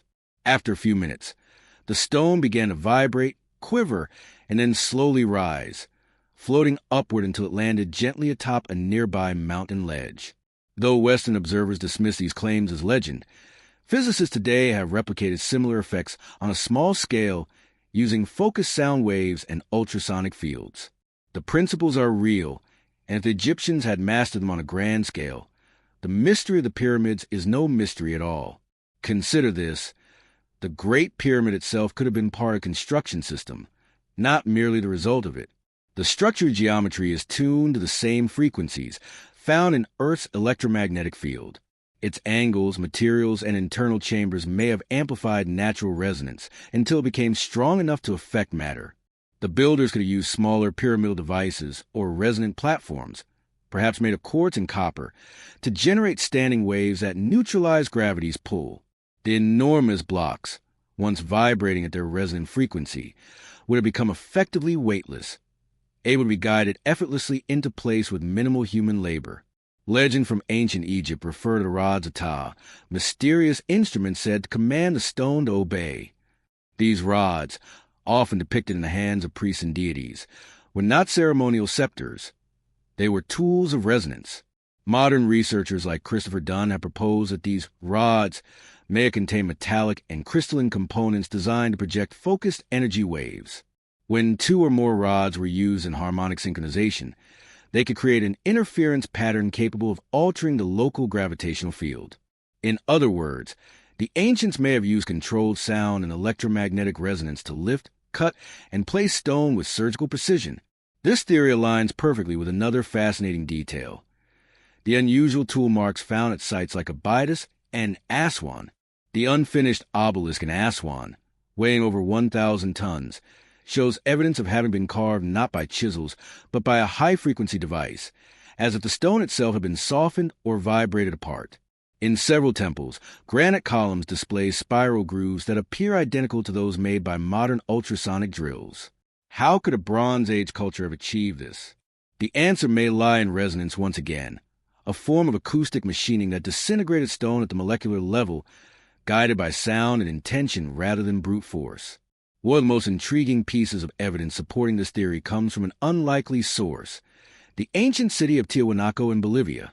Their massive blocks of andesite, some weighing hundreds of tons, are fitted with such perfection that even a razor blade cannot slip between them. Local legend claims these stones were sung into place. Researchers have found traces of magnetized minerals within them, suggesting that sound or electromagnetic manipulation altered their structure during construction. The same magnetization anomalies have been found in the stones of the Great Pyramid and the Sphinx enclosure. Could both sites, separated by oceans but united by geometry, have used the same lost technology? It is also telling that the Egyptians associated their gods with sound and light, not with physical tools. Thoth was a lord of sacred words, Hathor the goddess of music and frequency, and Ra the embodiment of radiant energy. Their myths speak of divine tones shaping matter, and their rituals involved elaborate chanting, drumming, and harmonic alignment. What we call religion, they called science. To them, the universe was built from vibration, and to manipulate vibration was to wield the power of creation itself. Recent experiments lend astonishing support to this notion. Physicists at NASA and MIT have demonstrated that intense sound waves can create acoustic pressure nodes strong enough to levitate solid objects. The same principle has been applied to water droplets, metal spheres, and even biological cells. When frequencies intersect precisely, they form a standing wave, an invisible scaffold of pressure that can suspend matter in midair. Imagine scaling that up with the precision of the Great Pyramid geometry, the conductivity of granite, and the harmonic amplification of chanting. The ancients may have created an entire resonant field capable of manipulating mass and form, the very essence of levitation. Some ancient reliefs even appear to depict this process. In the temple of Hatshepsut at Deir el-Bahari, a wall carving shows men standing before a large object while holding rods and instruments that resemble tuning forks or sonic projectors. The hieroglyphic captions speak of commanding the stone to rise and singing the walls into place. Egyptologists call this symbolic imagery, but the precision of the depiction suggests otherwise. It is as if the artists were documenting a technology they had witnessed but no longer understood. If this lost science truly existed, what happened to it? Why did it vanish from human history? The answer may lie in the cataclysm that ended the last ice age, a massive flood or cosmic event that destroyed much of the world's ancient knowledge. The survivors, the gods of first time, may have encoded fragments of this technology into myths, symbols, and temples, preserving the essence of their wisdom for a future civilization that could comprehend it. The Great Pyramid itself may have been both a product and a vault of that technology, a monument designed to endure until humanity once again reached a level of consciousness capable of decoding it. In this sense, the concept of levitation goes far beyond the physical act of lifting stones. It represents a spiritual principle, the liberation of matter through harmony. To levitate was not just a rise above gravity, but to transcend density, fear, and limitation. The builders understood that all matter, including human consciousness, could be elevated through frequency. When sound and intention were aligned, the impossible became effortless. Modern seekers, scientists, and mystics are slowly rediscovering what the ancients knew, that vibration, geometry, and consciousness are three aspects of the same force. As technology advances, we edge closer to reawakening that knowledge, the ability to move matter through sound, to heal through resonance, and to communicate through frequency. The Great Pyramid stands as both proof and prophecy of that power. Perhaps that is the true meaning of its construction, not simply how it was built, but why it was built in the first place. It was never meant to glorify kings or gods. It was built to remind us that the universe itself responds to harmony. When humanity once again learns to vibrate in alignment with the cosmos, the same force that lifted those ancient stones will lift us too, not just into the air, but into higher consciousness. The Great Pyramid's builders may have known that the real secret of levitation is not anti-gravity. It is anti-separation. When you resonate perfectly with the universe, there is no weight, no resistance, no division between self and source. You do not lift the stone. You become the force that lifts it. That was the ancient mystery, the forbidden knowledge encoded in geometry and sound. And as the sands of time slowly yield their secrets, we begin to remember that what once raised the stones of Giza can also raise us into the light that built the world itself. Among all forgotten sciences, none was more sacred to the ancients than sound. In Egypt, vibration was creation itself. The priests taught that the universe was spoken into being by divine tone, the word of Ra. Every stone, star, and soul was a note in that eternal harmony. The Great Pyramid was not only built with sound, it functioned through it. Its corridors and chambers act as an immense acoustic device. The king's chamber resonates at 440 hertz, the frequency of the human voice and the heartbeat of the Earth's energy field. When the priests chanted inside, their voices multiplied into waves of pressure, causing the granite to hum and shimmer. Modern acousticians confirm that the structure amplifies sound in patterns identical to cymatics, vibration shaping matter into geometry. The builders were tuning the planet itself. Legends claim the stones of Giza were moved by songs of power. Ancient texts describe men striking rods and intoning words until the stones floated weightless, guided by resonance. Modern science hints this might be plausible. Frequency can reduce friction, manipulate magnetism, even levitate small objects. What if the ancients had mastered the harmonic key of matter itself? In Egypt's temples, music and architecture were one discipline. Sound was medicine, prayer, and technology.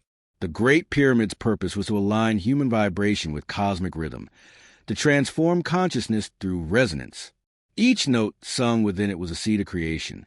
Today, as we rediscover that vibration underlies all form, the pyramid's wisdom returns. It whispers through its still air. You are the instrument. Tune yourself, and the universe will answer. To the ancient Egyptians, sound was not art. It was power.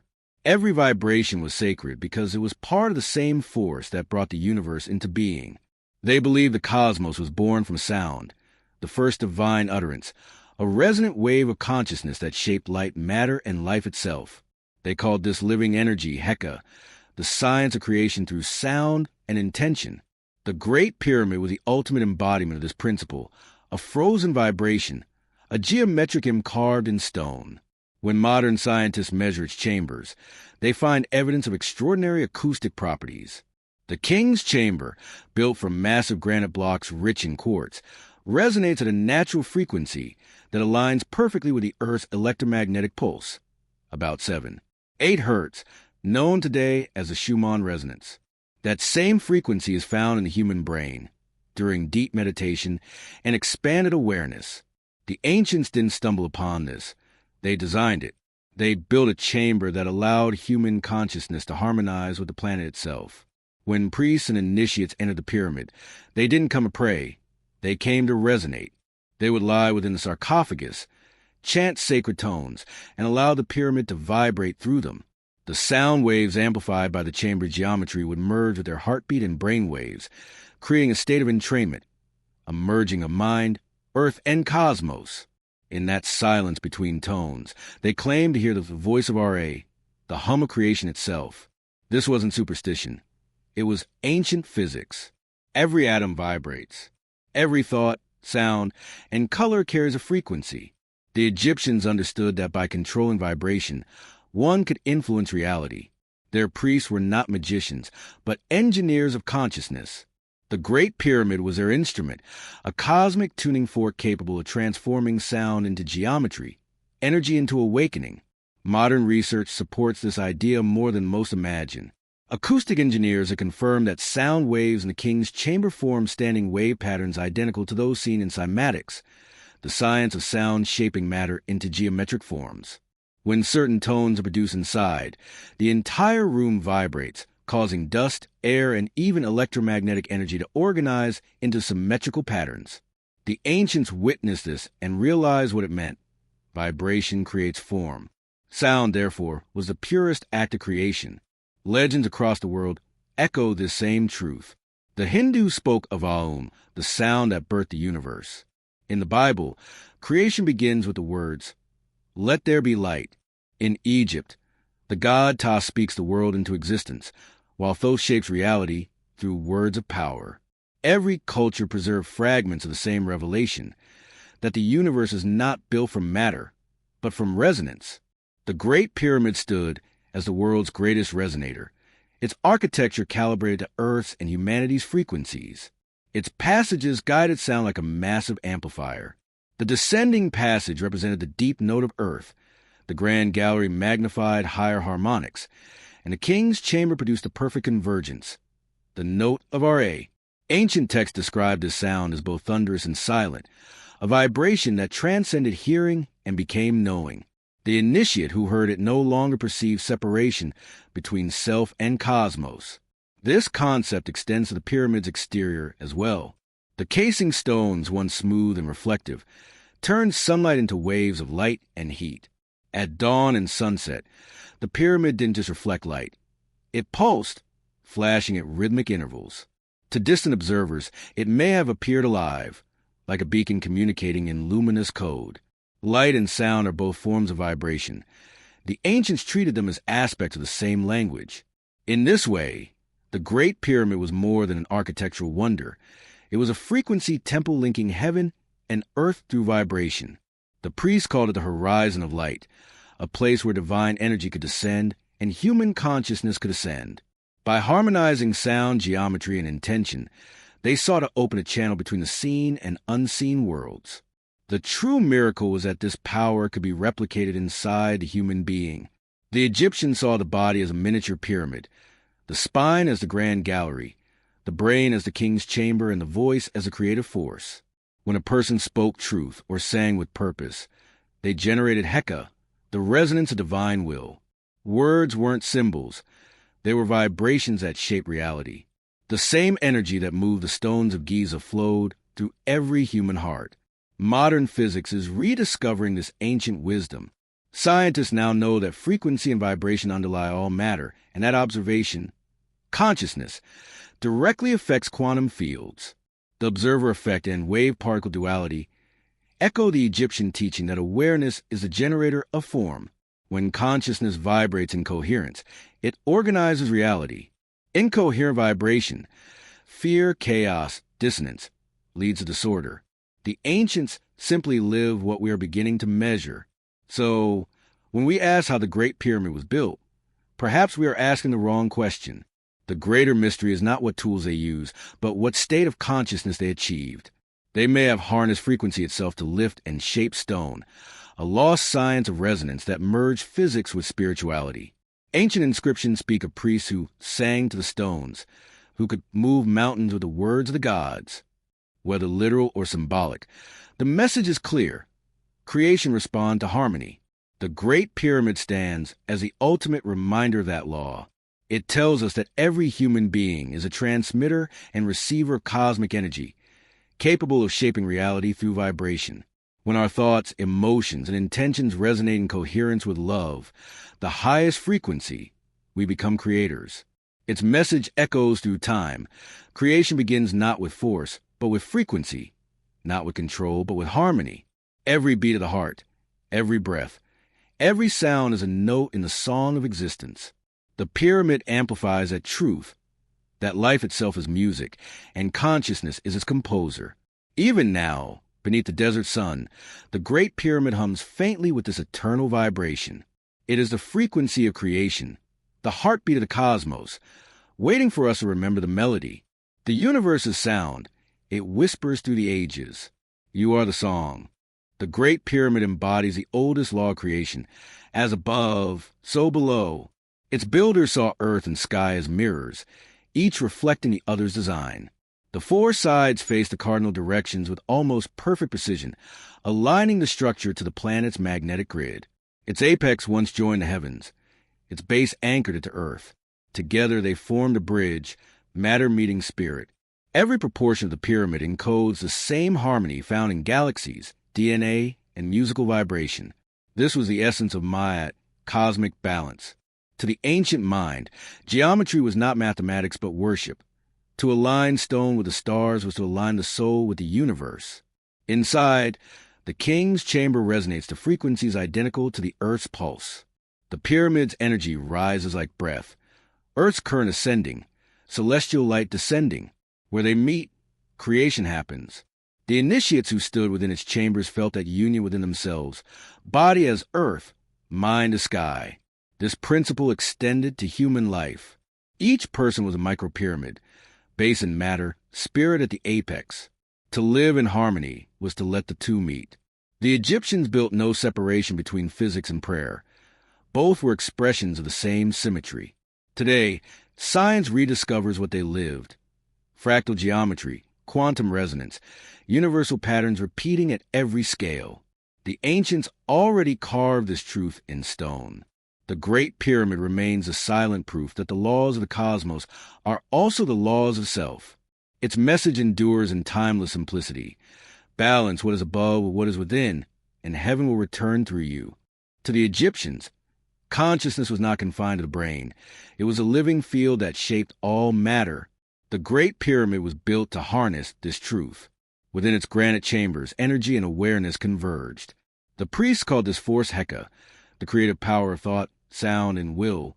The initiate entered the pyramid not to worship, but to awaken. The stone amplified their vibration. Chants turned the air to resonance. When sound met geometry, matter responded. Modern physics calls it frequency. The ancients called it spirit. In the king's chamber, the human heartbeat synchronized with the earth's Schumann frequency. The body became an instrument, the mind a receiver. The initiate learned that the universe was not observed, it was co-created. Every thought left a pattern in the field, shaping reality through vibration. The pyramid's purpose was transformation. Its narrow corridors stripped the senses. Its symmetry quieted the mind. In stillness, the Ka life force and Ba soul united to form the Ak, the luminous self. In that state, the initiate realized immortality, awareness beyond form. Modern science now glimpses the same mystery in quantum entanglement and wave observation. Consciousness, it seems, is woven into the fabric of reality. The ancients already knew. They built a monument to prove it. The Great Pyramid's silent lesson is this. Power does not come from tools, but from attunement. Every human mind is a generator. Every emotion a frequency. When thought aligns with love, creation flows effortlessly. The stones of Giza remind us that enlightenment is not ascension away from Earth, but resonance with it. You are not separate from the universe. The pyramid whispers. You are the awareness made visible. Across the planet, from Giza to Stonehenge, Machu Picchu, and Teotihuacan, ancient monuments align, as if guided by one invisible design, a vast energetic lattice, once called a global grid. The Great Pyramid stands at its heart, built where telluric currents converge, grounding the Earth's living energy. Ancient builders placed sacred sites on these nodes to tune the planet like an instrument. Each temple was a resonator. Together they formed a harmonic network linking continents and consciousness. The same geometric principles appear in South America, Asia, and the Pacific, suggesting a single source of knowledge, perhaps a civilization lost to history. Egyptian myths tell of the followers of Horus, sages who came after a cataclysm to rebuild the world in harmony with the stars. Their design connected heaven, earth, and human thought. The Great Pyramid acted as a central transmitter, anchoring cosmic energy into the planet's field. Modern studies reveal these sites coincide with magnetic anomalies and Schumann nodes. The ancients seemed to understand that energy, geometry, and life are one continuum. The grid was not superstition. It was planetary science expressed through stone. As Earth's frequency rises today, this network appears to reawaken. The same alignments that once stabilized the planet's vibration may again be activating, urging humanity back into resonance. The message is simple and eternal. The world is a living system, and we are part of its circuitry. The Great Pyramid's power was never just local. It was global, a beacon of unity across space and time. The Earth is not a place you live upon. Its geometry declares. It is the energy you share. The Great Pyramid was not only an architectural marvel. It was a message written in the language of the universe. Every ratio, angle, and alignment reveals the builder's knowledge of cosmic law. Its proportions encode pi and phi, the constants that define harmony from atoms to galaxies. The pyramid's height multiplied by 43,200 equals Earth's polar radius. Its base perimeter multiplied by the same number equals the planet's circumference. Such accuracy cannot be coincidence. It is designed on a cosmic scale. The pyramid's chambers point directly to Orion and Sirius, linking it to the gods Osiris and Isis. To the Egyptians, these were not mere stars but gateways of divine consciousness. The king's chamber, constructed from resonant granite, was built to focus energy into light. Modern experiments confirm that its geometry amplifies electromagnetic waves, suggesting it once operated as a celestial transceiver, a bridge between Earth and the cosmos. Encoded in its coordinates lies another enigma, the latitude of the pyramid, 29. 9,792,458 degrees north, matches the speed of light in meters per second, 299,792,458. Such precision implies an understanding of universal constants long before modern science. The pyramid was not a tomb. It was a declaration of awareness, proof that its builders understood light vibration and creation itself. Some believe it transmitted knowledge through resonance, connecting humanity to higher realms. Others see it as a cosmic clock marking the rhythm of precession, rebirth, and awakening. Yet perhaps the truth is simpler and more profound. It was a mirror. The Great Pyramid reflected the universe and the human soul, reminding us that consciousness is both the architect and the observer of creation. Its silent geometry still speaks to those who listen, not in words, but in frequency. You are the light you seek. The Great Pyramid was the world's first sacred text. Its language not written but built. Every measurement chamber and angle is a living hieroglyph expressing the eternal story of creation. The square base represents Earth, the physical world, the apex, the realm of spirit. The four sides rising to a single point symbolize the soul's ascent from matter to divine unity. Inside, the pyramid becomes a map of transformation. The descending passage mirrors the soul's descent into physical existence. The ascending passage signifies awakening, and the king's chamber, perfectly proportioned, represents enlightenment. The initiate's journey through its corridors was not symbolic theater, but an inner process. Ego death, resurrection, and illumination. The structure itself was a teacher, translating cosmic principles into physical form. Its design also embodies a golden ratio, the mathematical pattern of life itself. From DNA spirals to galaxies, this ratio governs growth and harmony. The pyramid, built on the same proportion, stands as proof that the ancients understood the geometry of existence. It is the Earth's mirror of heaven, a monument where science, art, and spirituality meet. Even the missing capstone is symbolic. It represents the unrealized self, the final step of consciousness awaiting completion. When humanity awakens, that capstone returns, not in gold, but in awareness. The ancients encoded timeless truth in stone, because symbols outlast language. They knew that when words failed, form would endure. The Great Pyramid speaks through silence, teaching that creation itself is sacred geometry. Its message remains clear: balance, transformation, unity. To stand before it is to see yourself reflected in its design, a reminder that enlightenment is not elsewhere but within. The pyramid is a universe made visible, whispering across time. You're the path, the pyramid, and the light that crowns it. Beyond its geometry, the Great Pyramid functioned as a spiritual machine, a chamber designed to awaken higher consciousness. The Egyptians viewed death not as an end, but a transformation. The pyramid guided that journey, initiating seekers into the mysteries of life, death, and resurrection. The initiate's path began in darkness. In the subterranean chamber, they confronted their own mortality, the dissolution of ego. From there, they ascended through narrow tunnels toward light, symbolizing rebirth. Each passage amplified sound, turning the pyramid into a living instrument of vibration. The grand gallery resonated with chants tuned to Earth's frequency, preparing the initiate for transcendence. At last came the king's chamber, the heart of initiation, built from quartz-rich granite. It resonates with the same frequency as the human body and the Earth's natural pulse. Within its sarcophagus, the initiate experienced a state beyond life and death, where consciousness detached from matter. The process was both ritual and science, a mastery of vibration that revealed the immortality of the soul. This was the true meaning of Mer, the Egyptian word for pyramid, place of ascension. The structure was not a tomb, but a gateway to eternity. Its purpose was to awaken the divine within, transforming human beings into shining ones, living embodiments of cosmic order. Even today, those who enter the king's chamber report an unmistakable resonance, as if the walls remember every vibration ever sung there. The pyramid still hums softly with its ancient power, waiting for humanity to remember the truth it was built to preserve. You are not bound by death. You are consciousness eternal, light seeking itself through form. The Great Pyramid was never just a monument. It was a covenant between humanity and the cosmos. The ancients believed in Ma'at, the law of balance holding the universe together. Every sound, emotion, and action could strengthen or disturb this harmony. The pyramid, built with perfect geometry and cosmic alignment, was their offering to that order, a physical prayer ensuring that heaven and earth remained in resonance. Its corridors and chambers mirror the human journey, from chaos to clarity.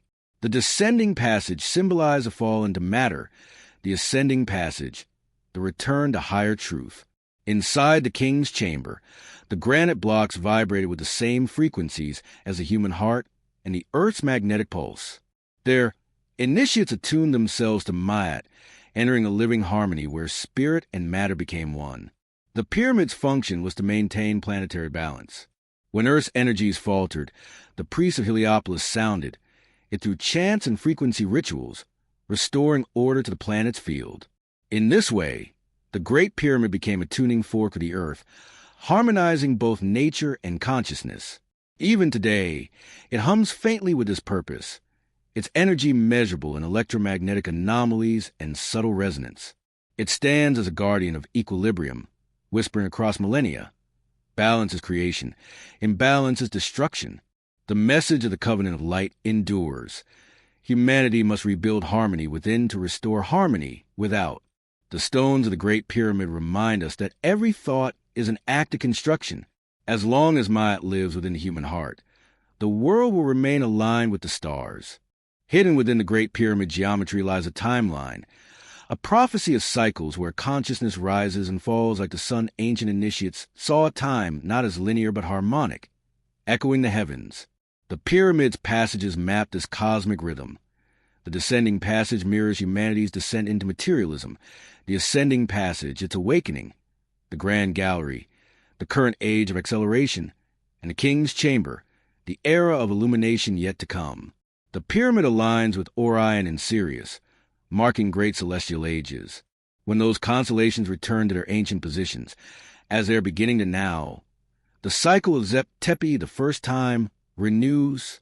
The ancients designed the monument to endure until that moment, when humanity would again remember the science of spirit. Its prophecy was never of doom, but transformation. It foretold the convergence of science and consciousness, of technology and soul.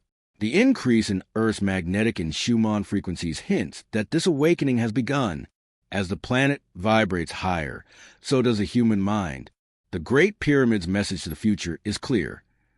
Every fall into darkness prepares a rise into light.